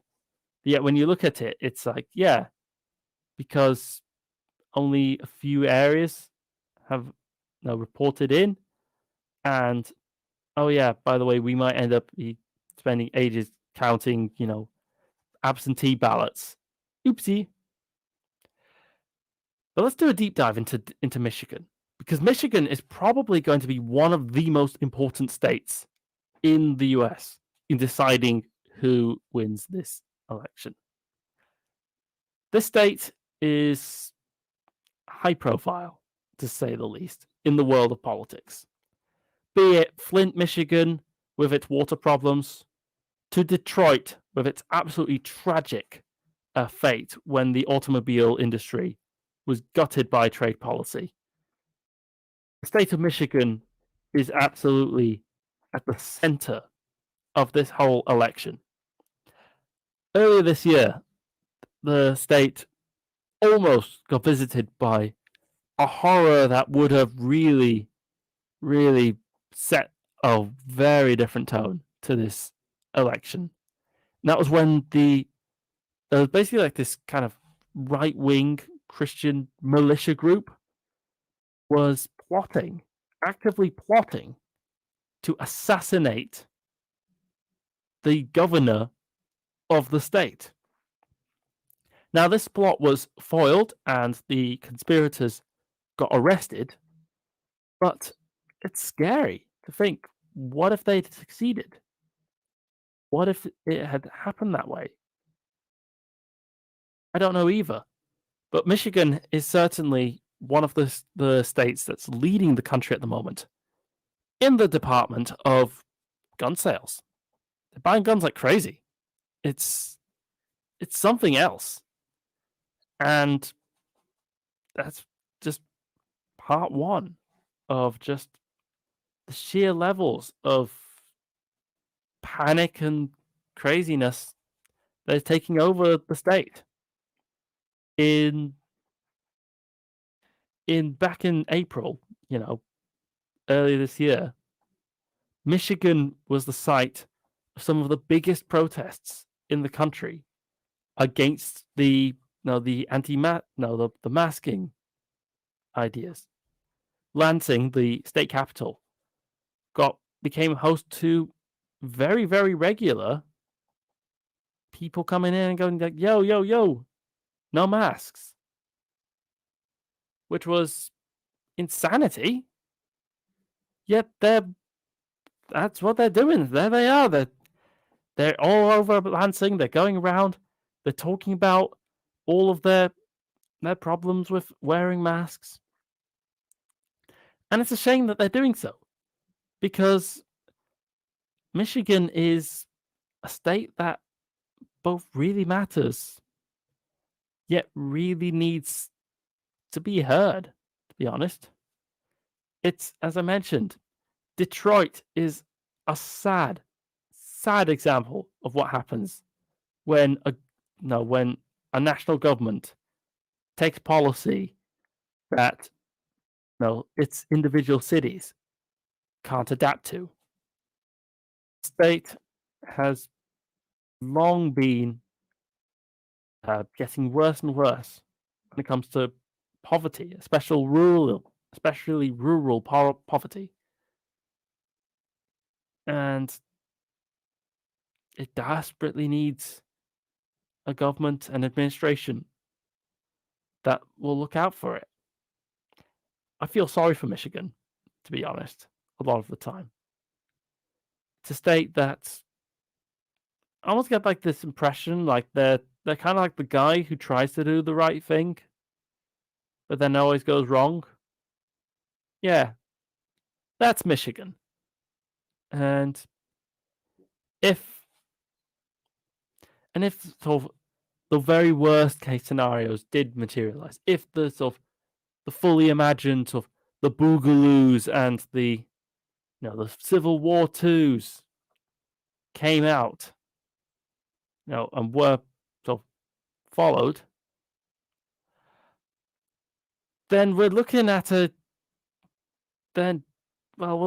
Michigan that's going to be right at the center of that crossfire. And it won't be pretty. It won't be pleasant. It will be a damn shame. And I hate to see it. Meanwhile, I'm looking at CNN's Who's Leading map, and we're getting some very strange sort of early results. But don't forget, of course, that these are early results, and we do not have full counting in vast swathes of these places. Ohio, however, is breaking in a very interesting way. 50.9% of votes in Ohio are swinging towards Joe Biden, with an estimated 50% of the ballots counted. And these ballots that are coming in are not all, these tiny little hometowns. No. Cincinnati hasn't counted yet. Do I need to even explain, like, Cincinnati as a city? It's a pretty convincing little situation. And we might end up with a case where Ohio goes blue. North Carolina is also in getting to a similar state. 70% of its votes are counted in, and Joe Biden has a solid 52.1% lead. However, that could still change. There's still quite a lot of different counties that haven't reported their voting data yet. North Carolina could definitely still at this moment swing either way. Another state that is capable of swinging either way is Texas, where voting is still ongoing, if I remember correctly. Yes, that would be so. At 9 p.m. local time is when the votes stop getting done. But according to the sort of projected numbers, according to the numbers so far, Joe Biden looks to be ahead. He has 50.0% of the vote, according to the CNN politics, whereas Donald Trump is on 48.6%. If Joe Biden wins Texas, I don't think I even need to illustrate how huge that would be. Texas is the second most populated state in the United States. If it decided to become a swing state, if it became a true state that could be a real battleground, then all bets are off. Except for one bet, of course. That's the bet called the Republican Party is in a mess that will be truly very, very hurtful. Which, I mean, hey, I'm fine with that. I quite like the idea of Texas not being a swing state, or even just like a Republican state. I like the idea of Texas, with the stereotype like the rootin' tootin' cowboys with their southern drawls and all that. And it's like, oh yeah, and also by the way, now we're also in support of universal health care and helping out fellow man.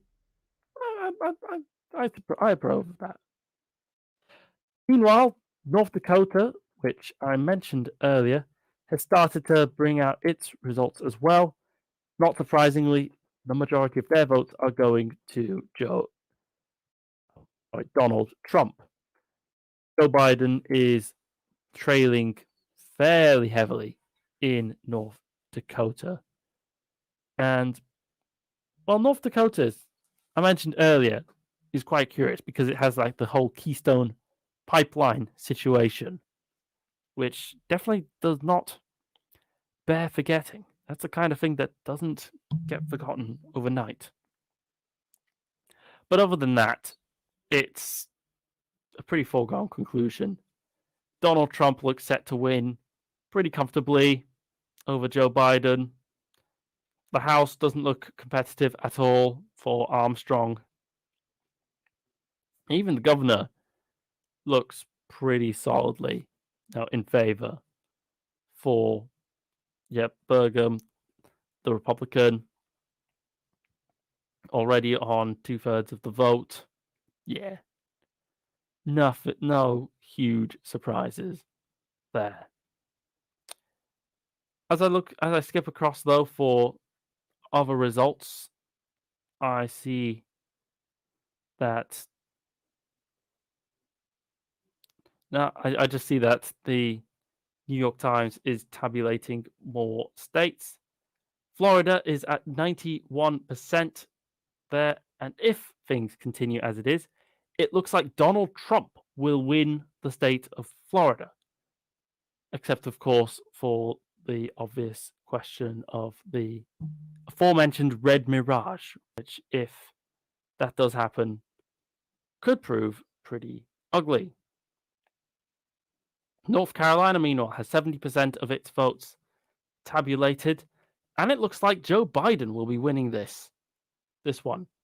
A similar story is now emerging with Virginia, as 36% of its votes are cast. Now, North Carolina going for Joe Biden would be a nice little parallel with Barack Obama. Barack Obama won the state in 2008. However, he lost it in 2012. Joe Biden, returning back to the stomping grounds that his old boss Obama managed to win. Well, that's a comfortable little bit of history that I'm sure he would not mind at all whatsoever.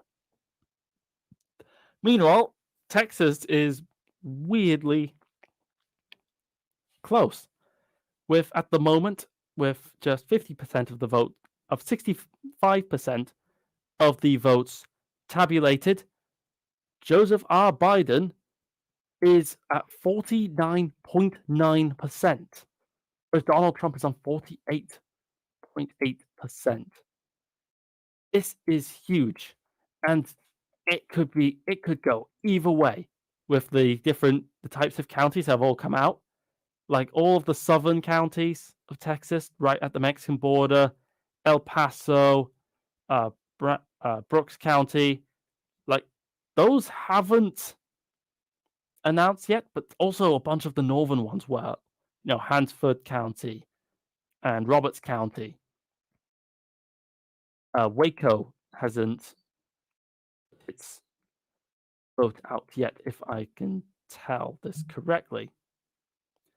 We'll be very, very curious to see how Texas pans out.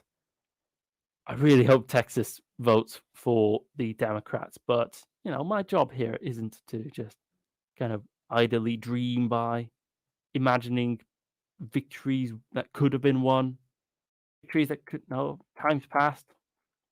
I'll just give you the results and give you the facts as they come. Only on Relaks Radio. I hope you're enjoying this show.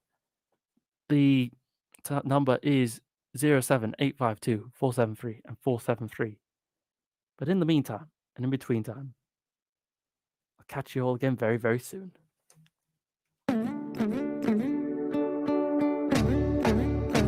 Whoa, Relax Radio.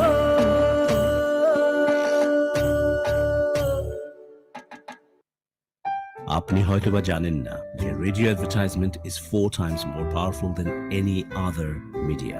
Relax রেডিওতে যদি advertise করতে চান তাহলে আমাদেরকে আজই যোগাযোগ করুন on 020-7474-9292. আমাদের সাথে অ্যাডভার্টাইজ করুন from £99 a month. Increase your business by advertising on Relax Radio. It's time for a show on Relax Radio. It talks about me and you. It's time for a show on Relax Radio. It talks about me and you. So listen to us, yeah, 24 hours, and let the happiness come to you on Relax Radio. Tune in to Relax Radio.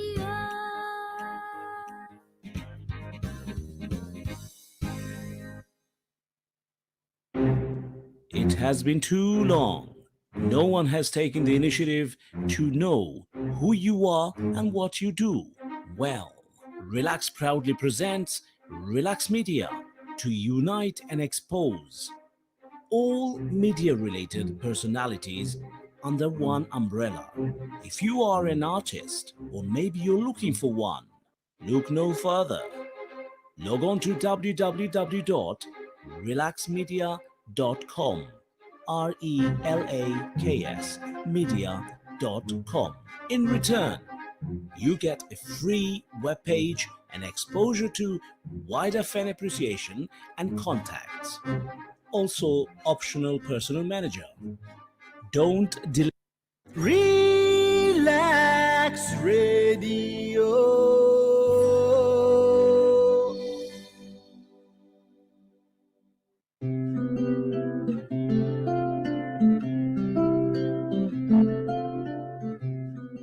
Hello, everyone, and hi, everyone. Welcome back to, well, the Relax Radio election coverage. My name is jorgeshaft, and I am sitting here in the studio watching live, pretty much, the US presidential election results as they come in. Here's my chance to once again point out that if you can still vote in the US presidential election, say if you're from the state of California or Nevada or Alaska, you should absolutely take the opportunity now to just go and vote, make your voice heard in this election, and yeah, make some fun things happen. Fun things like the fact that Florida is getting quite close to having finished its counting, is flip-flopping between the different sides. At the moment, it looks pretty set that it might go for Donald Trump. At the moment, according to the New York Times, Florida is at 51% for Donald Trump, whereas only 48% for Joe Biden at 98% of votes counted. All Florida results are going to be coming. Oh yeah, of course, it's the New York Times. The New York Times has got an irritating thing where it doesn't. It makes you pay for more of the details.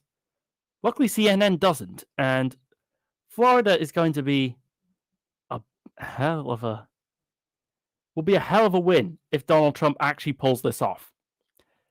The state is not only, of course, one that has a long, long history of being one of the closest states in the union in just about every election,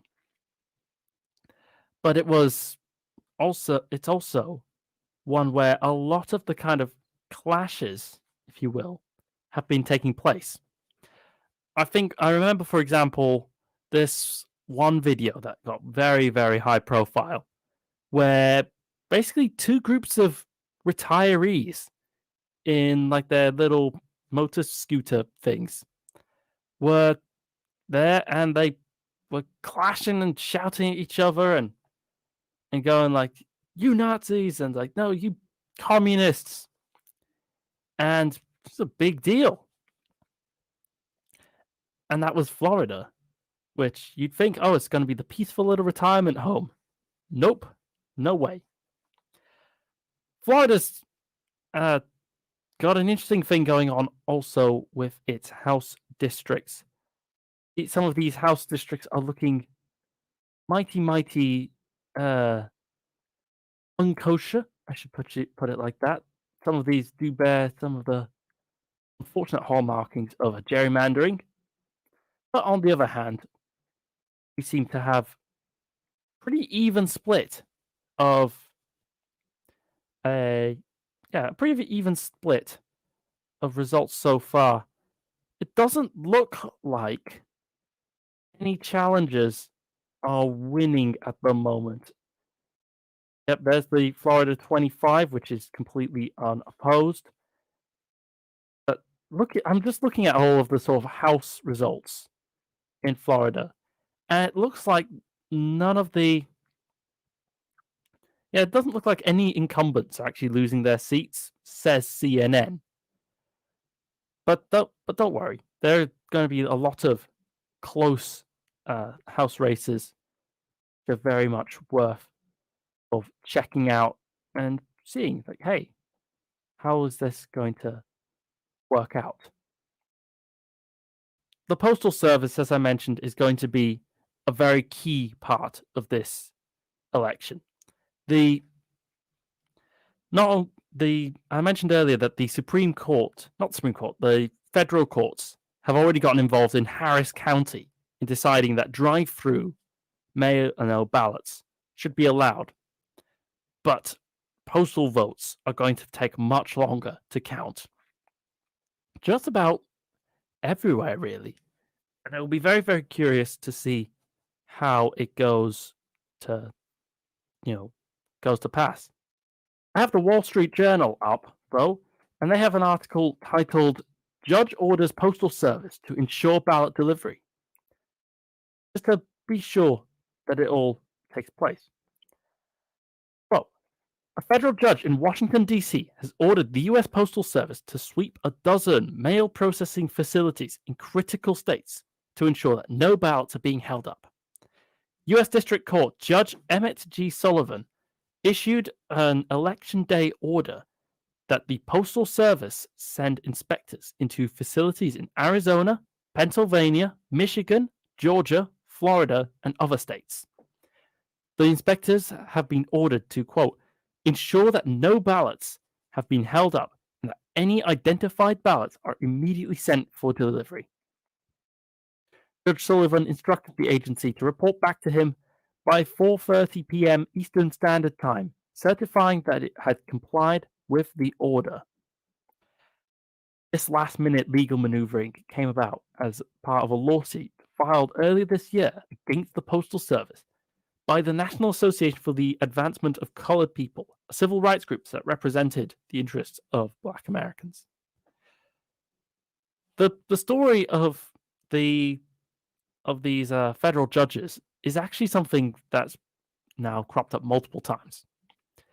As I mentioned earlier, in Harris County, the judges intervened to say that,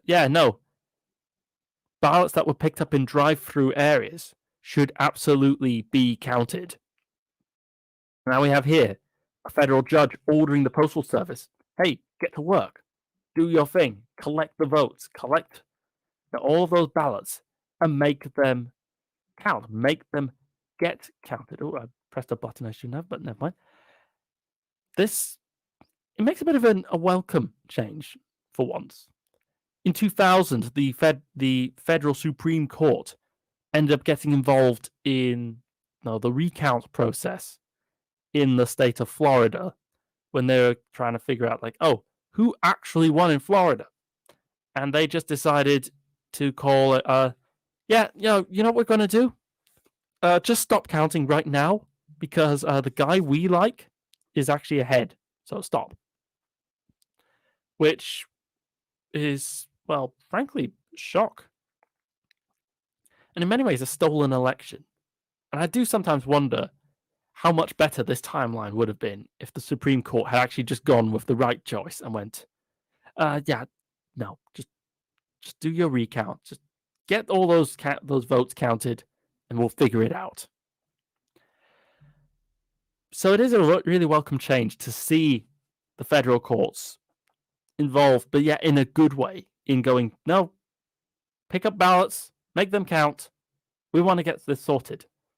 It should hopefully make sure that turnout in future elections stays as high as it was this time around. 67% of Americans just keep consistently voting every single time. Well, that's going to change American politics sooner than you could say, hey, let's go change American politics, doesn't it?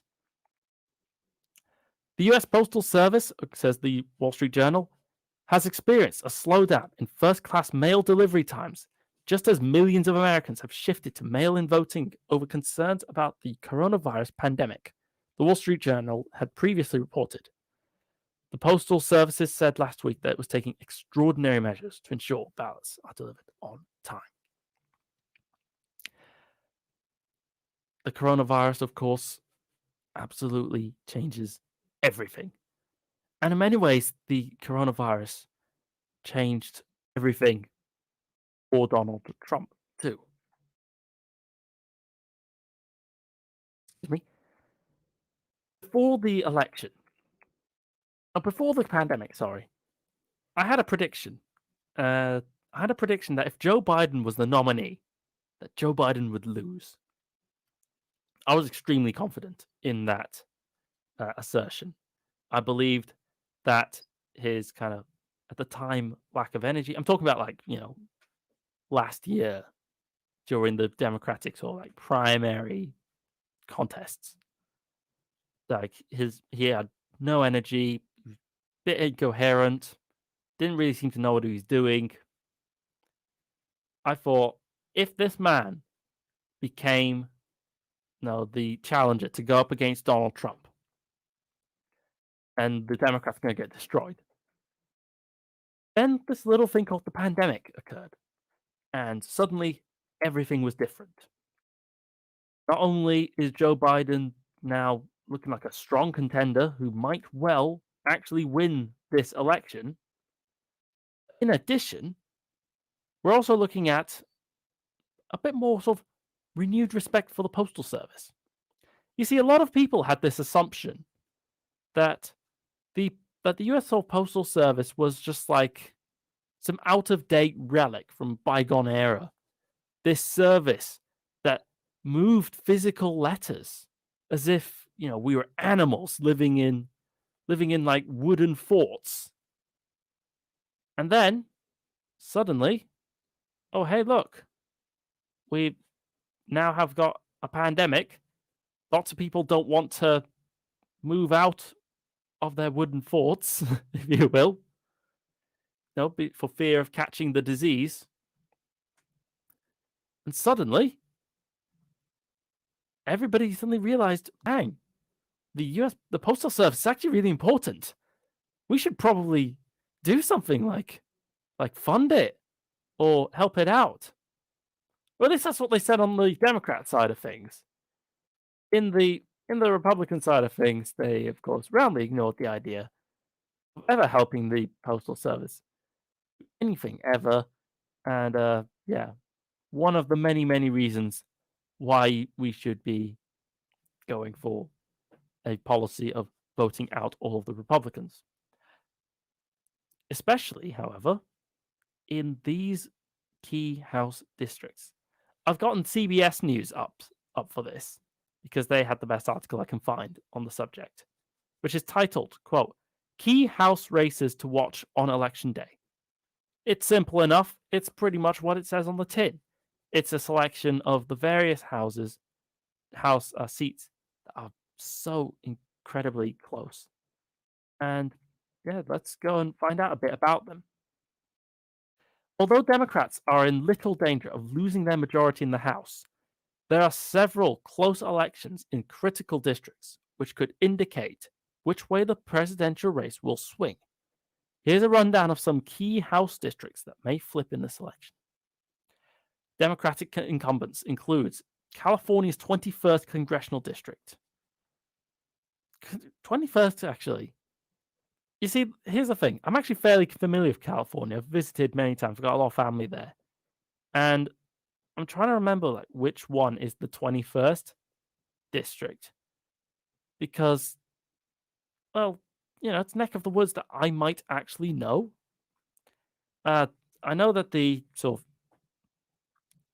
last year there was a really big kind of high-profile case in the California 25th district, and that was a district just to the north of the city of Los Angeles.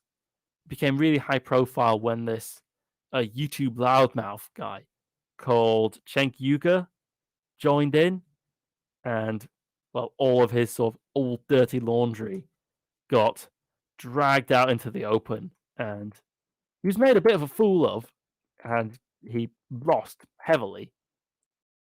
But it was still very interesting to see, like, oh, how far will an actual sort of YouTube loudmouth go? Let's see how they fare in the real world when real voters have that decision. Turns out that the California 25th says they do really badly, actually. They're not worth it. Meanwhile, other key swing districts include Minnesota's 7th Congressional District, where Colin Peterson is one of the most deeply conservative Democrats in the House. And he, however, is facing an increasingly Republican district and a pretty challenging former senator. Meanwhile, the Republicans hold quite a few little seats that will definitely be tough to hold or very interesting to see, including 25th Congressional District.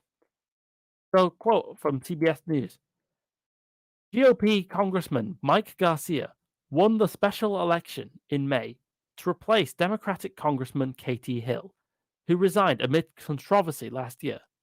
Garcia defeated Democrat Christy Smith in May, but Democratic voters are expected to turn out in higher numbers for the rematch between the two in November.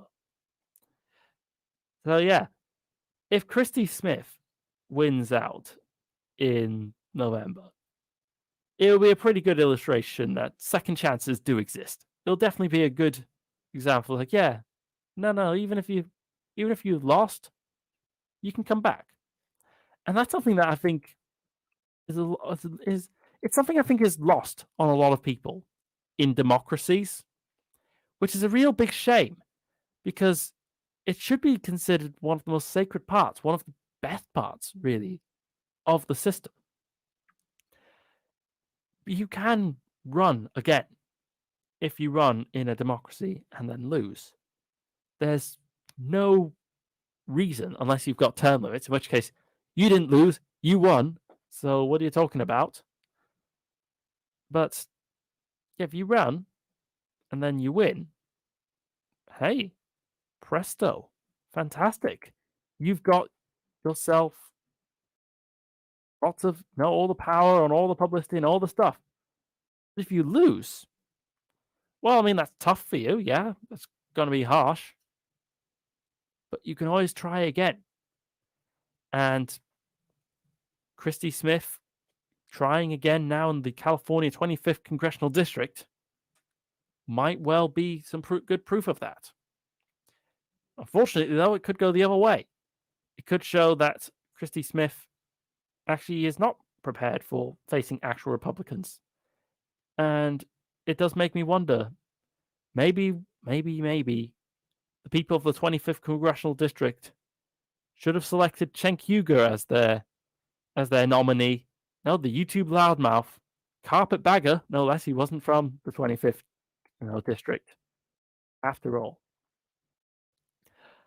Other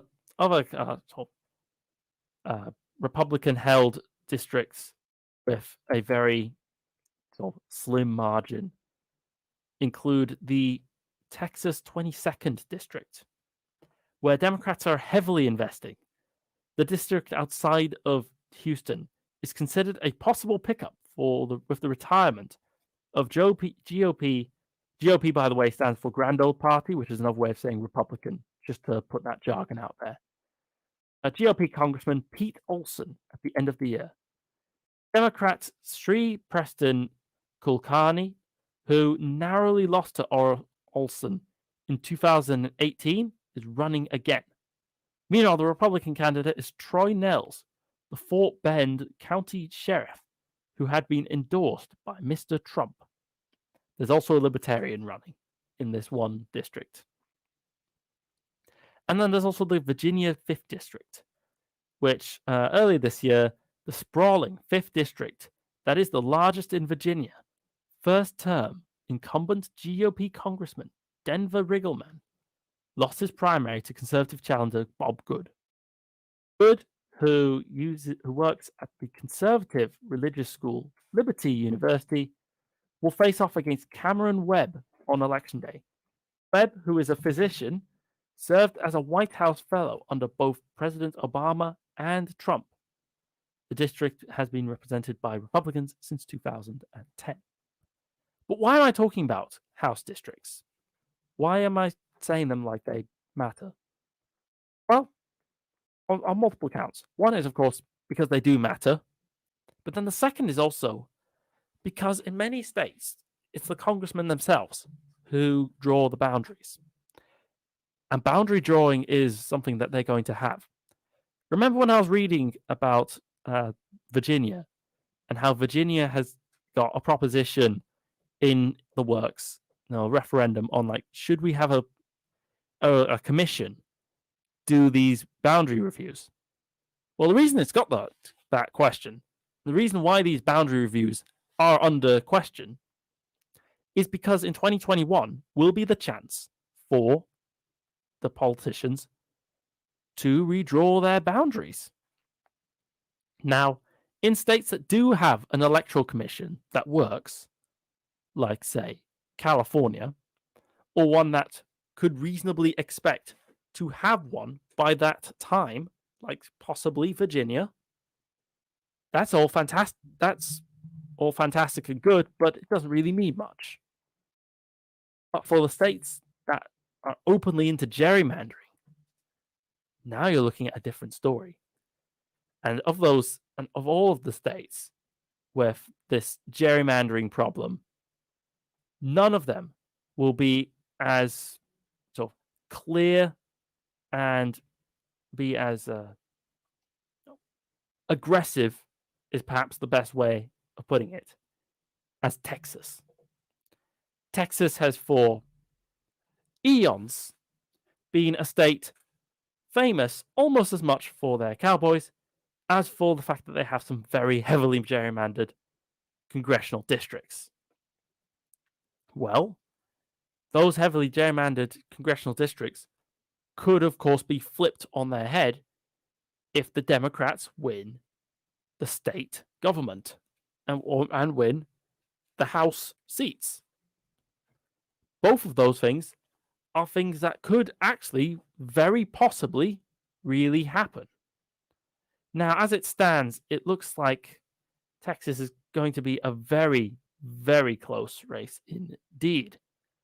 Donald Trump is now, according to the latest poll, just ahead with a tiny handful more votes than Joe Biden at 67% of the votes turned in and counted.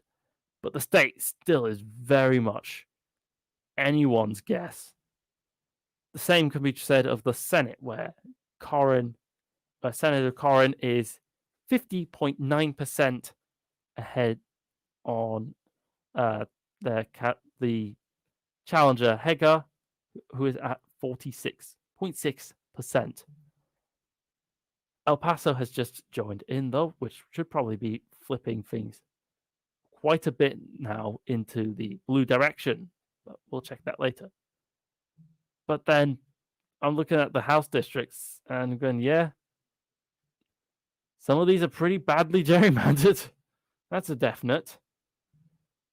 Look at the Texas 28th district, which has some beautiful arm work there. Or the Texas 15th, which is this horrific, almost looks like a saw district. It reminds me, looking at the Texas 15th district, it reminds me of, like a carpenter's saw. You want to chop some wood? Yeah, go grab the Texas 15th district and start, sawing away at the wood. Crazy stuff. But even as I said that, was talking, El Paso just posted their results, and now Joe Biden is in the lead. madness, really. Texas as a swing state and this close. This was unthinkable 4 years ago. But Donald Trump has been such a mess that even formerly safe states like Texas are really looking down the path of the middle road, the swing districts. And even if Donald Trump did win another term, I do wonder how much this will be punished, how badly this will affect down the road any future individual who will run for the Republican Party in just any position, really, because everything's so manipulated and changed, but then also at the same time also tied to just the personality of Donald Trump. It makes you think. It definitely does make you wonder. But first, I would like to do one last little deep dive on one state in particular. I have the Huffington Post up for this. And I've been really, really looking forward to talking about it for a little while. The state of Maine as a whole is not going to be very competitive. The first district is considered one of the safest areas in all of the country for Joe Biden. Meanwhile, it's a bonus point for the state as a whole, also very solidly Biden. The second district is a bit kind of harder to decide, since after all, Maine is one of those states which splits their vote. They're also a state with another unconventional thing when it comes to their voting. On to the Huffington Post for this, and their title is, quote, "How Ranked Choice Voting in Maine Could Decide Senator Susan Collins' Fate." For some background, Susan Collins is the senator for Maine at the moment. She is one of the most moderate senators in the whole place. But she's having a tough fight for re-election this year. And not just because of her policies and some of her definitely very conservative votes. This year, Maine will become the first state to use ranked choice voting in a presidential election. The voting system will also be used in the state's closely watched Senate race, in which Republican Senator Susan Collins faces the toughest re-election bid of her career. The 4-term incumbent, this is the Senate, also remember, 4-term, a long, long career. Anyway, the 4-term incumbent has handily won re-election in years past, but this year she heads into election day in a virtual tie against Democratic challenger Sarah Gideon, who has served as Maine's state House Speaker since 2016. Independents Lisa Savage and Max Lynn are also vying for Collins' seat, trailing significantly behind Collins and Gideon, according to recent polling. The ranked choice voting seems like the kind of thing that I probably don't need to explain that much. You put in your thing, you go 1, 2, and if your candidate 1 doesn't get enough votes, they have a look at it and then put it on your number 2. But it's unusual for the United States. Not many other countries really do it either. And Maine really trailblazing it out there, really sort of setting new limits, setting new experiments, new boundaries on how to go about it. Really does spell an interesting thing. Susan Collins does face a pretty tough re-election bid. Lisa Savage has been hitting her constantly on Collins's critical votes to, quote, pass President Trump's tax bill, confirm Brett Kavanaugh to the Supreme Court, and acquit Trump during his impeachment trial, and have faced especially intense scrutiny from many of her moderate constituency. Oh yeah, the impeachment. Did you forget about that? Did you remember? Trump was impeached, and then we all just forgot about it. Yeah, me too. Don't worry. Anyway, Savage, the most progressive candidate in the race, has actively encouraged her supporters to rank her in first place, but then put Gideon second on their ballots in an effort to strengthen the chances of a Collins defeat. Republicans, however, according to this researcher, are less likely to actually rank a candidate beyond their first choice. This means that first choice votes for Lynn, who could win over conservatives as an outspoken Trump supporter, may not actually include second choice votes for Collins, thus weakening her chances of winning a majority should ranked choice voting kicked in. And ranked choice voting really has kicked in for Maine. Twice now, the courts in Maine have had the issue brought to them, and they've had a look at the state constitution, they've had a look at all the rules, and went like, well, there's nothing saying we can't do ranked choice voting. So yeah, sure, let's do this. Let's go for it. Ranked choice voting is a cutting-edge voter reform that can open up additional candidates running for office, said one of the people that the Huffington Post interviewed. But this is a moment where we have a president publicly stating that he may attempt a power grab. That is not a worry that we anticipated when we put ranked choice voting on the ballot. All I can say, however, is Maine is definitely a state very much worth watching. Even though it's not that swingy and it's only one district that could potentially go a way that isn't the rest of the state, there is still a fascination, for me anyway, on the fact that they have decided to adopt this ranked choice voting to decide, hey, maybe we shouldn't just have first past the post. Maybe we should try and make all votes actually matter. But what do you think? Call the studio. The number is 07-852 473 and 473. I'll catch you all again very, very soon.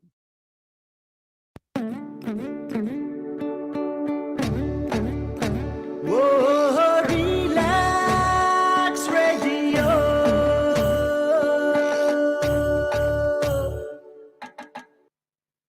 আপনি হয়তোবা জানেন না যে radio advertisement is 4 times more powerful than any other media.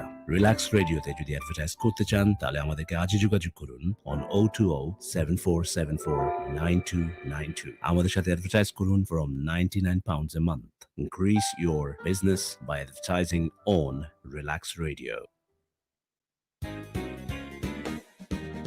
It's time for a show on Relax Radio. It talks about me and you. It's time for a show on Relax Radio. It talks about me and you. So listen to us, 24 hours, and let the happiness come to you on Relax Radio.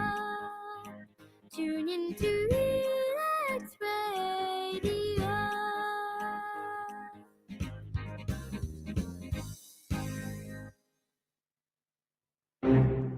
It has been too long. No one has taken the initiative to know who you are and what you do.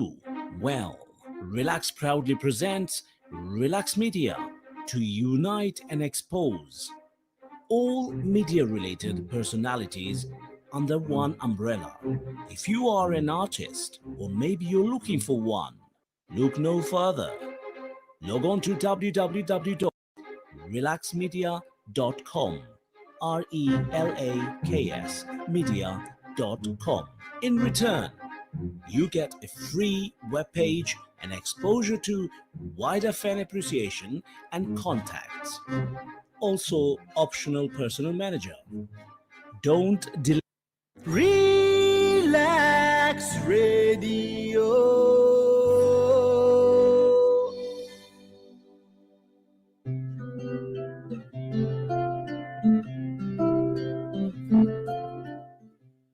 Hello, and welcome back to the Relaks Radio election coverage with myself, Jorgeshaft. The time is getting small hours, and the effect of the energy drinks is starting to not exactly be as strong as it could be. I'm spending a lot of my mental time thinking geez, I really do need to update the sort of what the other people say. But then I look at over what's going on in the United States, and I am re-energized into, thinking about all the ways in which we could be heading and all of the beauty of just the democratic process in action. The various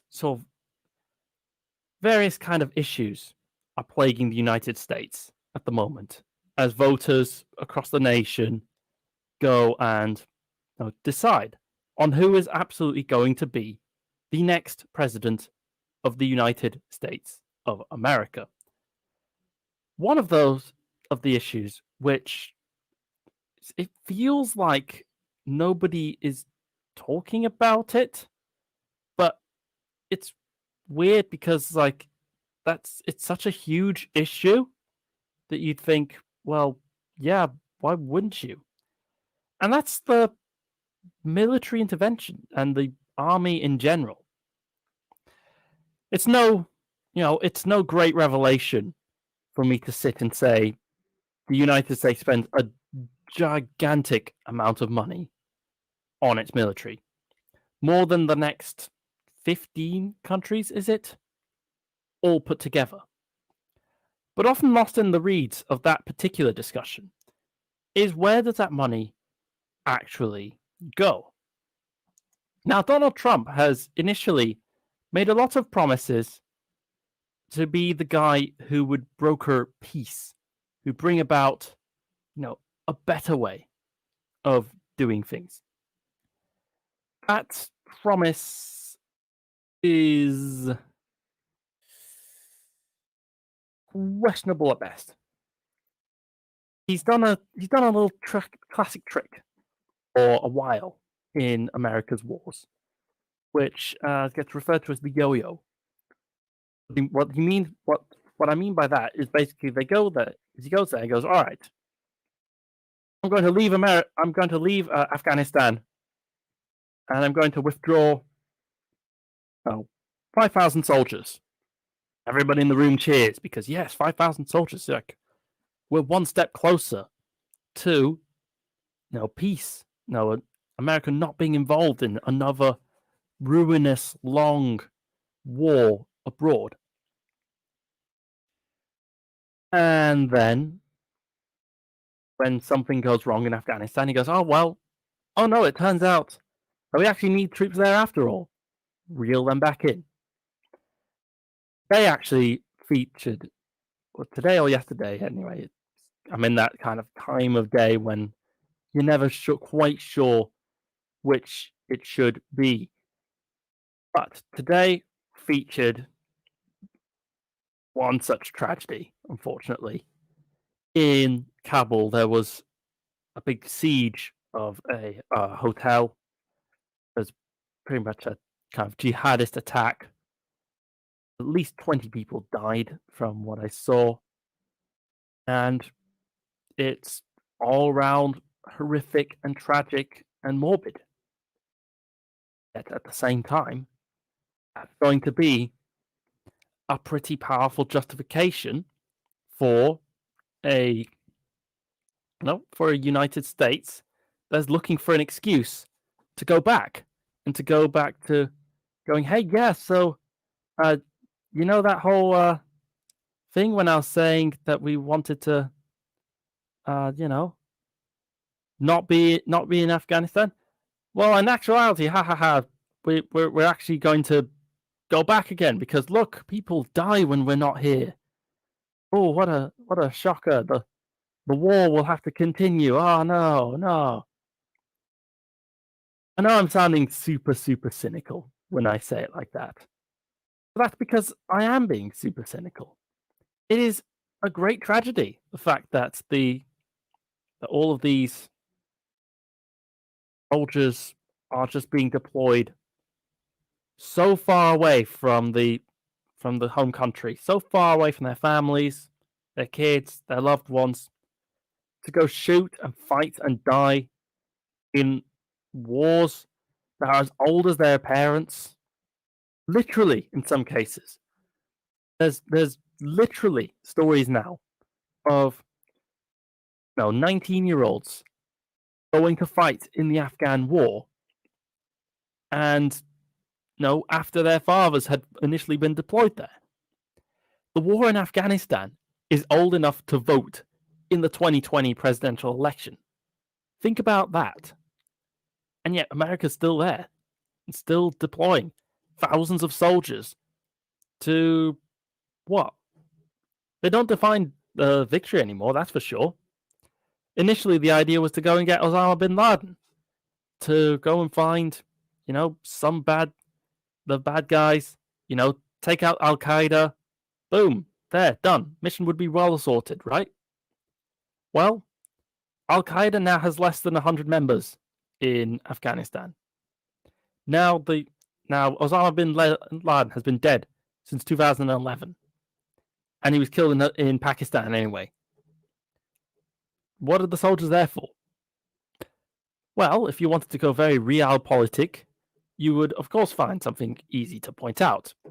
Of course, those soldiers are there for the simple truth that there's a lot of mineral resources there. But is that the kind of country that American voters really want? Unfortunately, they're not really going to have that decision in the 2020 general election or presidential election, because, well, both candidates at this point are really people who don't disagree, or at least don't care fundamentally enough about, oh, hey, yeah, are people going to be killed in these wars abroad? Yes? Oh, but do the contractors who donate all the money to my campaign get loads of money from it too? Oh, yes, they do? Oh, yep, okay, well, time to leave, to lose.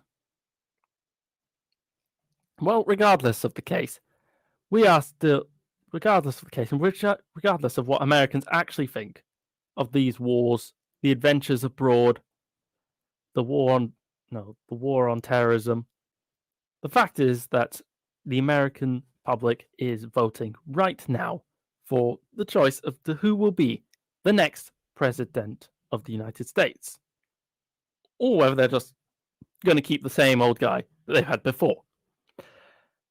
There's a couple of interesting results that I'm finding on the BBC in particular now. Missouri is apparently opening up as a blue state. Now, of course, this is the same thing as before. Only 21% of votes have been processed.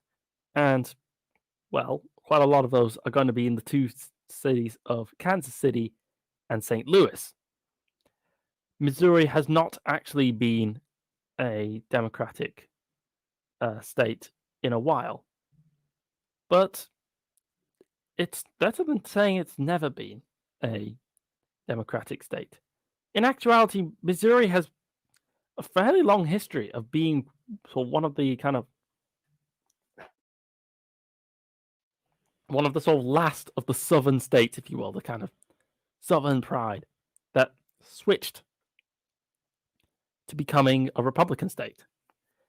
Even as recently as Bill Clinton managed to win it.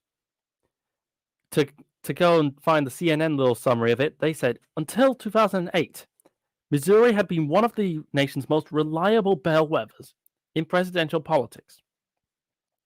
From 1904 to 2004, it voted for the winning presidential candidate in every election except 1956, when it chose Democrat Adlai Stevenson over Republican President Dwight Eisenhower. Yet these days are long gone for Missouri. The state has pretty much solidly gone into the red column and looks set to stay there, which is a shame in many ways.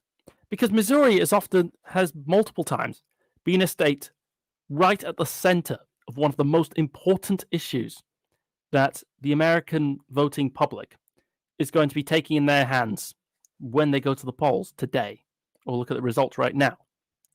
And that is the question of Black Lives Matter. Do you remember Ferguson? You remember that early city in 2014 when a black man was shot by the police in what was really an unjust use of force? And people protested, and the police cracked down. The result was the protest turned into a riot, and whole neighborhoods burned down. Little did we know back in 2013 that Ferguson, in the state of Missouri, would later turn out to be a bit of a prophetic place, a place that would tell us how things were to come for the future. Ferguson, Missouri has not been the only place where in the state, where the kind of, if you will, the bell of what is potentially to come has rung. During Black Lives Matter protests this year in 2020, there was famously a bit of a meme that started when protesters busted down the gate and entered into a private neighborhood, a private community, gated community, and two gun owners, these rich lawyers, walked out to the front of their house and basically pointed guns at the crowd. Now, this sparked a huge debate in the US. Of course, how could it not? It was a question, it was at the core, in many ways, of the very reason why so many Americans so dearly value their guns. These were people, on their own property, deciding, hey, let's not actually have, a mob come in, storm the walls, the barricades, and create, a situation we don't like. So we could just go stand here with our guns. Sounds harsh to put it like that, but it's kind of true that. And even if it's not true, it's the way that many Americans interpreted it, which, one of those little inconvenient things in politics is often the way that something is interpreted is often way more important than the actual truth of it. But don't quote that from me, though. That's just kind of the way politics always ends up going.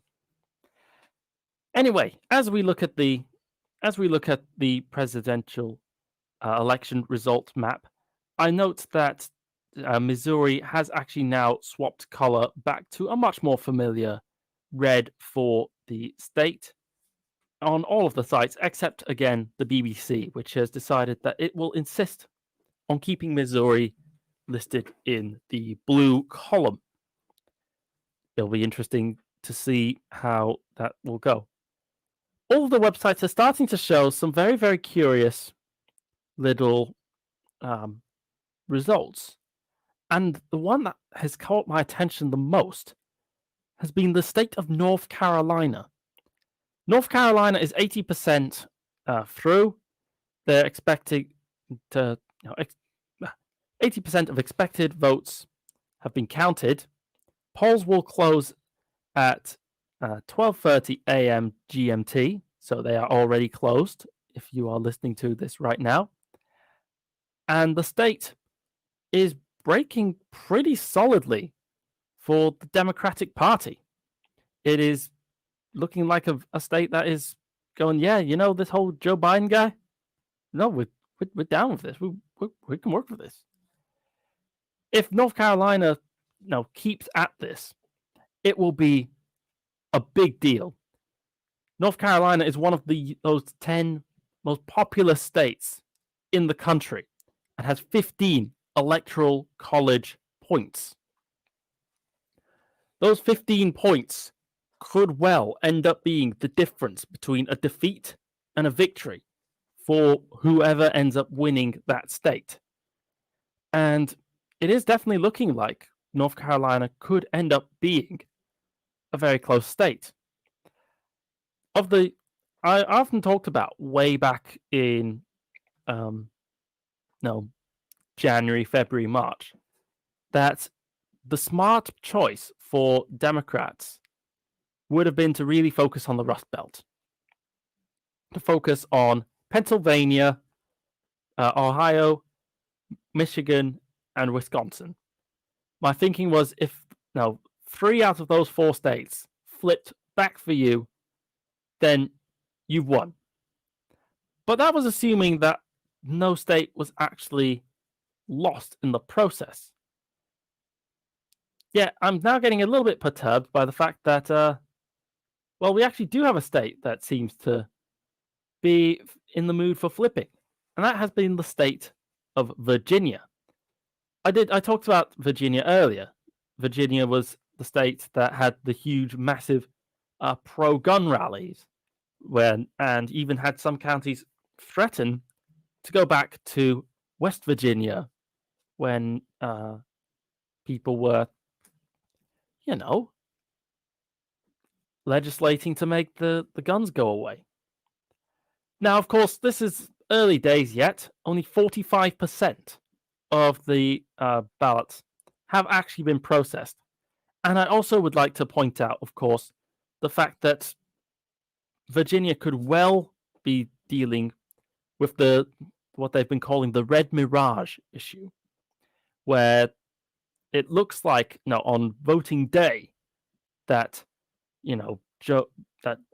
Donald Trump will win a state, but then as the days pass by and all of the mailed in ballots get counted, that the state actually flips and it's actually, oh yeah, no, wrong. It turns out they've gone for the other side. Maybe let's hope for that, because things are looking funky on the map without that happening. Florida is breaking for Trump at this point, with 92% of the ballots mailed in. Trump is now leading with, for Florida, comfortable 51.2% lead versus Joe Biden's 47.8%. And it's starting to look like Donald Trump has won Florida, though it could still be flipped. And of course, again, there could be that red mirage effect, which has been so extensively discussed and concerned about. Georgia is looking fairly similar. There's a lot of votes for Donald Trump. Quite a surprising amount of votes, actually. According to the counted results so far, Donald Trump has got 56.8% of the votes. However, don't forget this is just at 47% of them counted in. A lot of these are probably mail-in ballots, so who knows? They could go either way. Mind you, we have got some on the opposite side. Some at the same time, potentially hopeful, but also really frustrating little results. Pennsylvania, for example, is 50% for Joe Biden and 48.7% for Trump. If Pennsylvania were to flip for Joe Biden, that would be crucial in allowing him to win in the 2020 presidential election. But one small problem. It's only 19% processed. Pennsylvania is definitely taking its sweet, sweet time in counting and processing all of the votes they have been getting. A similar story can be repeated for Ohio, 64% counted, and for Wisconsin, with only 23% of its own ballots processed. Grumble, grumble, rage, rage. This will be definitely an election to, keep me up. I have to say, I was definitely wondering for a while, am I actually going to stay awake because I was drinking like a bit of sort of energy drinks and not feeling the effects. Now I'm feeling the effects though, and I've got to say I am all the more happy for it to do so. However, do make sure. What am I saying? Don't make sure, but do make sure to stick around on Relaks Radio as I, George Shaft, sit by and do more election coverage and really talk about the results of the American 2020 election on the 3rd of November 2020. Anyway, one result that I am looking at, which is becoming a bit of an odd one, is the state of Iowa. Iowa at the moment is this island, this grey void of no results. And I wonder why that is. Why isn't Iowa saying, oh yeah, no, this person won, or this person didn't win? All the states around them have. Most of them, though, with obvious results. South Dakota, no surprise, Donald Trump is declared a winner. Missouri, no surprise, Donald Trump is currently winning in that state. But not all of them are super, super, super safe, though. Wisconsin is one of the most swinging seats in the country, and it's barely for Joe Biden at the moment. Minnesota was a very close one for Hillary Clinton, and even though it's only 26% through, so obviously the vote could change at any moment, it's going for Joe Biden too. On the opposite end, Nebraska going very solidly for Trump, no surprises there. And yet, again, Iowa just sitting there with no actual results. Perhaps this is best reflected, though, or best anticipated, when you remember what happened way back in January. Iowa was the very first state to participate in the Democratic primaries, or as it should have been for Iowa's case, the caucuses. You see, Iowa in the sort of primaries doesn't do like your typical, oh, let's all go vote for like the party's candidate. They do a kind of everybody gather in the town hall and cajole and argue and, shuffle ourselves to that person's corner. It looks really interesting, actually, and I'd quite like to take part in a caucus like that one day. But this year, the caucus was mired by an app that was put out there in the Democrats, which just kept screwing up over and over and over again. And a lot of it was largely blamed on the fact that a bunch of people from the Pete Buttigieg campaign were involved. Pete Buttigieg being the mayor of South Bend, a small city in Indiana, who was trying to run for president at that time. The implications were sinister. Except now, when I'm looking at the results and how they're still not processed, but potentially they were not so sinister, just incompetent. What do you think? Do you think that Iowa's mysterious grey-black hole is worth talking about? Or are you seeing something that is way more interesting in the data? Catch you all again soon.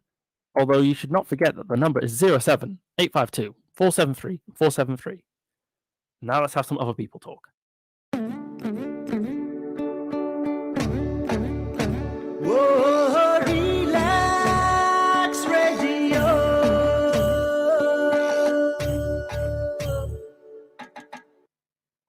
আপনি হয়তোবা জানেন না যে radio advertisement is 4 times more powerful than any other media.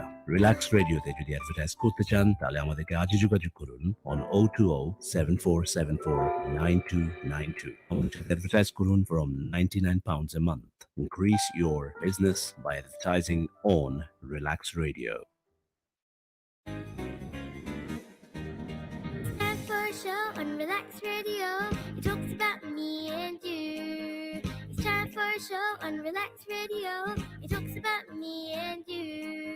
So listen to us here 24 hours and let the happiness come to you on Relax Radio. Tune in to Relax Radio.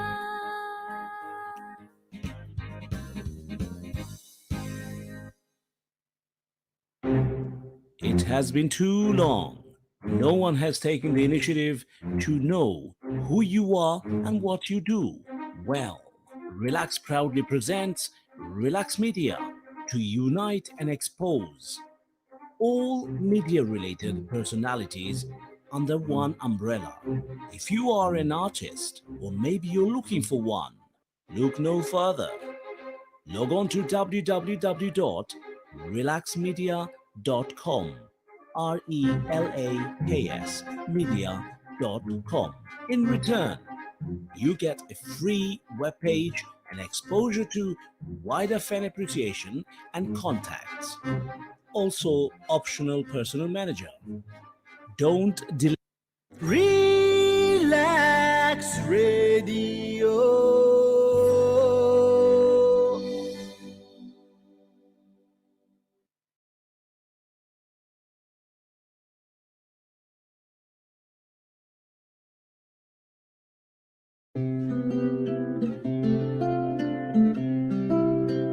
Hello, everyone, and welcome back to Relax Radio to the election coverage of the presidential election in the United States in 2020.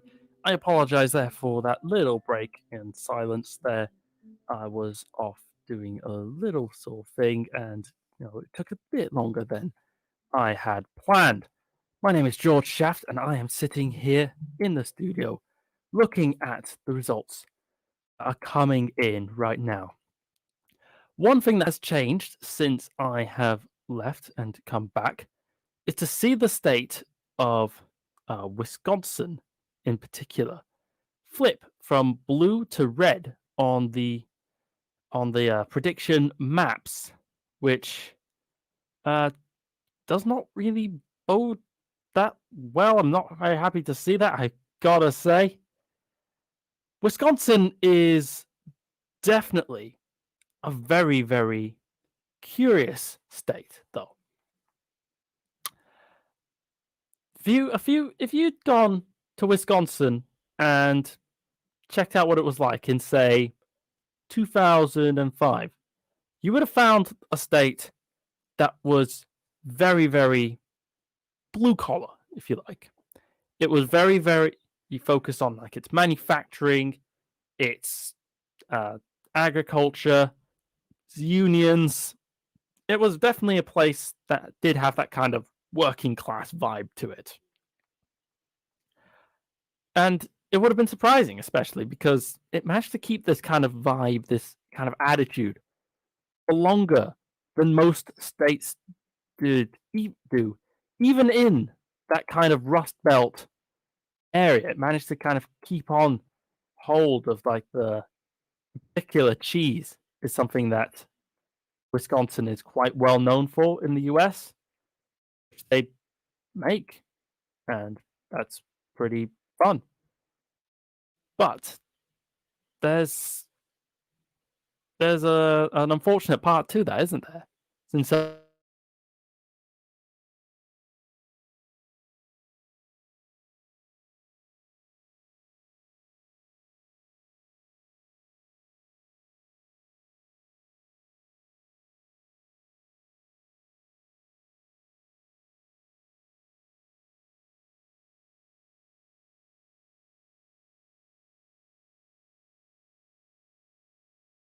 in Wisconsin.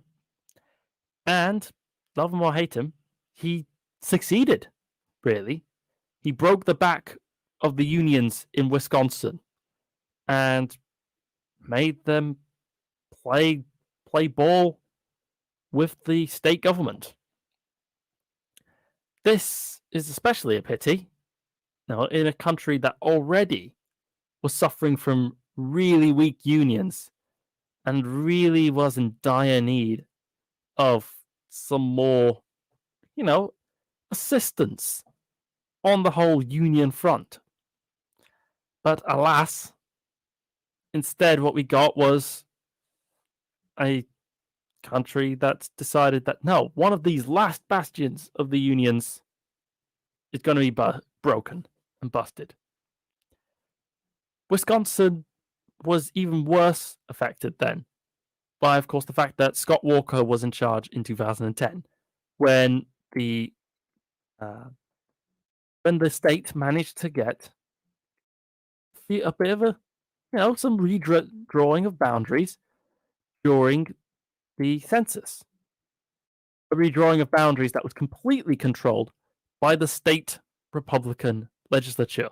And that state Republican legislature then basically wrote the whole situation to be that it was almost impossible for any Democrat to ever get any power ever again in the state. Only Michigan has got more egregious examples of this. In Michigan, it's actually really notable that all of the sort of statewide offices, like anyone who's voting districts is like the whole state of Michigan is elected as a Democrat. The governor, the attorney general. But in the districts, in terms of like the legislature, we actually have majorities in both Wisconsin and in Michigan for the Republican Party, even though in both times they actually got a minority of the votes. They just redrew the districts in such a way that they were always going to be in charge. They were always going to be the leaders, no matter what the actual public in the actual state really voted for. And that was allowed to happen.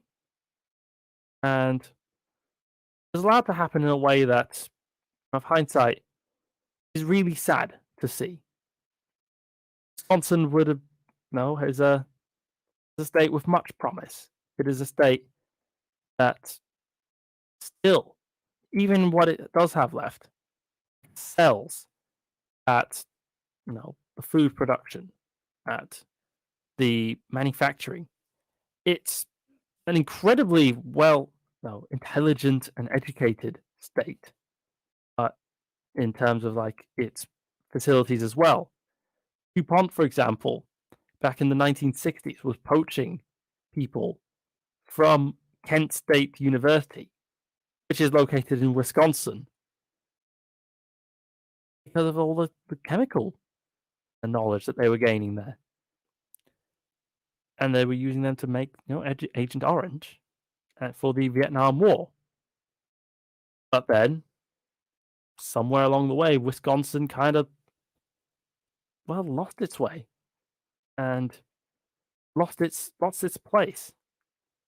In many ways, the reason why I often focus so much and feel so much for this kind of Great Lakes region, the Michigans and the Wisconsins, is a part of me feels like they were betrayed. Like the rest of the country could have decided that, Wisconsin's got these issues, it's got these problems. Don't worry, we got this. We can, help fix them. But instead of doing that, the nation just decided, more greed, good. More money from unfettered trade, YOLO, let's go for that. And now here we are in a situation where Wisconsin and Michigan both went on to support Donald Trump for president, largely off the back, though, of his anti-trade talk. Of his talk of going, China screwing us, all of the other countries in the world, in all of those trade agreements, it's just, messing with us, screwing us over, ruining our times, etc., etc., etc. Because, for Wisconsin, Michigan, Ohio, Pennsylvania, they were true. They were absolutely the way things had panned out for those states. So I'm not hugely surprised that those states support Donald Trump or have supported Donald Trump in the past. We'll have yet to see whether that continues onwards in the 2020 election. But it's the way it is. It's the reality. You would expect to see, a lot of support from the rest of the country, and then it didn't get it. So as I said, Wisconsin, Michigan, Ohio, and Pennsylvania, they make me sad. They remind me of the north of England. Industrial areas, places where people had jobs, they had unions, they had protection, and then they were systematically and utterly, screwed over in the process. However, onto the 2020 election in particular, we've started to get some preliminary results out of the state of Arizona. Arizona, I talked about at length right at the beginning of the show, how it is a state that is, clearly going to probably play a pretty pivotal role in the election. It's reported pretty quickly in, with an estimated 70% in for the state, and it's opening strong for Joe Biden. In one county, Coconino County, which is one I know associated with a large sort of Native American community, is extremely strong for Joe Biden, 67%. Meanwhile, Maricopa County, off this map, I can see better, is in fact the one with Phoenix in it. And its record-breaking turnout seems to have worked. It now has a 54.2% margin in favor of Joe Biden. Meanwhile, perhaps we can skip over to the New York Times to see that they are predicting, they are sticking by their predictions for now, the New York Times. They are being very, very hesitant to actually shade in any one spot. But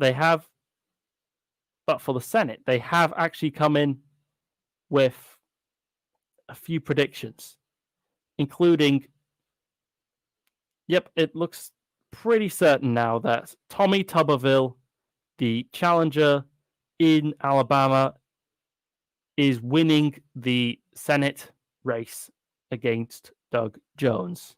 Rest in peace, Doug Jones. Your short tenure will be missed, I'm sure. However, we definitely have got some other results coming in with a lot of interest coming in.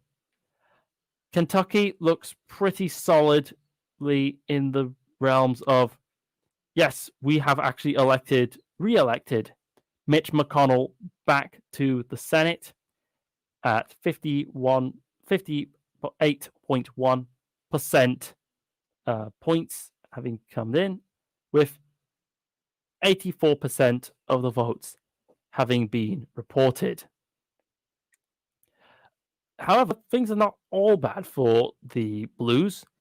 In Colorado, John Hickenlooper has, it looks like, with 78% of the vote reported, looks like he has booted out Cory Gardner, one of the more curious of the Republican senators in the Senate. John Hickenlooper definitely has a story to tell this election. First, as a congressman, he decided to run for president in the Democratic Party. And in that race, he was a joke. He couldn't get anywhere with any sort of voting population. They laughed at him at one point. He was unpopular. He was nobody. Nobody cared. And that was cool and all, until he decided that he would try and become a senator instead. He went back to his home state of Colorado, jumped into the ring, and suddenly he was a superstar. See, here's the trick. John Hickenlooper maybe lost his race, his bid to become the president. But in so doing, he gathered a lot of national attention. He got a lot of people talking about him. He got a lot of focus on him. That focus went places, you know? And that focus also went to his own home state. And so, of course, once he jumped in, for, hey, I'm going to be the Democrat for my home state, he was already famous. People in Colorado already knew who he was. So, really, it became then a case of like, yeah, I know who that guy is. Sure, why not? What's the worst that can happen? Very, very exciting. And if this continues, will be definitely a very good day for John Hickenlooper. Meanwhile, looking about a quick one that should be pointed out is Edward J. Markey having won in Massachusetts. Edward J. Markey has become a very much a bit of a quixotic figure in the Senate. He used to be, way back in the sort of the days of the Iraq War, be absolutely one of the moderates. He was absolutely one of the people who, voted for bailouts. He voted for the war. He voted, for, saving capitalists. But then he had a bit of a change. He kind of saw like the kind of Alexandria Ocasio-Cortez style left-wing attitude. He started to see the kind of progressive grassroots. And then Edward Markey turned around to become one of the most progressive senators in the entire building. This became even more obvious when this year, and actually it lasted till pretty late this year. It was like February? It was like August when he actually won. He had a challenger who was actually third Kennedy in line. It was, I forget his first name, but something like Joseph Kennedy or something like that. Joseph Kennedy, I'm just going to use that name because, yeah, it sounds good, doesn't it? Joseph Kennedy. It sounds like someone you'd know. He was running against him on the platform of like, hey, you've got like this radical guy. Why don't you support me? And a lot of sort of left-wing groups at first were very hesitant on Edward Markey because they were like, well, but he voted for Iraq. He voted for, all this stuff we don't like. Ultimately, Edward Markey winning his seat and winning in that primary in the way he did proves that the Americans like the idea or have some notion of the idea of a redemption, really, of the idea that, yes, you can do wrong in the past and it's not okay for what it was, but we can fix it and we can, and people who actually do try to fix it and try to make things better will get pretty well rewarded. Also in the Senate races, according to the NY Times, Shelley Moore Capito looks set to win a crushing victory in West Virginia, also over Paula Jean Swearengen, which is a disappointing result, mostly because Swearengen is probably the best surname I've seen all year. Come on. The mental images just make themselves, don't they? I imagine like Thomas the Tank Engine, but it's like Paula the Swear Engine. Instead of like little choo choo, it's just like profanities I'm not allowed to say. So the fact that it looks like with 76% of the vote having reported that Paula Swearengen has decisively lost is a blow for human fun, I guess. Also in the blow for human fun category is, of course, the fact that Mitch McConnell, with 84% of the vote, it reported, looks set to keep onto his seat in the Senate. Very disappointing, purely on the basis that you know could have produced like an interesting precedent. Like, oh look, when the Senate Majority Leader does things that irk his constituents, they get kicked out. Huh, how fun. But nope, Kentucky decided to not be so entertaining, and instead just decided, it looks like for now, to keep on hold of Mitch McConnell for the Senate in this race. Also being kept in this race so far, from the looks of it, is actually the state of South Carolina. Now, South Carolina isn't completely cold yet. It is a state that could definitely see a swing still happen. It's 44% reported in. But on the other hand, when Lindsey Graham does look pretty secure for now. He looks like he has won himself handily another 6-year term in the Senate, which has got to be a big blow for Democrats in just about everywhere, really. I mean, there was a lot of hope that, there's a lot of hope that, like, oh, look, Jamie Harrison, I was trying to remember his first name, that Jamie Harrison would be able to beat Lindsey Graham, the chair of the Senate Judiciary Committee. Like, what a big title, what a big, head. Hunted out. But then, no, we can't have that. Well, overall, I have to say, looking at the Senate races, it's looking like kind of a disappointing night, really. Republicans winning most of the votes for now. But then again, as I mentioned, there is this feared red mirage effect, and votes are going to take much longer to be counted properly than they would in any normal year. So even if it looks like there might be some big Republican blowout now, and at this point I am pretty certain that I'll be talking about Republicans winning in various states, even though it looks like that's what's going to happen. Remember, it's not over until all of the votes are actually counted, or unless the judiciary gets jumped in and they decide to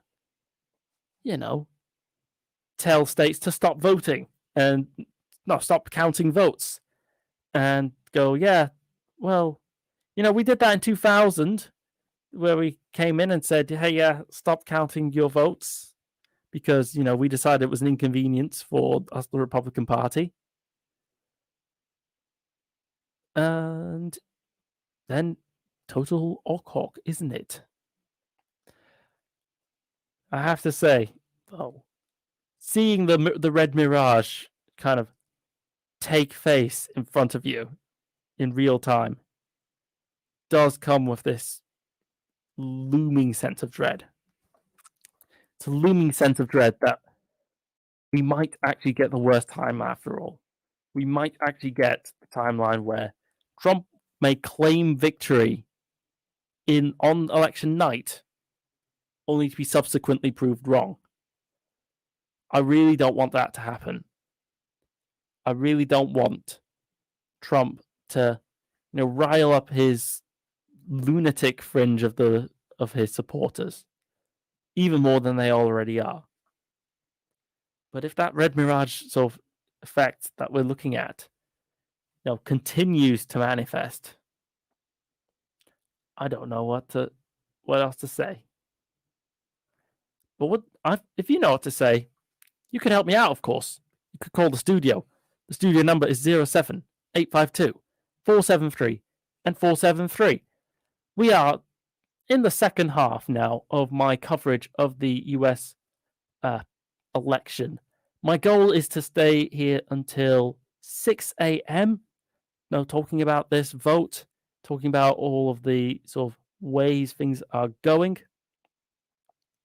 and talking about just like, hey, how's it going? We have just gotten some preliminary results out of Missoula in Montana.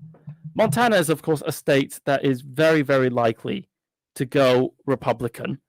But I did mention it way earlier, towards the beginning of the show, that I really, really like the idea of Montana going Democrat in a way that probably isn't rational, but still, is there.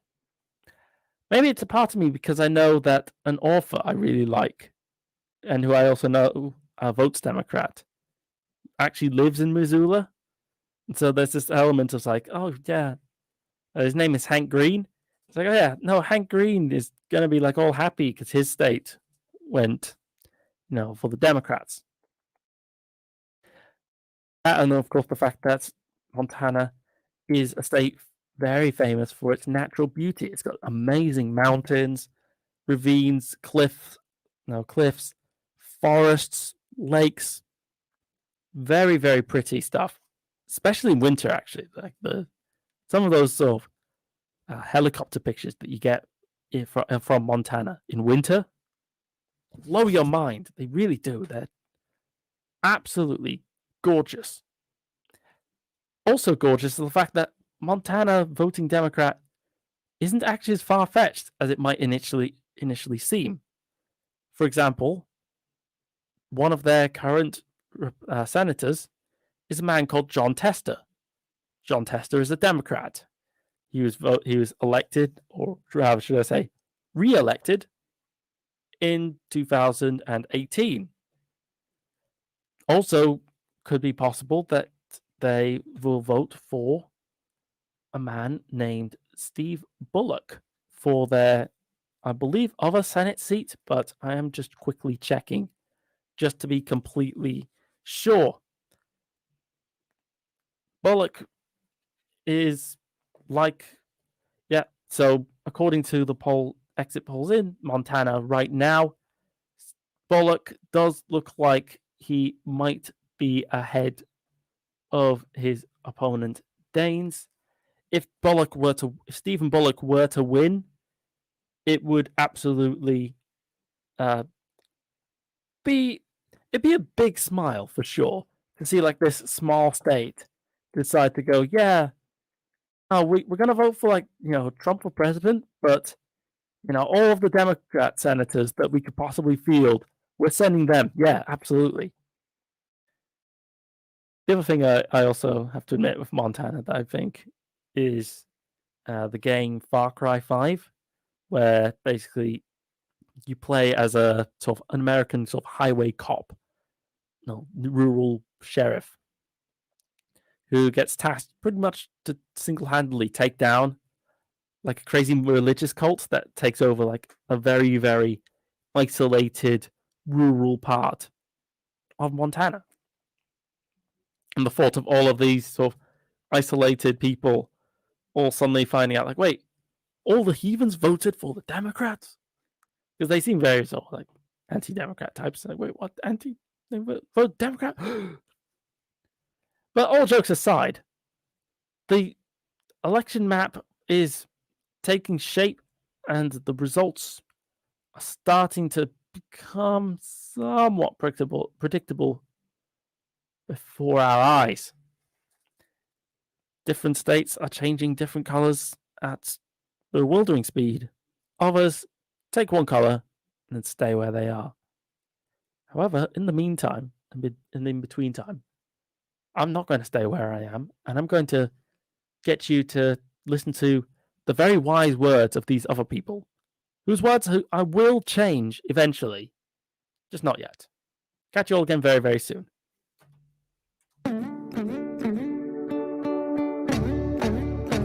Oh, Relax Radio.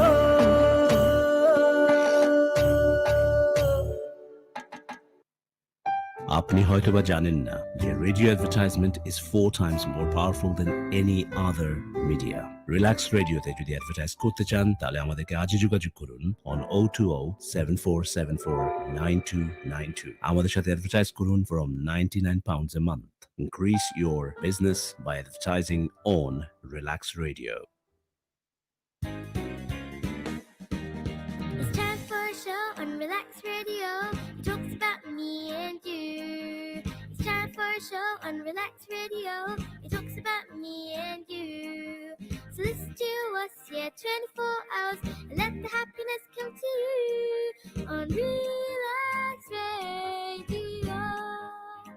Tune in to Relax Radio.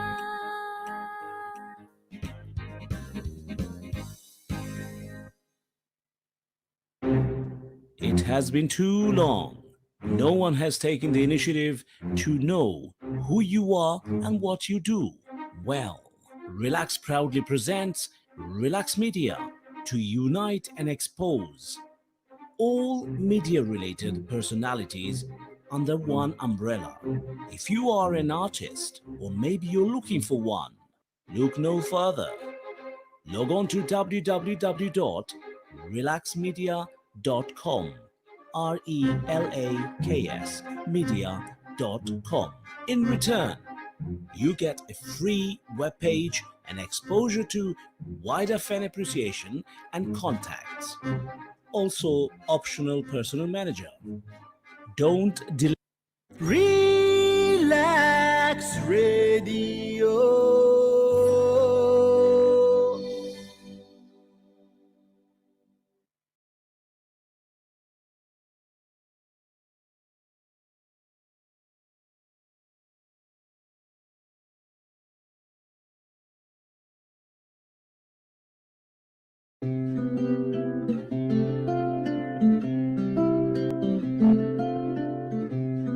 Hello, everyone, and welcome back to the election coverage with jorgeshaft as I cover the US presidential election in, well, it was in the name, wasn't it? The United States. I'm listening to the nice, firm beats, listening to the cool music, getting the kind of vibe, as I then sort of turn my attention over to the map of the United States and see a map that is not what I wanted to see, if I am completely honest. There is plenty more red than I would have liked to, behold. However, I'm not completely sort of perturbed by it. Why is that? Well, the truth is, well, I've been mentioning its name quite a bit.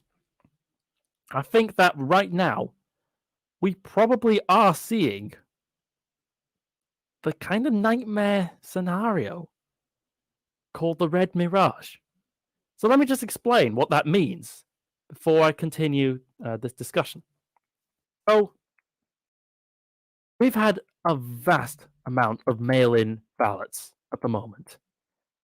Some states have rules about counting them, before election day. Others have rules about not counting them until right when other ballots start getting counted too. Depends on the state. But the net result for many of them does end up being the same. Vast numbers of mail-in ballots take much longer to count than ballots that were made on the day by people coming in to visit. That does not bode well for, well, frankly, this show, this night. I'm making this whole big thing about, so look, here's what's happening on election night. But the truth be told is the story of election night is only going to be a part of it. The real story is going to be what's going to happen when all these mail-in ballots are counted. Now, you'd think normally oh, well, that just favors normally the Republicans, because like Republicans tend to be the ones who like really care about the voting and getting out. But not this time round. This time round, I believe that a lot of ballots are being mailed in by Democrats.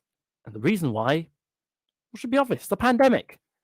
We've got the coronavirus going out there, killing hundreds of thousands of people. And then all of that, on top of that, the Republican president going, yeah, so it's fake news, China virus. It's just like the flu. Well, put two and two together, and what do you get? You get a Republican conservative audience that doesn't think, because of the party lines really, doesn't think that the disease is happening or that it's serious, and so ignores, doesn't care about social distancing, about the rules, about all the lockdowns and all that stuff. Versus then a large group of people who are like, yeah, if I don't have to go out, and meet other people, then I won't, because I don't want to catch COVID and die. Yeah, thanks. So that's what we're getting at the moment, and I suspect that is going to be in large part why we're now in a very red-looking map, a very unusual red-looking map too. Might I add? Maine is considered all red at the moment, though. Again, look at the numbers. 17% of expected votes are calculated. North Carolina just dipped into the red, but it is 89% counted. It got the first 80 through in 2 hours? And now they're counting all of those mail-in ballots again. By the time I leave this place at 6 a.m. British time, my prediction is many states will not be done with their counting. And there will not be, I'm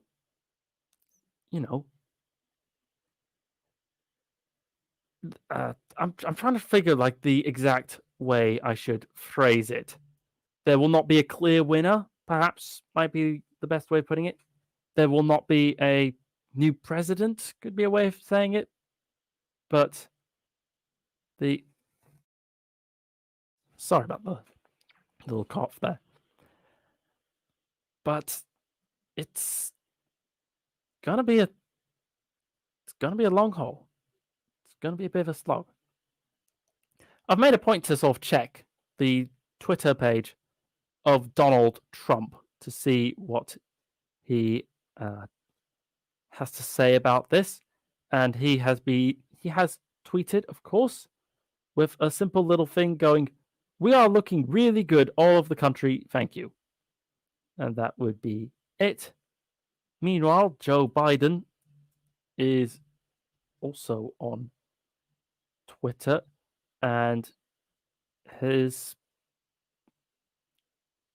Team Joe is tweeting in Spanish. I'm not really sure what. He's just tweeting that in Clark County, Nevada, polling hours have been extended in some locations by 1 hour to 8 p.m. If you're in line by 8 p.m., you can still vote. Let's make sure everybody knows to check #IWillVote. Locate. So Arti, and send in the Nevadan in your life. Fair enough. Team Joe seems busy all about just like encouraging people, hey, stay in line, keep going to the polls, keep voting. Sweet. It's all kinds of good stuff. Meanwhile, we of course can skip over to the American election map and see that things are looking very, very sort of light red for many spots, but also we're getting a bit more deeper red now. Missouri looks like it's going to be. Well, I was going to say it looks like it's going to be declared, but upon hovering over it, I realized that it says only 49% of the ballots have been counted, which makes sense. Again, if they're busy counting all those mail-in ballots, they're going to take a bit of time to work through it. Texas, now the same thing. 81% through. Again, they have a huge amount of mail-in ballots in Texas. It's going to take some time to chew through. And an interesting sort of little one on this is Arizona is now 75% having decided or chewed through. And yet one county, Apache County in Arizona, still has no data on it. Very, very curious. Definitely a state worth watching. CNN is now calling New Hampshire as a projected win for Joe Biden. This is a stance that the BBC is largely agreeing with. However, the BBC is slightly more cautious in their sort of allocation.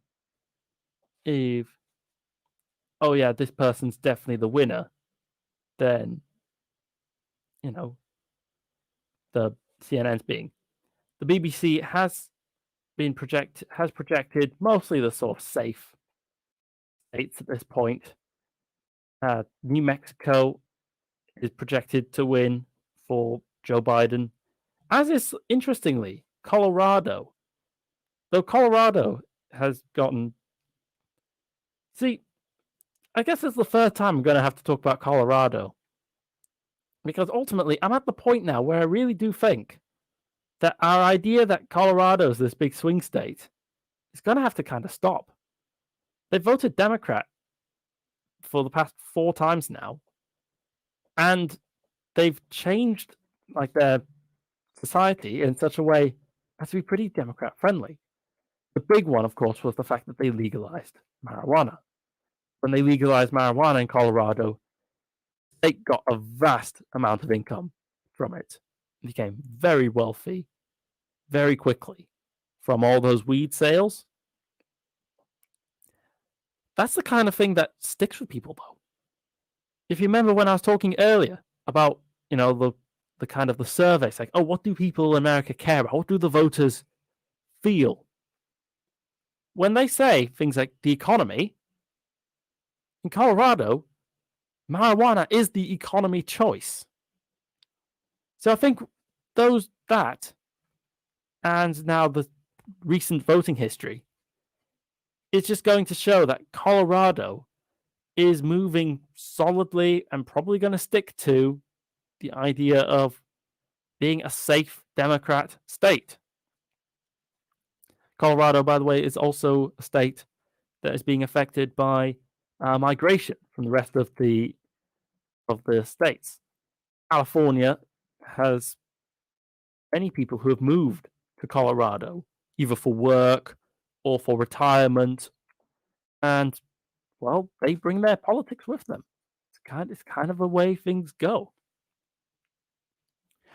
But otherwise, gotta say, I was looking forward to a much redder map than this. So, just to repeat, we've got to paint you the picture of what I'm looking at the moment. I've got the BBC up, and the BBC, according to its sort of results, is Maine is considered a red state. All Pennsylvania, Ohio, Michigan, Wisconsin, Virginia, North Carolina, Georgia, and Florida and Texas are all in the light red column at the moment, whereas for the other swing states, Minnesota and Arizona are for now in the light blue one. However, take all of that with a bit of a pinch of salt. Michigan has only got 34% of its votes. counted and processed. In Wisconsin, it's only 36. In Ohio, it's 74% from time of speaking. Pennsylvania, 32.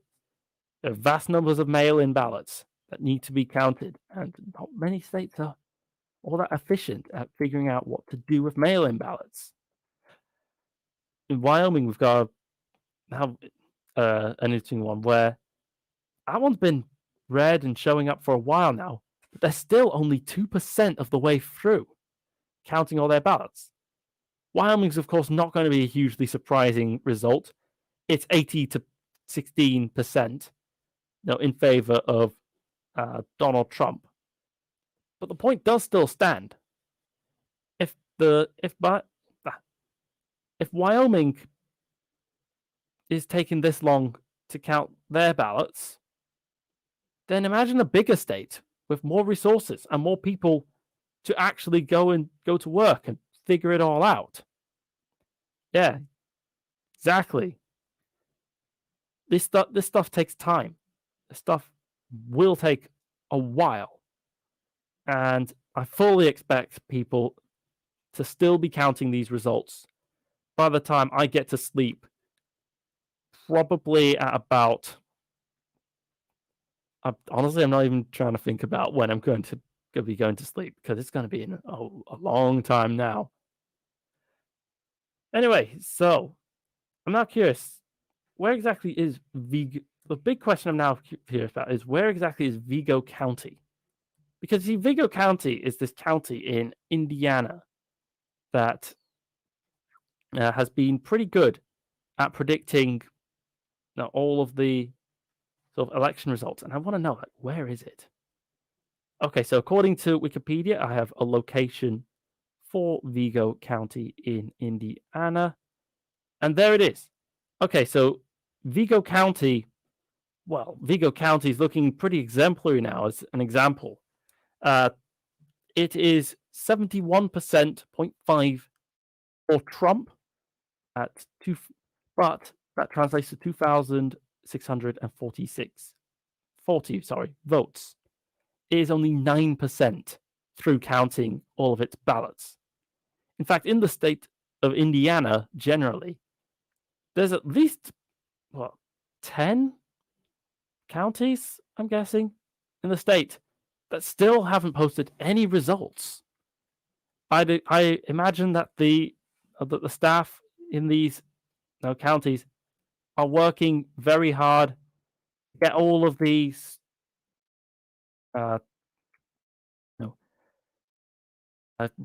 working very hard to sort out all of these ballot countings. Meanwhile, I'm checking in a WhatsApp group that I've been talking about. That I've been sort of in for a while. See what they're talking about. See what their reactions are, and everything about it is all about how long it's taking to count. And yeah, the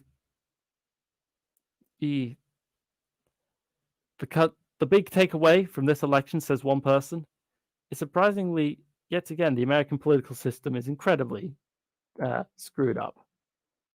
Yeah, it's very, very, very, very close and all around, and a rapidly evolving situation.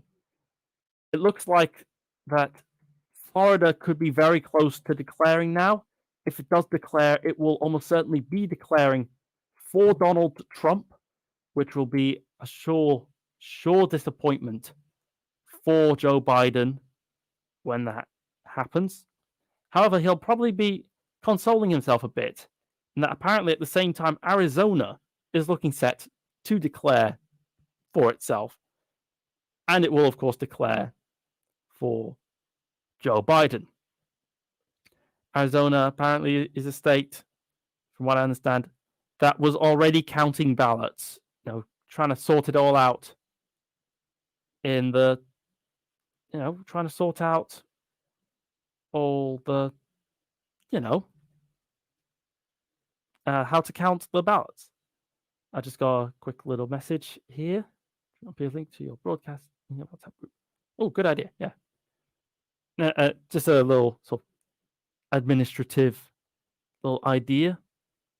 I'm all about this plan. I'm just looking at my broadcast and I realized that I have been here for almost 7 hours now. It's feeling real, it's feeling wild, and yet here we go. I've gotten 2 comments over the past hour. Thank you, Tanzilia. Yes, it is nice to. I'm doing well. I am enjoying being here for 7 hours, giving just the full, insane detail on what's happening in this US presidential election and these results as they come through on the night. I will have to say and leave a little bit of an aside to point out that, oh boy, energy drinks work. I'm glad that I drink them so rarely because, at moments like this when I really do need to sort of like stay up all night, get things done, snap, it works and I'm still going strong. Anyway, as we wait for the last handful of states to close their polls and begin their counting, we are now drawing our attention towards Nevada. Nevada is being officially on the clock, counting towards starting to post their results. Nevada has, for a while now been a close swing state. It went for Clinton for a very, very small margin. But at the same time, it's again a state that's right next to California. And there's even a lot of talk about Nevada basically becoming like a satellite California, where basically so many Californians move to Nevada and then just, apply California politics to the Nevada situation and thus end up being Democrat all the time. If that's the case, then, just like I've talked about with Arizona and the future of Montana and for Colorado, the idea that, these are swing states will be a little bit outdated, don't you think? Meanwhile, as we sit here and look at the results of the 2020 election as they're rolling in, Ohio is now 82% of the way finished through counting all of the ballots. And the New York Times is very, very cautious on its map. It's only really putting on, clearly the states that are the most kind of, this is where we are now. Interestingly, one thing that I'm noting is that the New York Times is calling Virginia for Joe Biden. Meanwhile, the New York Times is insisting that Florida, Georgia, and North Carolina all remain too close to call. And no kidding on that.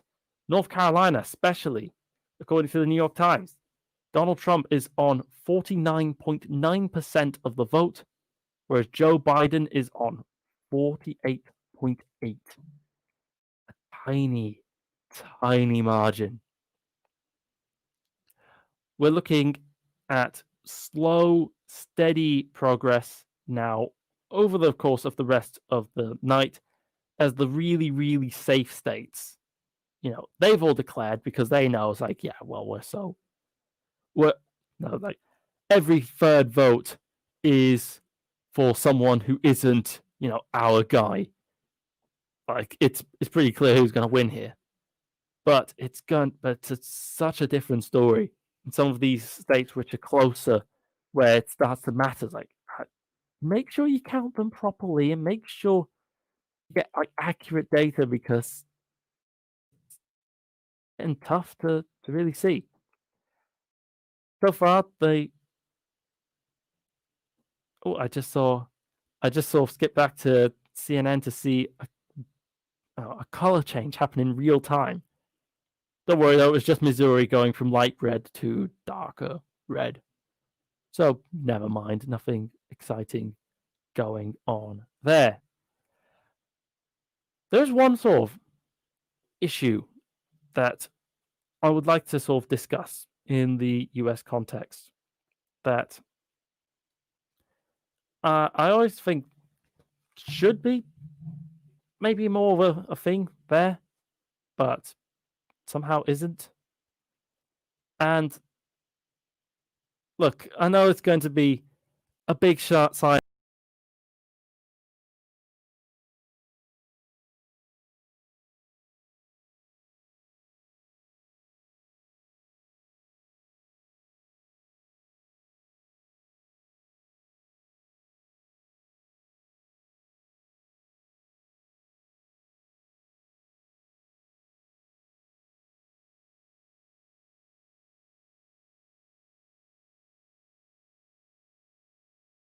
Have just the metric system, and it's kind of annoying, and I have to say, purely because like all of the American sort of movies and TV shows all use these outdated measurement systems, feet and gallons and all that stuff. And it's like, no, come on, metric system's pretty cool. I'm reminded when it comes to, and I know this is a very, very petty issue in the grand scheme of things. Like, there are more important things out there for the lives of the average person. But, wouldn't it be fun if America finally got a person in there, in the White House, more effective than Jimmy Carter, should be pointed out, who went like, "Hey, this whole like metric system, let's introduce it. Let's just have just that, and not sort of deal with the whole kind of imperial system and all of the conversions and all of the inconveniences that come with that." As I said, I know it's a very petty little thing, but it's a little thing I had to mention, okay? You don't understand. What do you also don't understand? The fact that other people want to have a chat. I'll catch you all again very, very soon. Whoa, relax radio.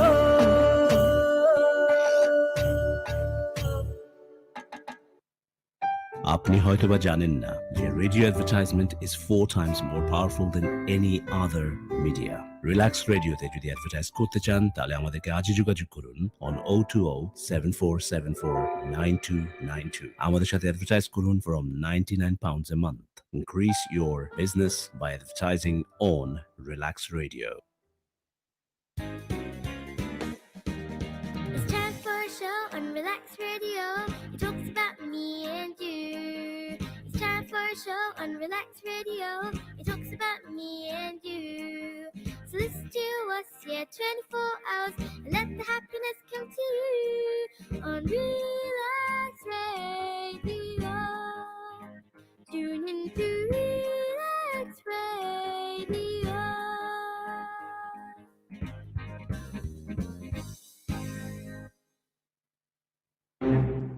It has been too long. No one has taken the initiative to know who you are and what you do. Well, Relax proudly presents Relax Media to unite and expose all media-related personalities under one umbrella. If you are an artist, or maybe you're looking for one, look no further. Log on to www.relaxmedia.com, RELAKS media.com. In return, you get a free webpage and exposure to wider fan appreciation and contacts. Also, optional personal manager. Don't delay. Relax radio.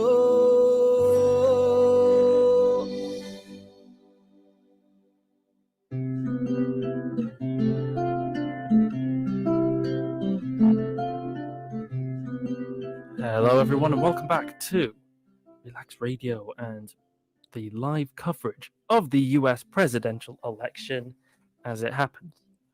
One thing that should be sort of noted about the way this US presidential election has been going is really the surprise at how close this whole thing seems to be going. Every prediction had Joe Biden be up by a very large margin indeed. 11% in some polls, 12, 20% in one, I remember. But they were national polls. And they're also polls if people who are going to be using mail-in and postal votes, which then raises questions like, how are they going to be counted? Well, so far, as I cover the results of this election live from the studio, the answer seems to be slowly. Slowly and pretty painfully. Now, Ohio seems like it is 84% of the way done and is moving towards the Trump direction. This more is to follow, and we'll see how that is going. North Carolina, meanwhile, has Trump extending his lead with 95% of the way through.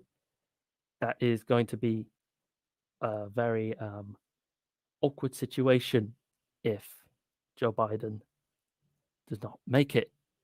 However, there are still pathways for Joe Biden to make a victory out of this map, but it's starting to look a bit grim for Joe Biden at the moment. As I said before, the idea of the Red Mirage is still very, very relevant here, but yeesh. It is starting to look kind of hairy. It seems like there's definitely a sort of a silent Trump support that might be making itself heard, assuming, of course, that this isn't all, the Democrat votes are in mail-in ballots that will be coming in later. Meanwhile, I believe the polls in California should be closing about now. I will check this live just to be sure.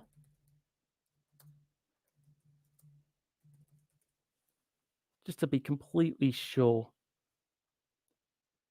8 p.m. for California.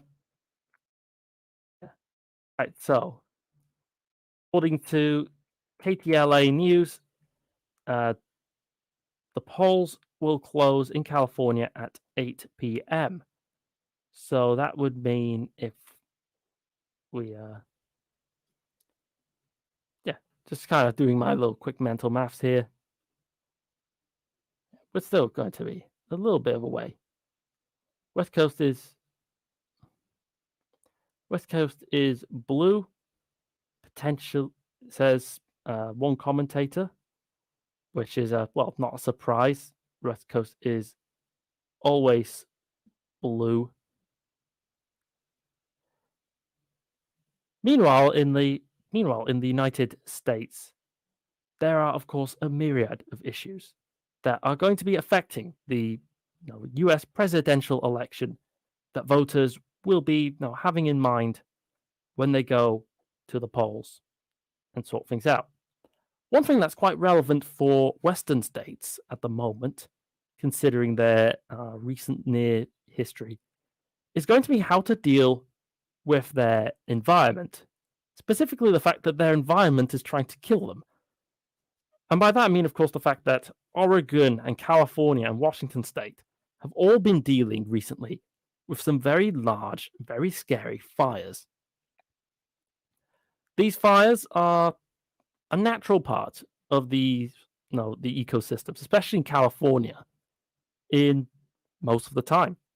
In fact, the trees in California are very, very well adapted and very evolved specifically to withstand the flames, and sometimes even to breed due to it. These are trees, like pine cones that only open in extreme heat. When all that sort of underbrush, the little bushes and ferns and stuff, it's all charred away in the flames, and then the big trees can grow. But, well, forests that burn down every once in a while are not exactly very good for human beings, because human beings are not as fireproof as big, scary, big stonking trees with big stonking, trunks that can withstand blazes. And human beings also live in houses that are made of materials that also burn pretty well. It's not looking very. It's not looking very scary. No, it's not looking very good. I'll put it like that for people living in these states. Now, of course, the real answer, the real sort of way it could have been approached by the federal government, the state governments, could have been, oh yeah, well, there's fires here. Make sure nobody lives in that area. You can't really make that kind of decision. You can't really sort of. Oh, meanwhile, while I've talked, Idaho has just started to get its color. It is obviously massively red, so we are going to promptly sort of ignore this little blip on the map.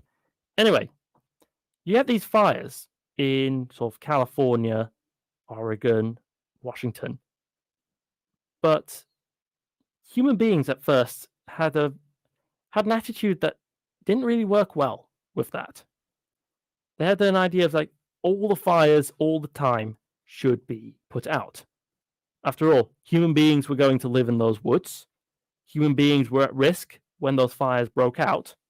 So the idea was to stamp them out. Sounds good, right?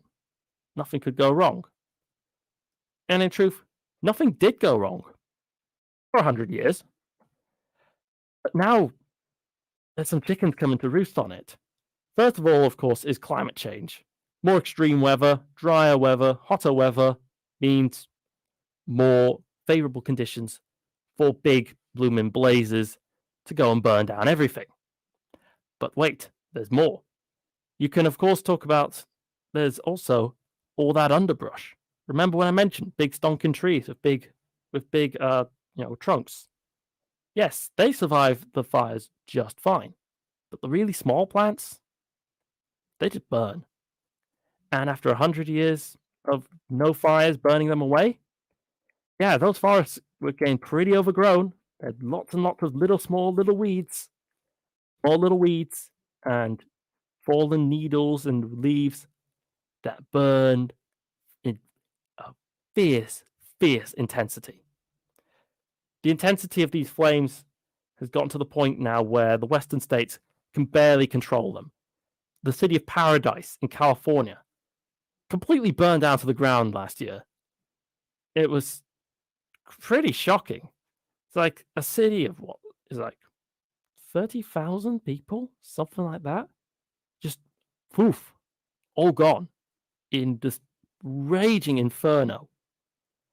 As I talk, the state of Oregon has come across, of course, they will have already declared for Joe Biden because Oregon is a very, very safe state. Oregon, of course, also being one of the states the most heavily affected by these wildfires that I've been talking about. And the unfortunate sort of circumstances and realities around that. Meanwhile, as we cover the sort of presidential election as it's happening live, the counts are still taking a very long, slow time in a lot of states. And yet it's pretty clear that by now that this election's looking much closer than we would have initially anticipated. The national polls were saying that Donald Trump was a dead man walking. It looked like he was going to lose this election easily. Instead, that's not quite the picture we are getting. The picture that we've got at the moment sees Virginia holding red for now in the CNN map, though I believe in the New York Times map it will still be considered a blue state. Yes. On the New York Times map, we have got a lot of states that are still considered gray, even though when you actually hover over them, most of their leads still go Trump.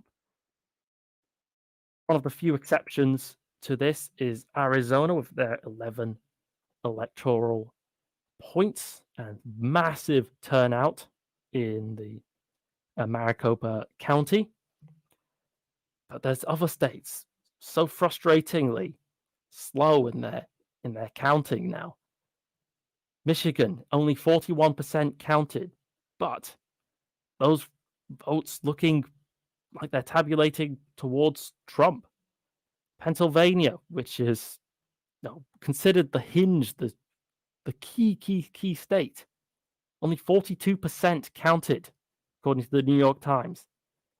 And yet, here we are, still crawling, slowly. New Hampshire, meanwhile, has been declared with 40% of the votes reported. It is being declared for Joe Biden. It is still an extremely close race in the three kind of coastal southern swing states. North Carolina is still anybody's to win, though Donald Trump does have a slight lead there in the counting results.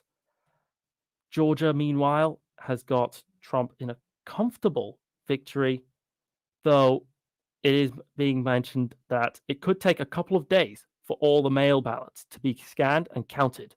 But the Secretary of State has said that he expects most winners to be announced by Wednesday.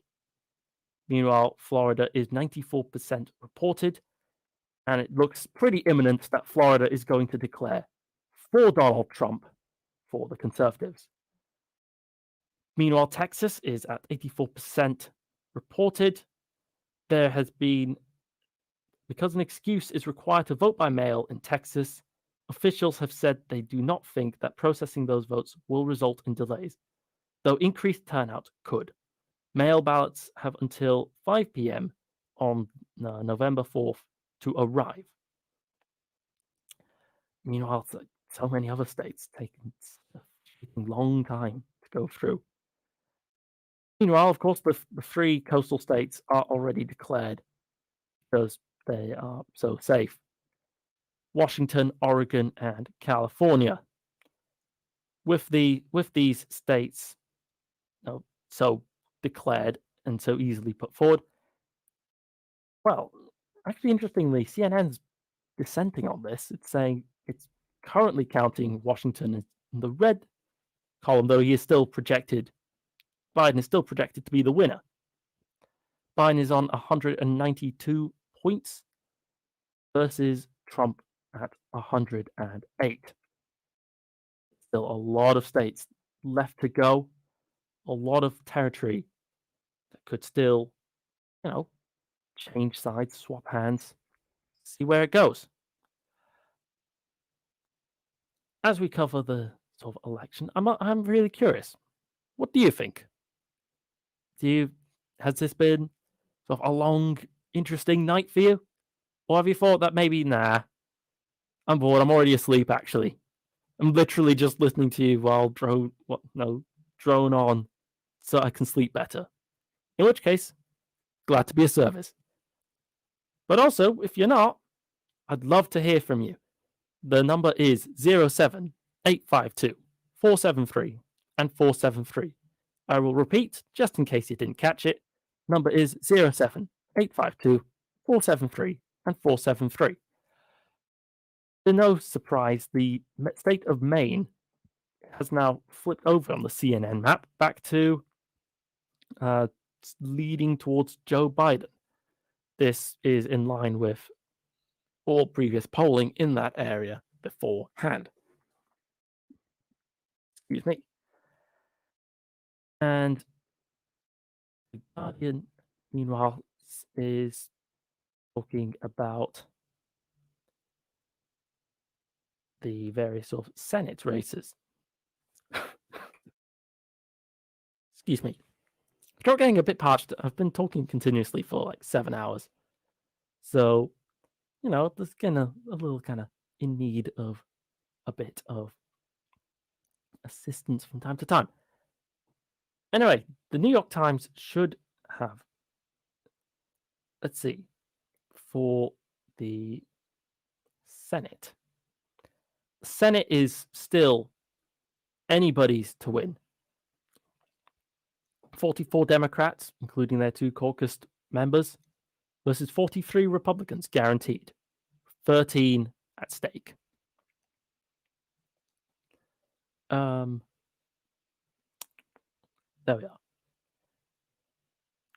John Hickenlooper looks solidly in the win, whereas beating out incumbent Cory Gardner. But this switch looks like it's going to be balanced out by Tommy Tuberville beating out Doug Jones on the to the punch in Alabama. Doug Jones, looking at these figures, cutting a very poor character and only 37% of the votes. Meanwhile, in the Senate as well, a couple of very not surprising results. Mike Rounds wins in South Dakota, for the Republicans, not surprising. Stephanie Loomis for Wyoming is winning, not a huge surprise. Cory Booker in New Jersey is winning very, very comfortably. Again, not a huge surprise there. One race that a lot of people were watching with a lot of anticipation was the South Carolina Senate race, where challenger Jamie Harrison was giving the Senate Judiciary Committee Chair Lindsey Graham a big run for his money. But for now, it looks like Lindsey Graham has won re-election in South Carolina. So we'll see how that evolves as this situation sort of continues. On the House of Representatives, the results are coming in slow and steady. I've just realized that the Arizona 4th Congressional District is another horrifying example of gerrymandering to the highest degree. But hey, there we go. I'm just sort of checking out what the sort of districts have got. The Nebraska 2nd District on the Senate level looks like it might be going towards Don Bacon, who is the Republican candidate and the incumbent. If he was to win this, that would quite likely mean that Joe Biden will not win this district, meaning that he will miss out on the one electoral point that winning this district would entail for him. I'm sure news that Joe Biden will not be all that thrilled to hear. In the main 2nd district, we have kind of the reverse, where Jared Golden, the Democrat incumbent of this district, is leading comfortably at 53% of the vote versus 45.7% versus Dale Crafts. However, only 30% of the votes have been reported. This could go anywhere. I've just found another horrifying example of gerrymandering in the Louisiana 5th District of the House of Representatives, where 3 candidates are all competing for the privilege to be in the House of Representatives. There's no clear winner yet. Let's photos. Oh. Meanwhile, on the presidential level, counting continues at, for me, a nerve-wrackingly slow pace. We're going to probably expect to see a big delay in many of these states. And in fact, this is actually confirmed.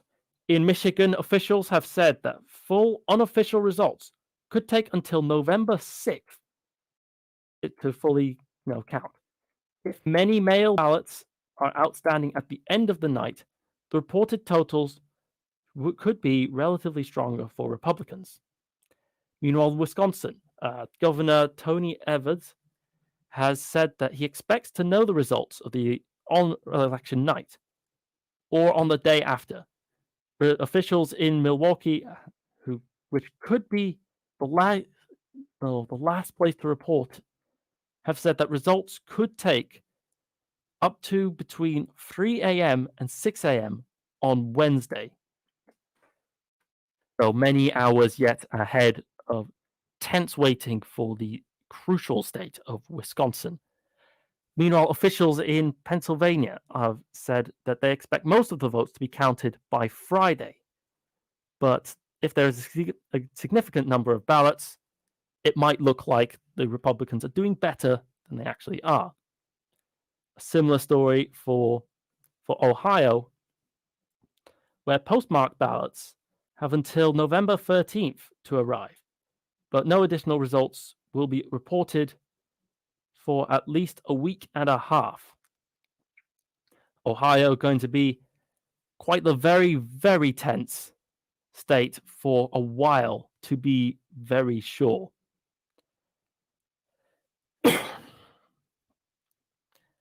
Meanwhile, in Arizona, we have a similar story where the first votes are reported typically at about 10 p.m. will be early in-person ballots and mail ballots that arrive before Election Day. So it will probably look like, it's much stronger for the Democrats than the reality might actually suggest it is. So yeah, I think this is probably going to be the story of the next hour and a half, I suppose, is that there is going to be a lot of states counting their ballots, but due to the sheer deluge, the sheer kind of huge turnout, that they're not going to quite figure out what the real result is until much later. In Montana, officials have said that they expect timely results from the counties, but that most voters were sent mail-in ballots. And indeed, Montana was one of the states that was confirmed yesterday to have had more people voting by mail before Election Day. That was then the entire turnout of the state in 2016, both mail-in and in person.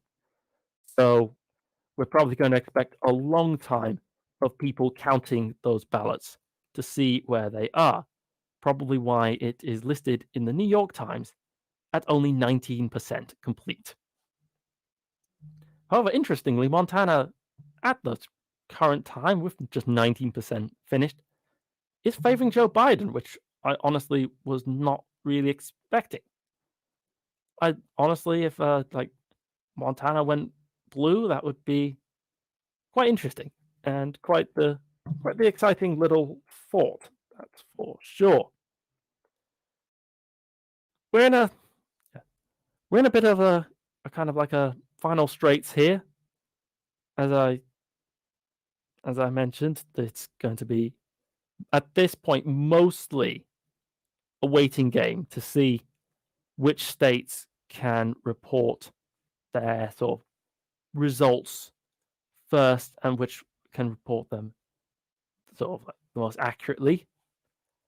Florida is looking pretty, standard really at the moment as they count their last votes. I would be surprised if Florida didn't quite finish their counts before. No, I'm done at 6 a.m. here on Relax Radio. I'll make sure to keep you tuned as this night develops on that subject. Meanwhile, we also have got results pouring in from Washington State. Obviously, a very, very strongly blue state.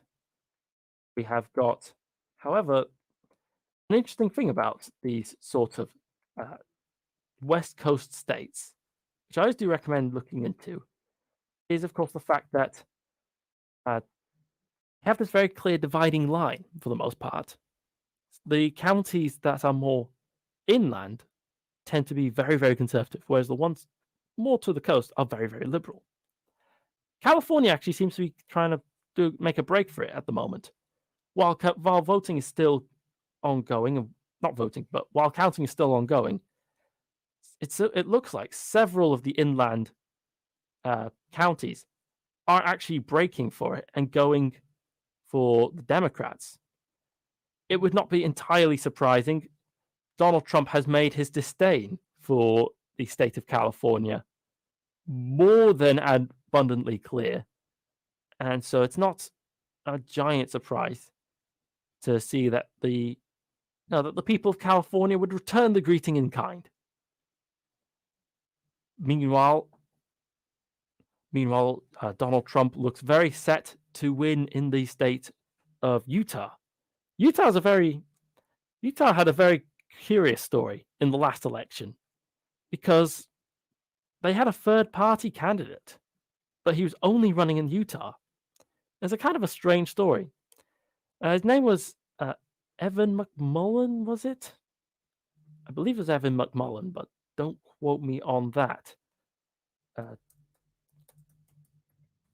Utah third party 2016, just checking the name, just to be completely... Yep, it was Evan McMullin. Excuse me. So Evan McMullin was this conservative politician, but who really didn't like Donald Trump. So he ran on his third-party ticket in just the state of Utah on this idea that he alone, winning the state of Utah, would create a situation where basically his theory was if the kind of results were on the balance, like nobody had 270 points because he had Utah, then he could either be like a kingmaker or they'd have to sort of like do something to try again. As it was, Evan McMullin ended up only securing 20% of the vote, which in fairness is one of the largest third-party grabs of vote share in American history. But it was not enough to claim the state of Utah for Evan McMullin. And now Utah definitely does not have anything quite as exciting as, this going on. Meanwhile, in the updates, we have Mr. Joe Biden and Mr. Trump have each carried numerous states they were expected to win. California, with 55 electoral college votes, gave Mr. Biden a boost, which is true. As the points currently stand, it looks like Joe Biden has 209 points versus Trump's 118. But everything is still to play for. Anything could happen. Honestly, the election night doesn't end on election night this time. Election night ends when the voting gets done. In some cases, 2, maybe even 3 days later. If some of these slower reporting states, like Wisconsin and Iowa and Montana, end up being really on the balance and become like those crucial, distinctive, tipping point states, I expect them to see a vast amount of pressure by whoever is leading in all those other states or in those tipping point states themselves, to try and like cut the vote immediately. Cut the counting. We won. Yeah, we're ahead. We're ahead. We won. End of story. I hope that they would not bend to such pressure. Be a bit, disrespectful to all the voters who took all this time to fill in a ballot just for it to be ignored. But hey, there we go. Meanwhile, of course, there are some other people who'd really love to have a chat. Do you want to have a chat with them? I think you would love to have a chat with them too. So let's give you that chat. I'll catch you all again very, very soon. Whoa, relax radio.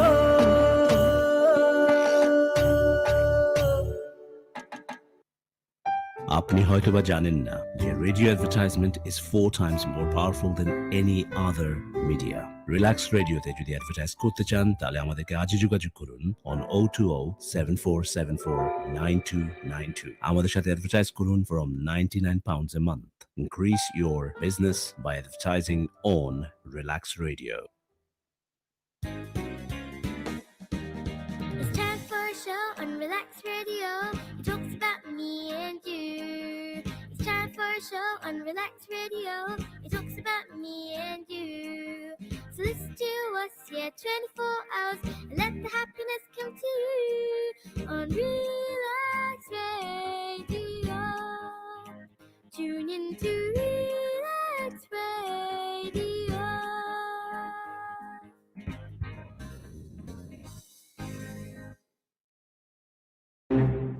It has been too long. No one has taken the initiative to know who you are and what you do.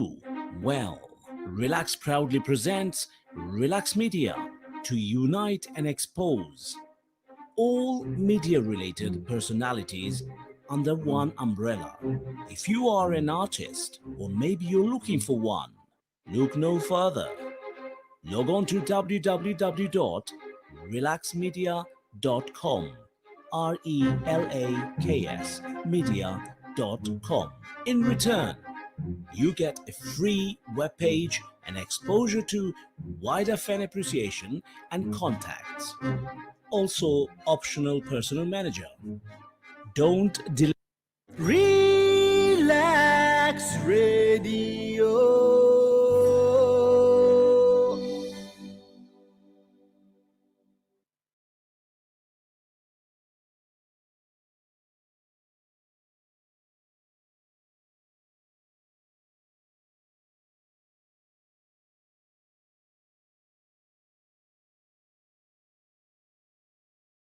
Hello and welcome back. As I slowly replace my bloodstream entirely with energy drinks, and then, sort of go through life like that, I sit here also and discuss and think about the US presidential election. According to the New York Times, anything could still be happening. We are looking at a country where large swathes of it are still in the, no doubt, long and tiresome process of counting through millions of ballots that were mailed in ahead of time and are going to take forever to really sort out. CNN is much more gung ho about this candidate's in the lead in this party, and as a result has been making a regular show of having some very, very strange things. In particular, the strange thing at the moment is apparently Joe Biden is ahead in Idaho. It is only 34% of the way counted through, but if Joe Biden were to win Idaho, I don't even know what I'd do. Like, literally, one of the first states I pulled out to discuss is like, a state where nothing is going to happen, and then he wins it, would be the biggest upset. Of course, there are two states who have yet to have have their votes still put out there. One of them is Hawaii. Hawaii is one of the safest of the safe states in the United States, with no real interesting votes happening. It's almost certainly going to go to Joe Biden, and that'll be the end of the story.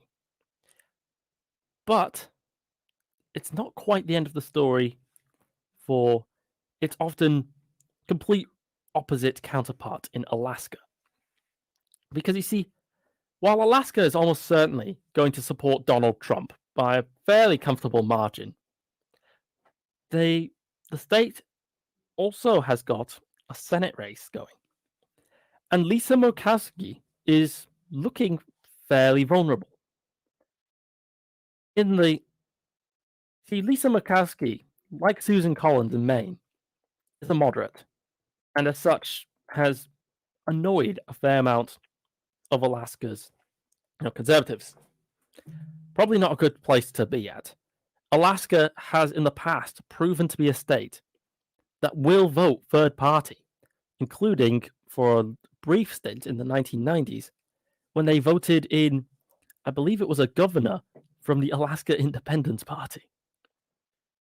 Alaskan independence, I've always thought, by the way, just as a complete aside, I always think it's like probably the state that could pull it off the best out of any of them. Purely because it's like, yeah, they're already a massive amount of land with like loads of oil in it. They'd probably just end up being like another Norway if they did go independent. But I digress. Meanwhile, I'm looking at sort of various sort of chats. It's looking tight at the moment. Joe Biden is struggling to make the sort of early breakthroughs. Punters, meanwhile, are about to give a 66% chance to Donald Trump in winning this election. Now, that's going to be significant because the betting markets always are on about. Now, they always have their sort of finger on the pulse on the idea of like, oh, this is how things are going to go. This is the winner. This is the winner. Yeah. If Donald Trump wins, which looking more and more likely, I have a lot of mixed feelings on it. On the one hand, a part of me does feel like saying, told you so. Because I predicted Joe Biden would lose to Trump for a very long time.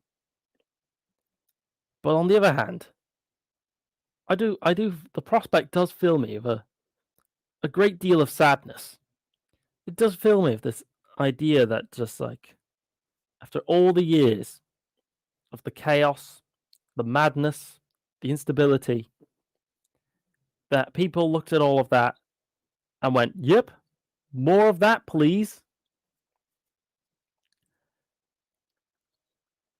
I don't really know what to really add to that, to be honest. So therefore I won't. And I will instead just talk about the fact that, as the voters in America, the few who were left to vote in the states of Alaska and Hawaii, if you are in Alaska or Hawaii, go to the polls now. Your vote still counts, will still be important.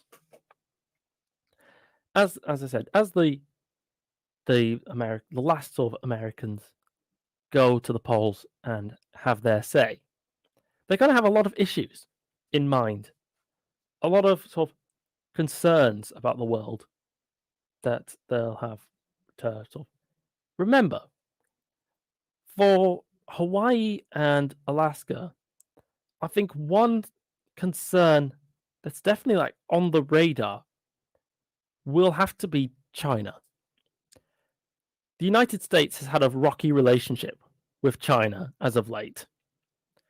Donald Trump has made it his mission, even right from the beginning, that he would oppose Chinese authoritarianism and their kind of economic and cultural expansionism across the rest of the world.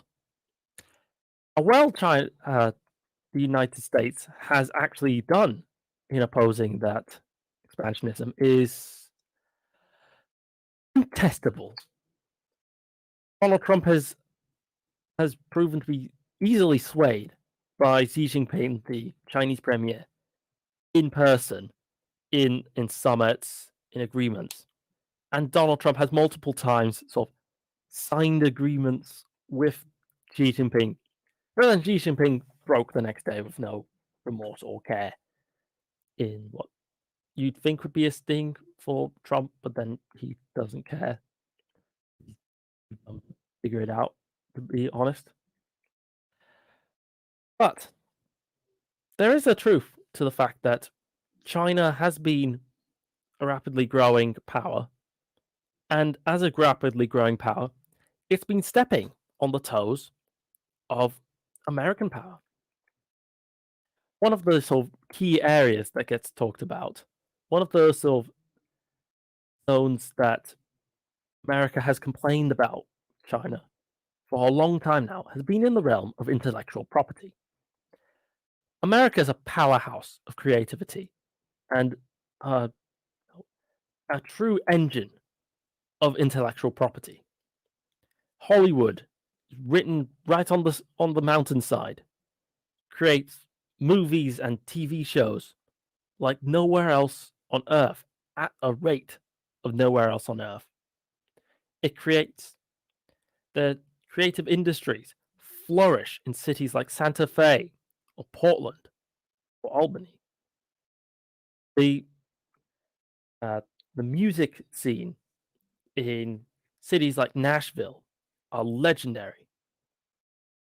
But these kind of intellectual property rights, these creative industries, can only really exist in a world where their rights are protected. Well, I suppose they could exist. There's even in a world of no intellectual property rights, there'll always be someone who'll want to jam a new tune because why not? But you can't expect them to make that much money off it unless they can have some way to protect their stuff, their music, their property rights. And so from that point of view, I really do have no problems whatsoever with when Donald Trump goes after China saying, hey, you keep stealing property rights, these intellectual property rights, these logos, these artworks, these ideas from the US without paying. Give monies, give us the compensation. On the other hand, what I can't really sympathize that much is America kind of going, oh, China wants to do business wherever it is. Let's stop them right now. I kind of understand where it comes from. Don't get me wrong. But I still think that America's been very, very kind of finicky and paranoid about where China does any trade and be kind of a bit overzealous in it. The big example I can think of is when the United Kingdom was building 5G and contracted a Chinese phone company called Huawei to help us out. You Americans intervened to try and get us to break the contract of Huawei. They said all kinds of things that were obviously untrue about the company, about how they were, spying on your nan and they were going to spawn killer robots from underneath your bed, all that sort of stuff. Real doom and gloom, apocalyptic kind of messaging. And Donald Trump has tried to bring that fight to the Chinese. He has, to his credit, been someone who has right from the word go been like, yeah, we need to do something about China taking all this stuff. It weakens America. It's damages like our brand, our global reach. But when it comes to like with the Huawei thing, just intervening basically just for the sake of it, it's a bit excessive, don't you think? It gets to a point where it's like, yeah, this isn't you kind of like, curtailing some growing beast that needs to know its place. This is just attacking just for the sake of it. This is just like going after China just because you can, and there's no, you've got nothing better to do. I also dislike the fact that China has been able to really take advantage of the absolute chaos that's been in America because of this incompetent government in charge. China under Hu Jintao made a big promise that they would not deploy soldiers, or create military bases abroad. This was an agreement that was, in many parts, if you will, honored by the fact that American leaders were always ready to have a laser eye focus to look for these examples. Under Donald Trump, Xi Jinping has managed to deploy Chinese soldiers to a myriad of different bases, most notably in Djibouti, a key chokehold over the Arabian Sea to monitor shipping and control the flow of trade goods across the world. That happened under Trump's watch, no matter what he may say. He was the one who made this huge point of like, oh, we're going to stop China from taking advantage of all of the weaknesses in the world, and we've now decided not to because we're too busy arguing with each other about lamps, or because we're too busy getting distracted by the fact that I'd said we should rake all the forests. Pure idiocy, pure stupidity that yet plays a very significant role in China's expansion. What would I do, though, is the big question. It's the eternal question, the tricky one. Because, truth be told, much as I might complain about Donald Trump and his handling of China, the truth is I actually don't know how I would actually handle China. Trump's approach to China has been blunt, it's been foolish, some would say idiotic, yet at the same time, he's kind of got a point in trying at least something. I mean, and, well, as I sit in this room and I look at my medical mask, I just can't help but remember that the only reason 1 million people have died is because when China discovered this virus, they didn't tell anyone. They kept it a secret. They punished the man who told the world that there was this new deadly virus going out there. They punished him until he died. And that can't be forgiven. They shouldn't be allowed to benefit from beating up, if you will, innocent people and letting innocent people die just because they decided to be super sneaky and secretive about a disease. But as I said, I don't know what the real approach for dealing with China really should be. If I did, I'd tell you what it was. But one thing's for sure, I really hope that whoever does win the presidential election, hopefully Joe Biden, in my opinion, but even if it's Trump again, that they get serious. They get some serious people in. And then they go after and bring China down a little bit to size before they get a bit too big for their boots and start meddling where they're not welcome. But what do you think? Do you think that maybe China is a problem that the United States should be dealing with? Or do you think that I'm just like waffling about some hypothetical, imaginary ailment that nobody with a brain is actually caring about? I want to hear what you think. I'd be really curious to find out what's your view on like the China problem? How's America going to deal with the existence of, well, essentially a rival, a country that could claim to do similar things that America claims it can do? It's not had a rival since the late 1980s. And perhaps that's a story I'm going to bring in the next segment. But I will say, though, that America should really start to consider its options. Because if it doesn't, one day it will wake up and realize that all of the power that it thought it had, all of the might over the world stage, will have vanished right before their eyes.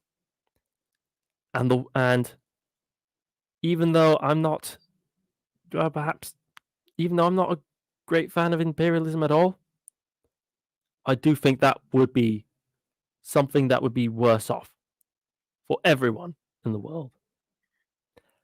But what do you think? Again, you can call the studio. The number is 07-852-473 and 473. In the meantime, though, I'm going to let some other people have a chat. So that then I'll have some time to really delve into that little story I'm saving for later. Catch you all again very, very soon.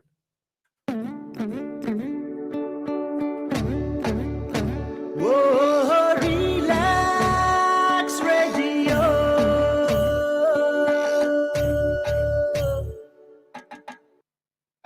আপনি হয়তোবা জানেন না যে radio advertisement is 4 times more powerful than any other media.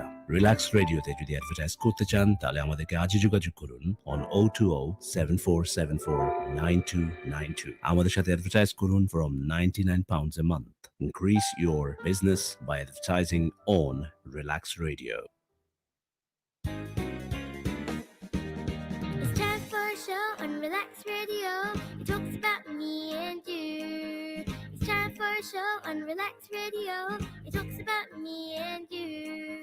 So listen to us, 24 hours, and let the happiness come to you on Relax Radio. Tune in to Relax Radio.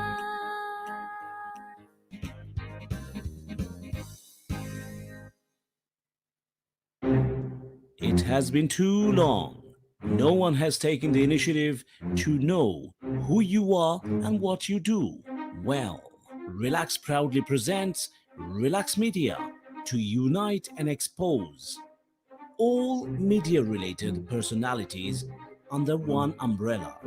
If you are an artist, or maybe you're looking for one, look no further. Log on to www.relaksmedia.com, RELAKS media.com. In return, you get a free webpage and exposure to wider fan appreciation and contacts. Also, optional personal manager. Don't delay. Relax radio.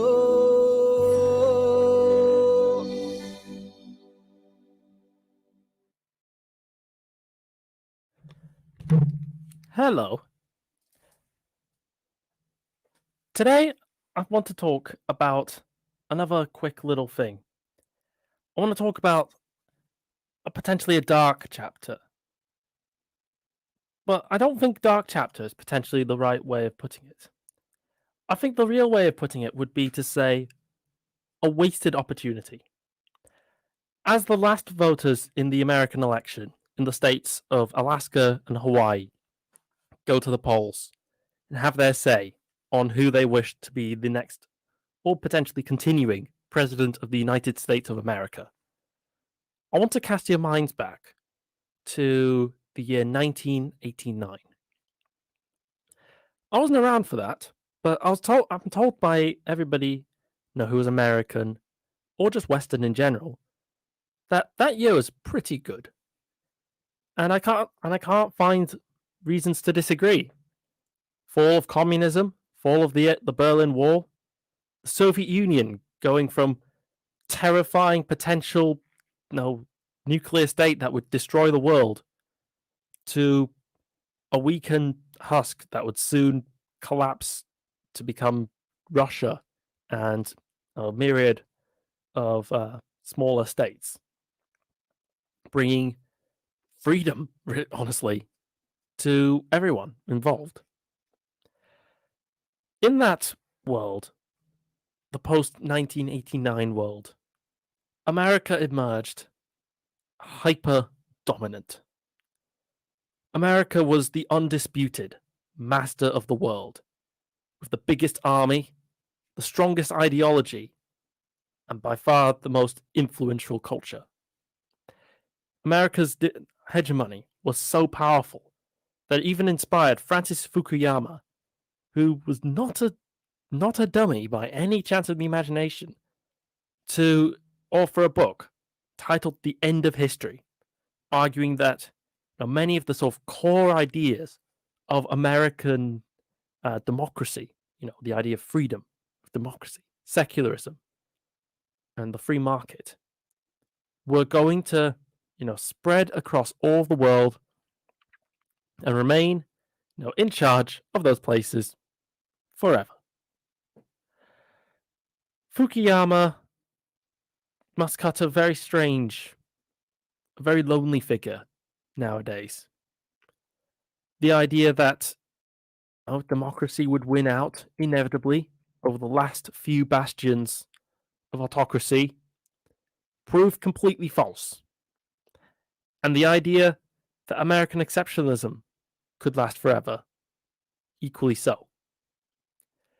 No matter what your views are on the American election, no matter whether you think that Donald Trump is trying his best, or whether you think that Joe Biden should be the one given a shot, I don't think there is much scope to disagree, though, that America over the past 30 years has handled the power that was given as the undisputed master of the world phenomenally poorly. It spent vast amounts of money that it gained from writing trade in its own terms on pointless foreign wars that drained the state of billions and cost thousands of lives and sapped its own public's goodwill. It spent all of this time writing trade deals that patently were not in the best interests of people who lived in America. It took all this opportunity as the master of the world adamantly refused any kind of reform, with even the most mild, milquetoast, pathetic little offering to make the lives of its own citizens better through a more universal health care idea, and into a massive culture war. Culture war itself, mostly artificial in its creation and mostly pointless in its sustenance. Nobody argues nowadays that America is in as good a position nor as strong as it was back in the early 90s.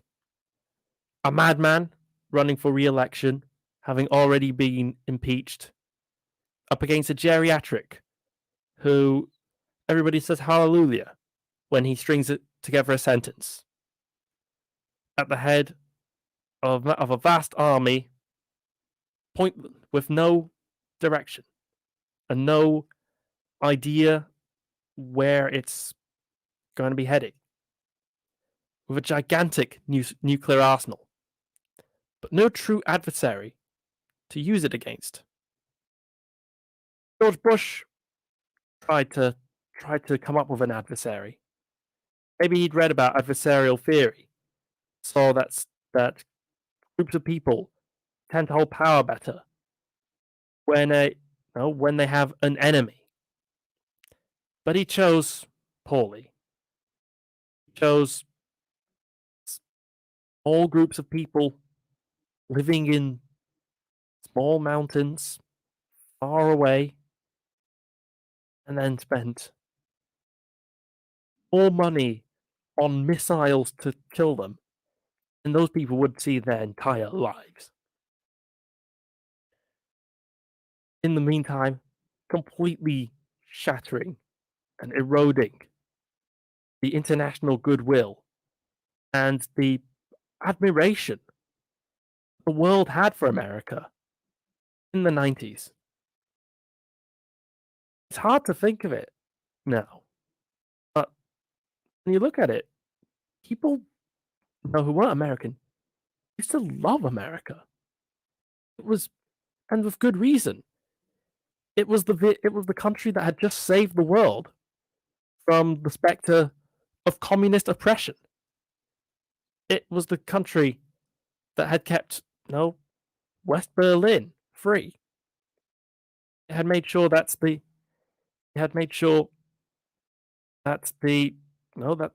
Western Europe remained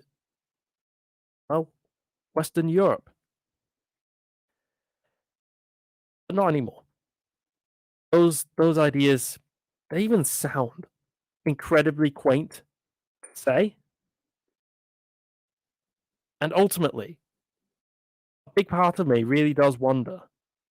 I really sometimes ponder at night before my eyes droop to a deep sleep.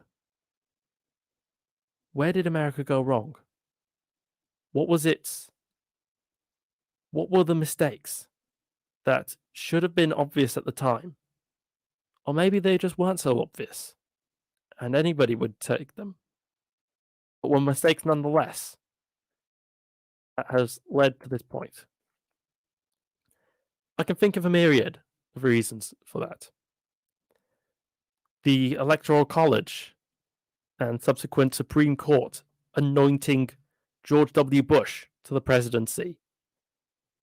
An inexperienced Texan cowboy with no clue what he was doing at any time, over the highly experienced, extremely competent Al Gore. Maybe it could have been the fact that it allowed itself to do nothing when hope and change was on the menu. Not that you can blame Obama all that much. He did try. He even got a big, healthcare reform passed, beveled by members of his own party. And then once the Republican Party had taken over the House of Representatives, his agenda ground to a halt, unable to go anywhere, unable to rise to any occasion. It makes me very, very sad to see how America has turned out. Especially when contrasted with the promise that it had when I was a child. When I looked at the kind of newsreels of America, and I'd see glitz, glamour, the exceptionalism of that place. It makes you sad. It makes you wonder, even as while the voters of Alaska and Hawaii, and also a few symbolic voters in islands like Guam, try and have their say on how the government is run. Surely, on the back of their minds, or maybe front and center of their mouths. They curse in anger. Where did we go wrong? What was the mistake we did? How did we get here? And how do we fix it? My stance has been pretty clear. My stance for a while has been you get rid of the madman in the Oval Office who clearly doesn't know anything about what he's doing, and you put him in charge and you replace him with someone who at least has a somewhat competent idea about where we could possibly go. But I'm not sure how likely that is anymore. Potential the Red Mirage idea probably still happening, but we're not going to know that for several days now. It's just a waiting. The next hour is just going to be a waiting game for a game that's not going to end today. The coronavirus pandemic means that these last dozen states, all these swing states, are going to just wait and we'll see. And that's all she wrote.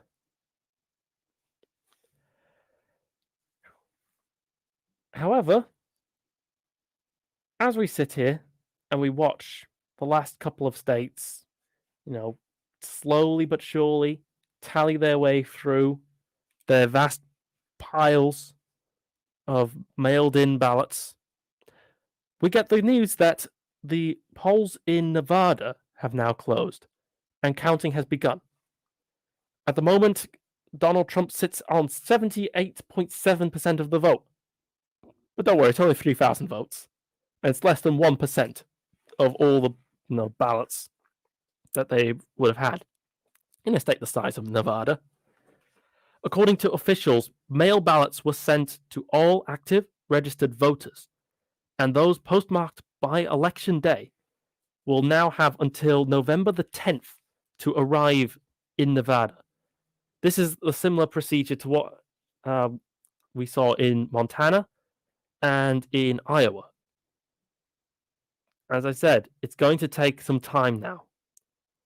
The excitement and the enthusiasm behind the idea of Election Day is at this point thoroughly over.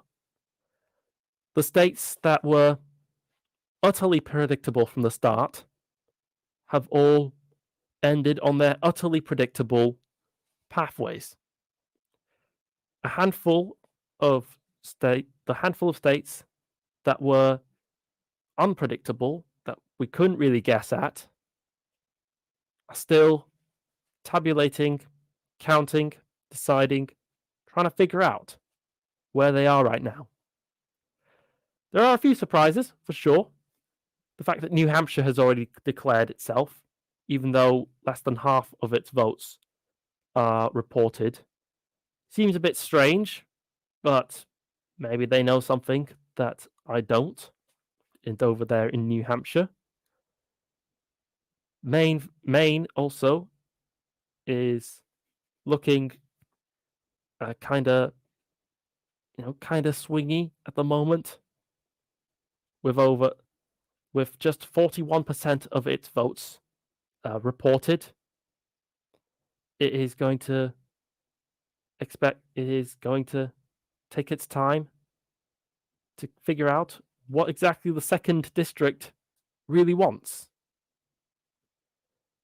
I am also, it has to be said, quite surprised that Montana is on the list.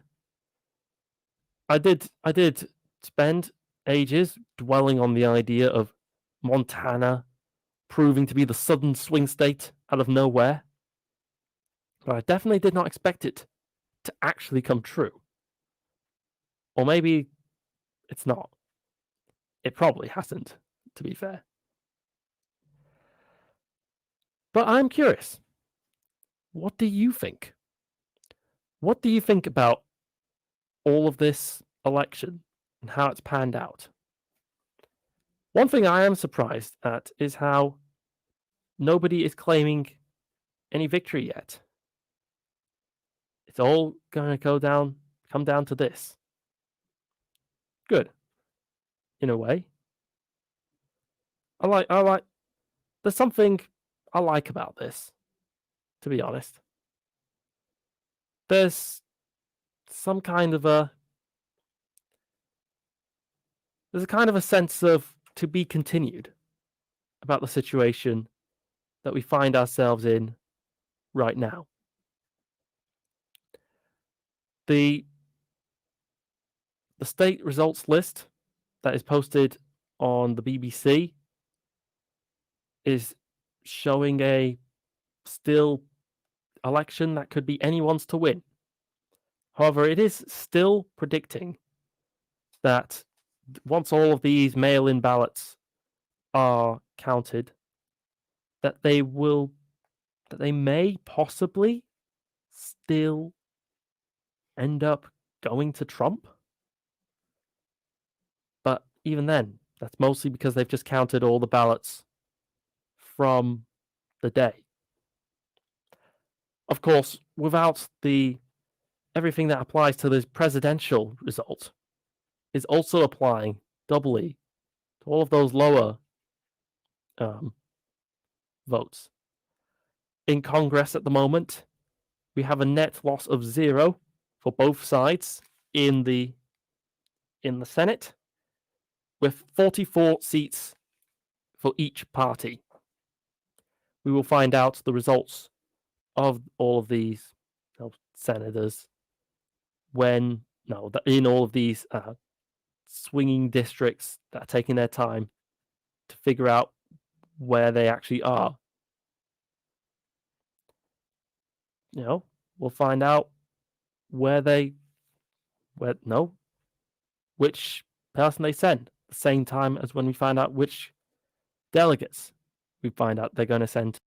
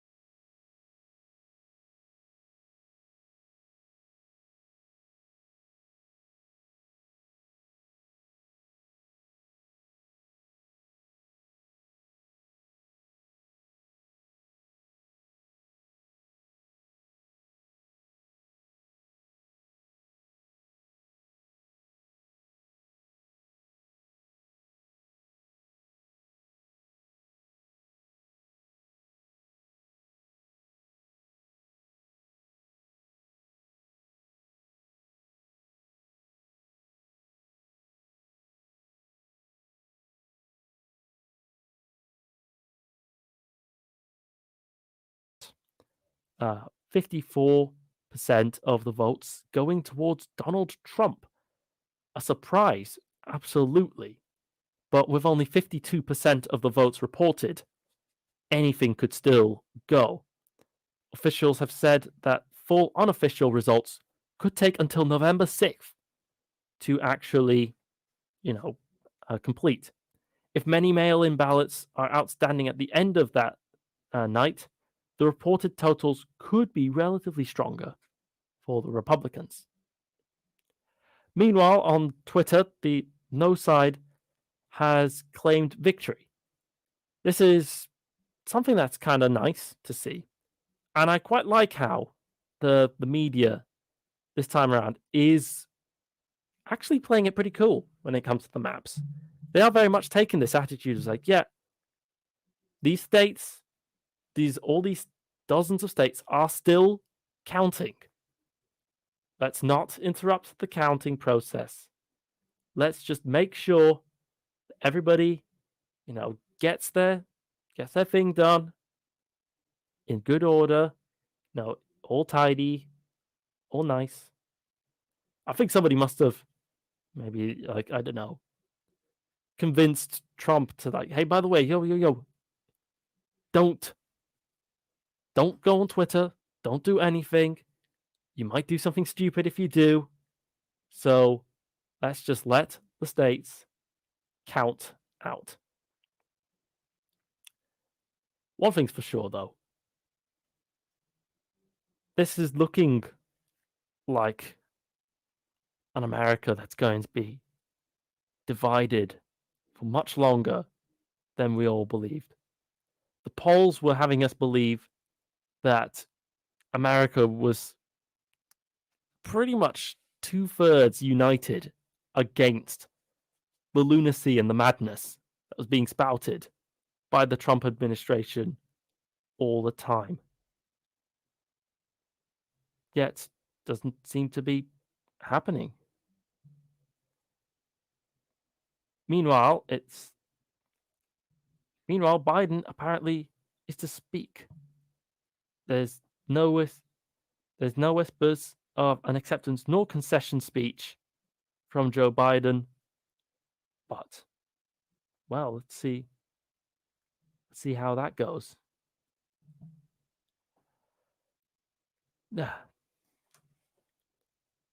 What do you think? What do you think about this result? Do you like this attitude I'm taking? This kind of calming down. Now I got like all the super hyped up throughout all of the night, and now I'm just putting that calm down to, yep. All the excitement of like, ooh, this state's doing this state's doing that is now replaced by the more mellow reality that counting pieces of paper takes a lot of time and takes a lot of effort. Good luck to the poll workers in all these stations. Let's see how it goes. However, in the meantime, let's go put some other people on, shall we? Let them have a chat.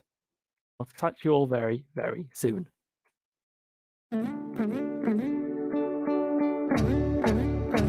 Whoa, Relax Radio.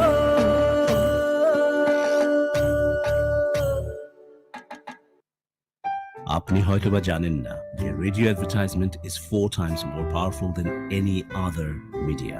Relax রেডিওতে যদি advertise করতে চান তাহলে আমাদেরকে আজই যোগাযোগ করুন on 020-7474-9292. আমাদের সাথে অ্যাডভার্টাইজ করুন from £99 a month. Increase your business by advertising on Relax Radio. It's time for a show on Relax Radio. It talks about me and you. It's time for a show on Relax Radio. It talks about me and you. So listen to us, 24 hours, and let the happiness come to you on Relax Radio. Tune in to Relax Radio.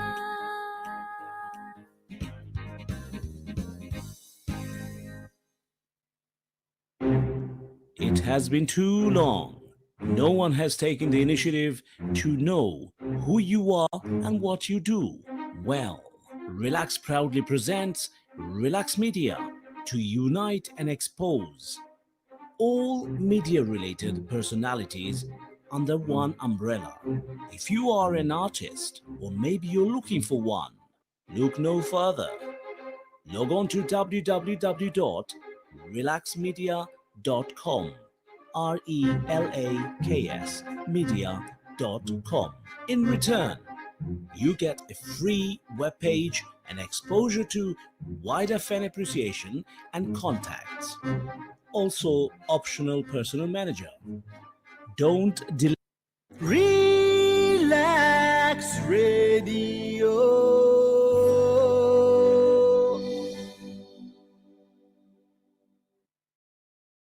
Hello, everyone. And hello again, everyone.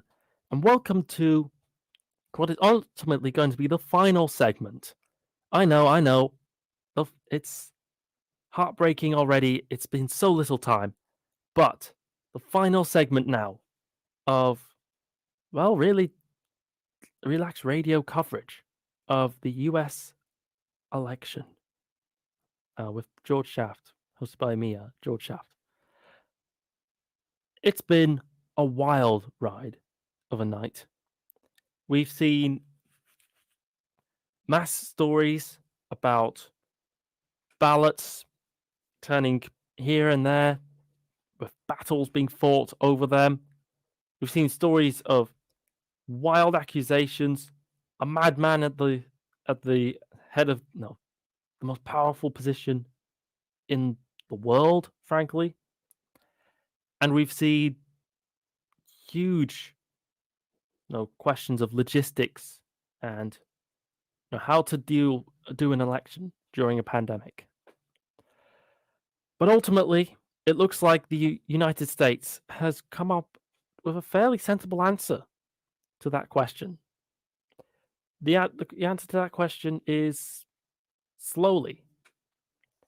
By dealing with the election slowly, but surely, steadily, easy, one step at a time, you create a scenario where not only do the hotter heads that would undoubtedly insist on existing, I'll put it like that,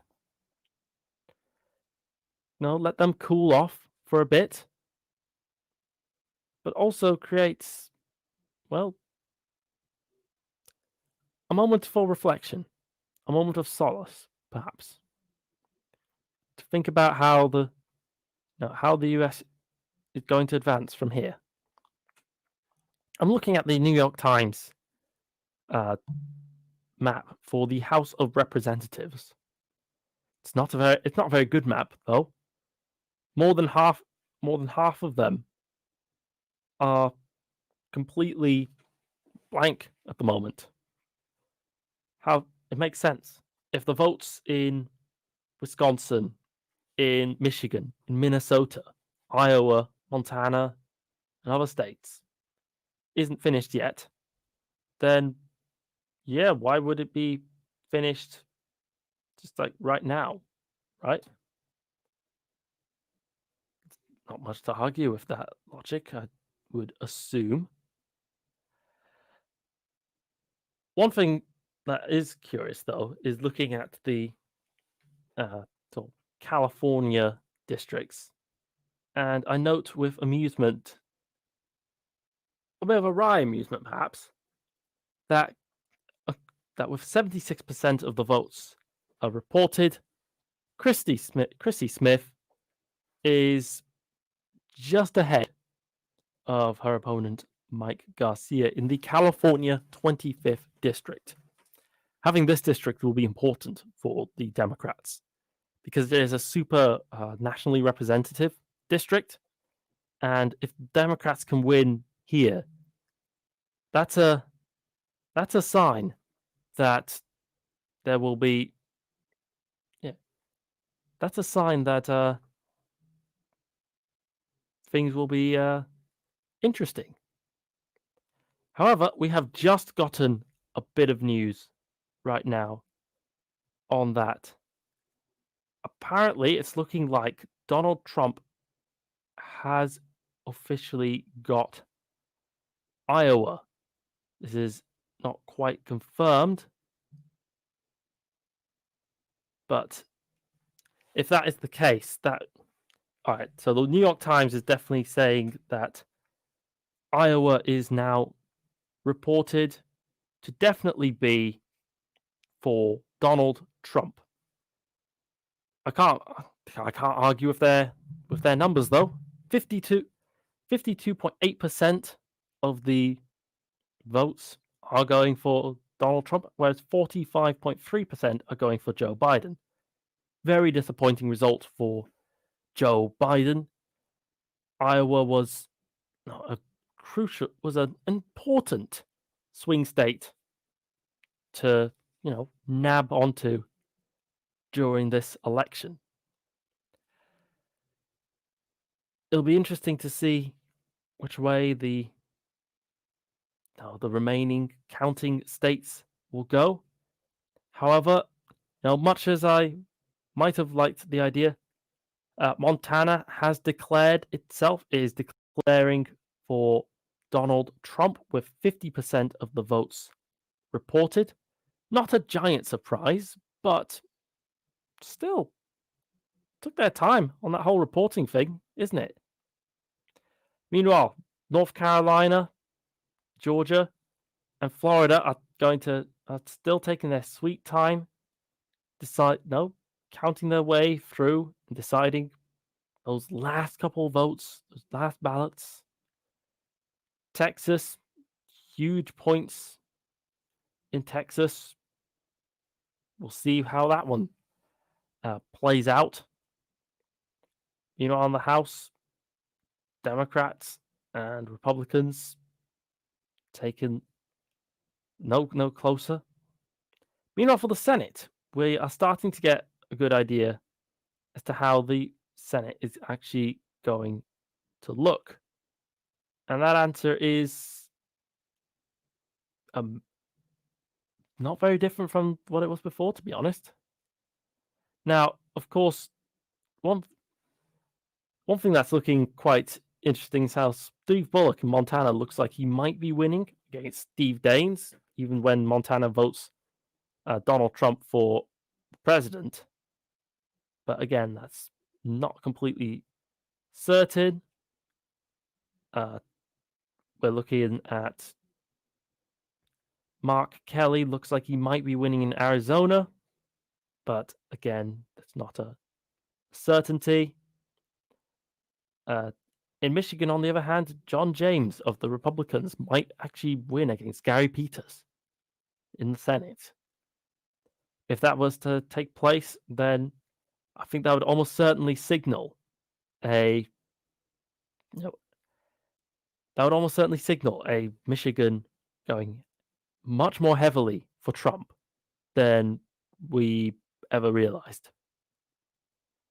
Meanwhile, Maine has got 54.1% of the votes going for Susan Collins. However, with only 33% of the votes reported, that's still votes that could be going anywhere. Meanwhile, for the House, a couple more sort of safe districts are getting reported now. South Texas and the district that looks like a rake, Democrat. El Paso, Democrat. We've got sort of like Vermont, New Hampshire's, the sort of Oregon coastline, all Democrat. But I'll be curious to see how it all ends up. Now, personally, I think that as the last voters in America I'm sure, no doubt, rush to go and get their ballots completed, they will have, of course, a lot of issues on their minds, a lot of things that they're going to have to think about. And one of those things that they're definitely going to have to think about is the economy. It's no secret that the Donald Trump administration has, or at least in theory does, value money over lives. I don't think that's a very controversial thing to say, is it? The government has made a big point of going like, but we can't have lockdowns because people will not have money, or they're not going to be able to do their business. They're going to be stuck, going to be trapped. A lot of it's self-serving and rhetoric, of course. Donald Trump himself, his businesses definitely make money off activities that, people in lockdown is not very conducive towards the goal of making as much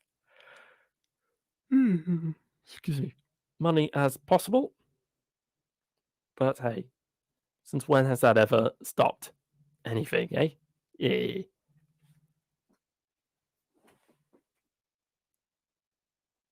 But I'm looking at the CNN now map and seeing a fairly clear picture emerging, but who knows how it will actually in the end turn out. Is this the red mirage everyone has feared, or is this actually going to be the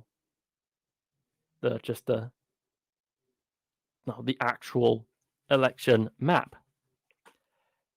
If it is the actual election map, it'll be a very interesting one. Virginia somehow flipped back to Trump, despite all the sort of projections, if you will, all of the predictions. Arizona going for Biden, a surprise. Definitely would have been a surprise if you told John McCain that just a few years ago. But hey, there we go. But then apart from that, it doesn't look like it would be enough electoral college points to bring him over the line. And it would actually end up in a Donald Trump victory. I'm checking out a little forum that I'm on to see what's going on, what people think. And yeah, nothing.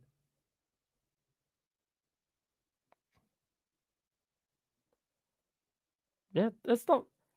I have to admit, there's only so much sort of a bloodstream full of energy drinks is really going to sort of do at this point. It's not like there's that much in the way of new things anymore to really kind of discuss. So I guess the best way of going about it then is to pick a couple individual states and kind of whistle-stop tour through what's going on in them, and really sort of think about why they voted the way they have and what improvements they could possibly expect. Illinois is a state that has interested me for a while. And clicking on the state of Illinois, we see a very curious sort of situation.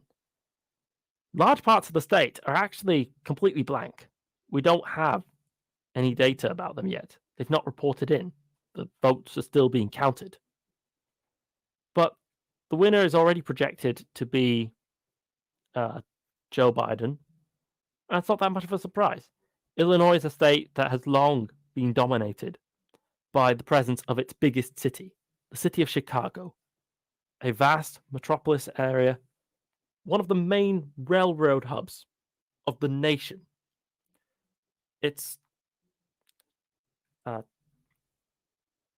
city that has its own history, culture, view of doing things, and it's in a state where a lot of it, the sort of southern areas of Illinois, are actually some of the most conservative parts of the whole country. They would probably be much more at home in a place like Kentucky or Indiana. But they don't outnumber the people of Chicago. So Chicago drags the state to, to the left. Of course, that's one of the things that's always a trend in US states. For example, I clicked on Utah and we see the same thing, but in reverse. Salt Lake City, its district, those little areas, those counties, are all incredibly Democratic. But then, when you look at all the surrounding countryside, all incredibly red. Looking at Montana, we see a similar thing. The city of Missoula, 2/3 of people in Missoula voted Joe Biden. But the rest of the state, we're looking at a lot of Trump there. What about another random example? Kansas. Here we see maybe a few little breaks from the rules. Wichita or Sedgwick County has not voted for the Democrat. It has gone for Trump. But other cities, well, they have. Topeka, for example, has gone for Biden, as have the outer suburbs of Kansas City, which is, fun fact, though, in Missouri. As has Haskell County. I'm not sure what there is in Haskell County, but there we have it. Let's take a look back at our very, very first states to have reported in and to have counted their votes and see where they've ended up. Kentucky has ended up, as predicted, an absolute sea of red. In fact, only 3 counties are not deep, dark red. The cities of Louisville, Lexington, and Frankfort, which in turn are Jefferson, Fayette, and Franklin counties. Excuse me. These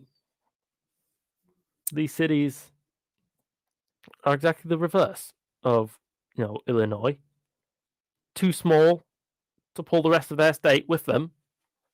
They contend merely with being the capitals of a hyper-conservative, very, very Republican state. The same story happens in Indiana.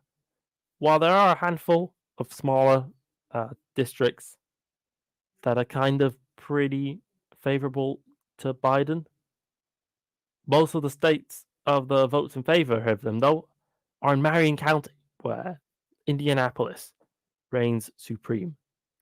Vigo County, by the way, a county that has a long tradition of voting for the winner of the general election, currently actually supports Trump, but it has only 14% of its votes actually tabulated and counted.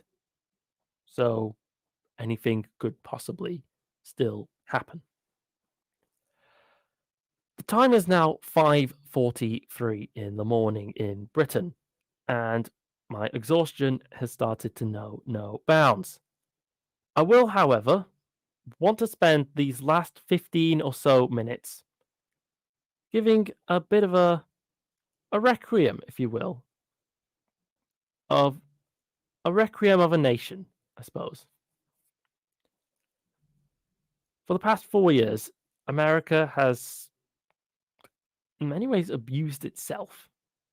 It's allowed a madman to be in charge who argues that vaccines are a problem somehow, that masks are somehow a restriction on freedom, or that windmills are somehow some kind of mass genocider of birds.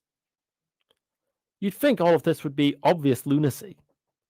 Yet, based off these maps, there's clearly some kind of an argument that someone's being convinced somewhere. Perhaps it's an indication of where we are as a species at the moment. After all, way back in the beginning, over 7 hours ago now, I chatted about and brought up a movie called The Great Hack, where online sort of resources used in unethical ways ended up being used to manipulate people it's potentially very, very true that that maybe these kinds of manipulations last longer than you think. I've had the thought that, since so many people were fooled by the Brexit campaign, by the Donald Trump campaign, by these manipulation tactics, that surely, after that, they should have some kind of immunity, right? Wrong. If this map tells us anything, yeah, that's wrong. But what does that mean then? What does that tell us about the human species? And are we fit for purpose? Perhaps. Perhaps not. Perhaps an American could explain the answer for us. Figure out the root of the mystery. But as my eyes struggle to stay up, my head bops up and down with the anticipation of sleep of some kind at some place. I can only imagine what the next couple of years are going to look like. If this CNN map stays in the colors that it is now, I imagine we're in for a very, very rough ride indeed. 4 more years of Donald Trump, now vindicated by re-election. That we're going to end up with a lot of crazy town, I think. That's for sure. But what about the alternative? A Joe Biden win, snatched through the red mirage in the surge that came in the last minute. What result do we get from that? 4 more years of nothing, except this time there won't be mean tweets or an angry man screaming at windmills. Whoop-de-doo. But what does that do to actually solve the problems, not just of America, but of the world? Because at the end of the day, even though I rail against that, and so do many others, America still is in many ways the world leader. The world follows America's example. They might not like it, but it's true. And they decide to go for 4 more years of Trump. They decide that abdicating the throne is the only successful way forwards. Well, we can't stop them. But we will absolutely need to think here in Britain of ways we can adapt and work without them. Thank you very much for listening to this episode of election coverage with jorgeshaft. We have got just 12 minutes left on the show. And I'd like to spend those last 12 minutes doing a little shout out to a few of the people who've actually made this possible. I would like to shout out to Justin and Arti for putting that really fun, fantastic introduction into the thing. If you remember, all these hours ago, we had basically the banter of just everything all at once. I was like, this is America. The planning really about that was America is a place that is all about the Americana, the jelly, the crazy madman in charge, cowboys. All of this kind of blended together with a hearty dose of opinions and observations, which then I spent the next 6-7 hours kind of refining and showing how it works. Hopefully, that was the intention. If I didn't, I'm sorry. You can contact the studio. The studio number is 07852 473 and 473.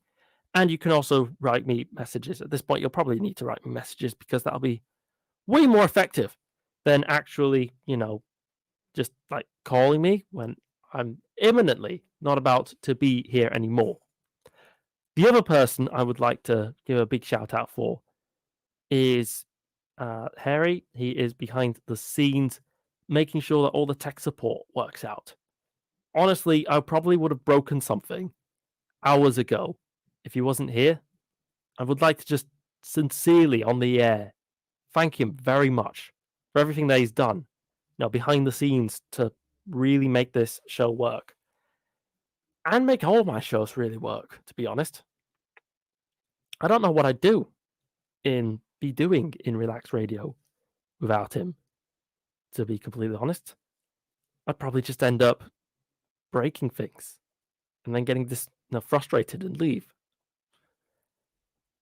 Last of all, but not least, I'd like to thank Hafsa. When I approached Hafsa with this absolutely nutty idea of me sitting through the absolute long haul of covering the US election, she not only approved of the idea, but then also went the extra mile and went and searched for guests. Something that I've told her and have known for a while has become a bit of a weakness of mine. I'm not very good at sort of finding out and deciding like who should be a guest. Kind of intimidated maybe by the email inbox or the WhatsApp blank page. So I really do appreciate the massive solid that she's done for me in making sure that Justin and Arti were here at the beginning to kind of get the engines revving, set the tone, set an idea, have it all flow and go. And then, of course, I'd also like to thank the manufacturers of the energy drink.